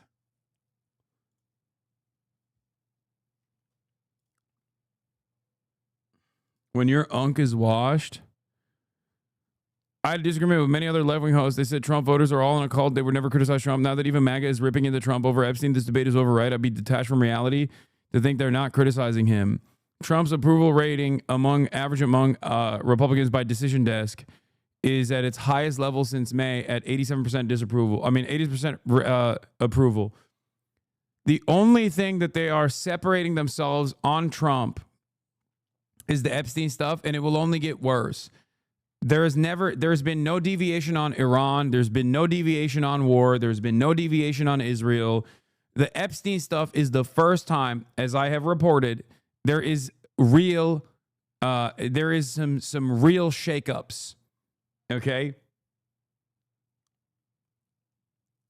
That's it. And that's also because the Trump administration is, weirdly enough, doing spectacular things. Like, they are doing every wrong move they can do. Trump is trying to get the story killed because of how innocent he is. Like, even the Wall Street Journal report where he's like, it's fake news. It's like, don't release it. Like, this is insane. It's just, they're doing everything wrong here. I don't even know how you get out of this in general, but it's like shocking because every time Trump talks about it, people get more pissed off. They're like, what the fuck? You're speaking on this? Like, dude, from Kash Patel onward, okay, every time the administration has tried to talk about the Epstein stuff, they have looked more guilty than before. Like, when we first started this conversation, as someone who is fairly aware of like the level of involvement that Donald Trump has with Jeffrey Epstein historically, thought, much like many others, that it was strange that there were so many Epstein affiliates and Epstein connected people in his administration in the past and in this administration as well. But I thought like, oh, that's just because Epstein is affiliated with every, elite person, right? But beyond that, I thought that Trump actually had less involvement with Epstein post 2006 than like a Bill Clinton or the Clinton family in general. Nowadays, because of the way that Donald Trump has tried to communicate how not guilty he is and how not associated he is with Jeffrey Epstein, I'm beginning to think there's more to the story than we previously thought. At first, I thought he's just trying to run defense because he wants to protect the elite, right? Because, like, that's his job. He's fucking president, obviously. But he is Streisand affected this so hard that even now I think, like, maybe he has more connections that I previously and many others who are very well read on this matter, more well read than I am, previously didn't see. Okay?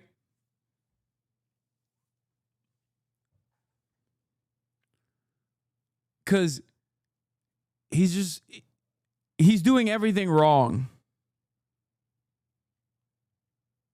And it's making me feel like he's doing everything wrong, shitting his pants in the process, and smearing the dookie all over the walls. It's making me feel as though like there's more to the story and more to Trump's involvement post 2002. Maybe it's beyond just him protecting the shadowy elites that he is, of course, tasked with protecting because he is a fucking American president. Alex Jones coaching Trump on what to say. Oh, God, I love this. And then Pam Bondi gets it, gives it to the FBI, which I confirm from sources. They sent it out to all the offices around. Bro, your sources are doo-doo, man. You also have been spending the past week flailing around. Oh, my God, dude. Alex Jones is, oh, God, this is the administration that is literally doing everything Alex Jones suspected the Democrats of doing for years. You know, attack helicopters, FEMA sites, people being black bagged in the middle of the street. Like, he used to say all this stuff about the Bush administration and then about the Barack Obama administration. He never said it about the Trump administration, kept saying it about the Biden administration. And now the Trump administration is actually doing all this, like mass surveillance, using AI, Palantir AI to mass surveil all Americans for thought crimes and arrest them for thought crimes. Like, that's literally what the Trump administration is doing. And then also on top of that, deep state pedophile, shadowy cabal with billionaires. This motherfucker is defending that. And Alex Jones, the Mr. Billionaire, shadowy elite pedophile cabal himself, is literally like, and the president is he's just a little guy. He's just a little guy. He's not totally exonerated. Totally exonerated. Had nothing to do with Jeffrey Epstein. Everyone's saying that. But also, Mr. President, please release the files. The country to look at the file. They come back and say, there's a bunch of FBI reports and implicating, people in the orbit of Trump with no real evidence. And then Trump went, what the hell, another Russiagate? And so he didn't clarify that the first few days. He just said, people need to basically shut this down. It's bull. And then he hasn't really clarified when he says it's a hoax, it's a Democrat hoax. He's not saying that the Epstein isn't a bad guy and that he wasn't involved in all this evil stuff with the deep state with no connections to Trump that are based in any reality. He just says it's a hoax. People go, well, wait, Epstein's not a hoax because Lane was convicted of this very stuff. And, he'd been charged with it and was convicted once 15, 16 years ago of lesser charges in Florida. So Trump, I think, needs to be very clear that, no, the Epstein case and the evil he did is very real, but they've been in control of this file, Brennan, Clapper, and all the rest of them, and it makes total sense that they falsified all these other records, the Crossfire Hurricane, the Steele dossier, all run by Obama, Clapper. Well, are we going Brennan, to hang on? Are we going to get into the back of that by having a special prosecutor? Like, you're talking to a man who has 15 hours of footage with Jeffrey Epstein. Steve Bannon has 15 hours of deposition footage of Jeffrey Epstein. No one asked the question, like, where are the files, Steve? Why won't you release the files that you have on Jeffrey Epstein, Steve? Why did you actually interview Jeffrey Epstein and, coach him on his image, Steve Bannon? What's all this about? Because Steve Bannon is one of the Trump orbiters that is directly tied to Jeffrey Epstein. It's odd to me that Alex Jones, Mr. Conspiracy Theory himself, the Mac Daddy of all conspiracy theorists, is talking to Stephen Bannon, the human skin tag. Wait, it's out? Jeffrey Epstein's friends sent him body letters for a 50th birthday album. I literally have to leave for my flight. I'm so mad. I was going to end it after this fucking Alex Jones thing, and the Wall Street Journal reporting just came out. Oh my fucking God, I'm so mad. Oh my God, it came out 4 minutes ago. Oh my fucking God. Jeffrey Epstein's friends sent him body letters for a 50th birthday album. One was from Donald Trump. The leather-bound book was compiled by Ghislaine Maxwell. The president says the letter is a fake thing.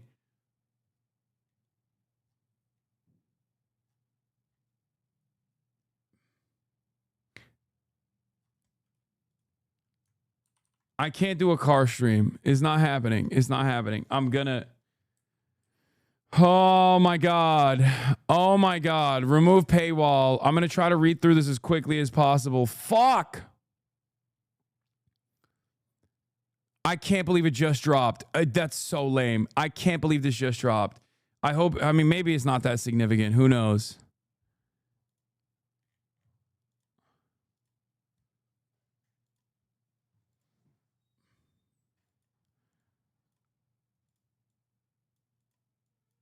I can't slide the puzzle piece. What the fuck is going on here?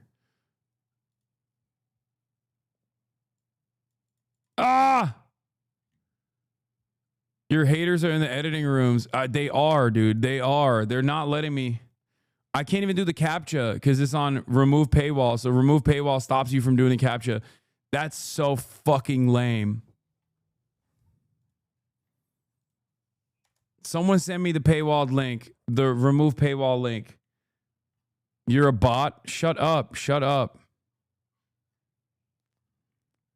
Access blocked? I've never seen this happen before. Oh, yeah, look. Look at the remove paywall. Access blocked. Option 2. Paywall not removed. And then all the remove paywall ones, I can't even click on. Oh, gifted link. Thank you. Okay. It was Jeffrey Epstein's 50th birthday, and wait, hold on. Let's just listen to it. Jeffrey Epstein's friends sent him body letters for a 50th birthday album. One was from Donald Trump. The leather-bound book was compiled by Ghislaine Maxwell. The president says the letter is a fake thing. By Khadija Safter and Joe Palazzolo. July 17, 2025. 6:45 p.m. Eastern Time. Donald Trump. By Khadija Safter and Joe Palazzolo. July 17, 2025. 6:45 p.m. Eastern Time. It was Jeffrey Epstein's 50th birthday, and Ghislaine Maxwell was preparing a special gift to mark the occasion. She turned to Epstein's family and friends. One of them was Donald Trump. Maxwell collected letters from Trump and dozens of Epstein's other associates for a 2003 birthday album, according to documents reviewed by the Wall Street Journal. Pages from the leather-bound album, assembled before Epstein was first arrested in 2006, are among the documents examined by Justice Department officials who investigated Epstein and Maxwell years ago, according to people who have reviewed the pages. It's unclear if any of the pages are part of the Trump administration's recent review. The president's past relationship with Epstein is at a sensitive moment. The Justice Department documents, the so-called Epstein files, and who or what is in them are at the center of a storm consuming the Trump administration. On Wednesday, after angry comments about how the files are a hoax created by Democrats, President Trump lashed out at his own supporters for refusing to let the matter go. The letter bearing Trump's name, which was reviewed by the Journal, is body, like others in the album. It contains several lines of typewritten text framed by the outline of a naked woman, which appears to be hand-drawn with a heavy marker. A pair of small arcs denotes the woman's breasts, and the future president's signature is a squiggly Donald below her waist, mimicking pubic hair. To hear the full story, subscribe or sign in. Fuck. Jeffrey. Okay. The letter concludes, happy birthday, and may every day be another wonderful secret. Wait, when was this written, though? In an interview with the Journal on Tuesday evening, Trump denied writing the letter or drawing the picture. This is not me. This is a fake thing. It's a fake Wall Street Journal story, he said. I never wrote a picture in my life. I don't draw pictures of women, he said. It's not my language. It's not my words. He told the Journal he was preparing to file a lawsuit if it published an article. I'm going to sue the Wall Street Journal just like I sued everyone else, he said. Oh, it's from 2002, 2003. Okay, so this doesn't actually shed new light. Okay, so this goes back to what I was saying, which is that this only deepens the relationship that he had in 2002 to 2003, which is, again, something that we knew of already, but we don't know exactly how this relationship fell apart. We don't know more information, but more information such as this one coming out is not a bad thing necessarily. When was Jeffrey Epstein's 50th birthday? Unless it's past. Well, it says allegations that, because where allegations that Epstein was sexually abusing girls and became public in 2006. He was arrested that year. Justice Department officials didn't respond to requests for comments. The existence of the album and contents of birthday letters hasn't been previously reported. Yeah, if it's 2003, then it's like 1 year past the point of their relationship ending, because I think that it was supposed to be in 2002 that their relationship ended.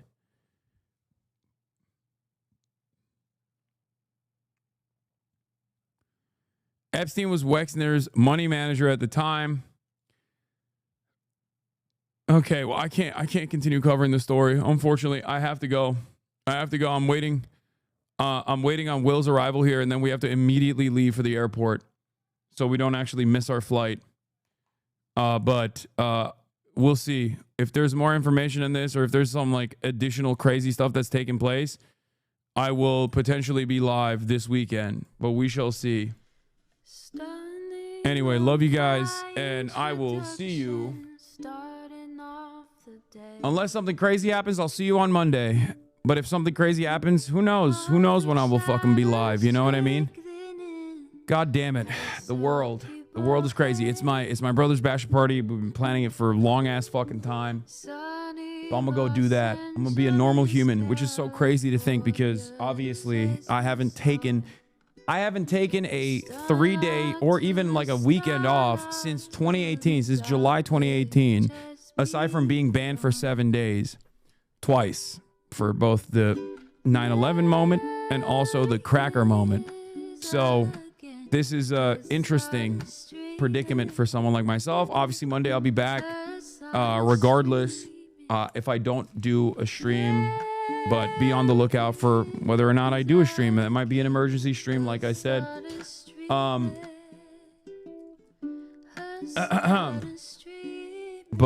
Yeah, it's strange because I'm so fucking locked in all the goddamn time. I'm so locked in all the goddamn time that like me taking time off for even a weekend is considered like crazy. Virtually every news broadcaster takes time off on the weekends. You know what I mean? Most of my peers normally take the weekends off. Obviously, they take a break on weekends, and on top of that, they also don't stream every single day. So this is a new experience for someone like myself. Anyway, love you guys. See you on the other side. Peace. 90-day fiance talks of champagne bourgeoisie. A Trump rally live reaction on mass riot at DC. There he is again. Hasan is streaming. Hasan is streaming.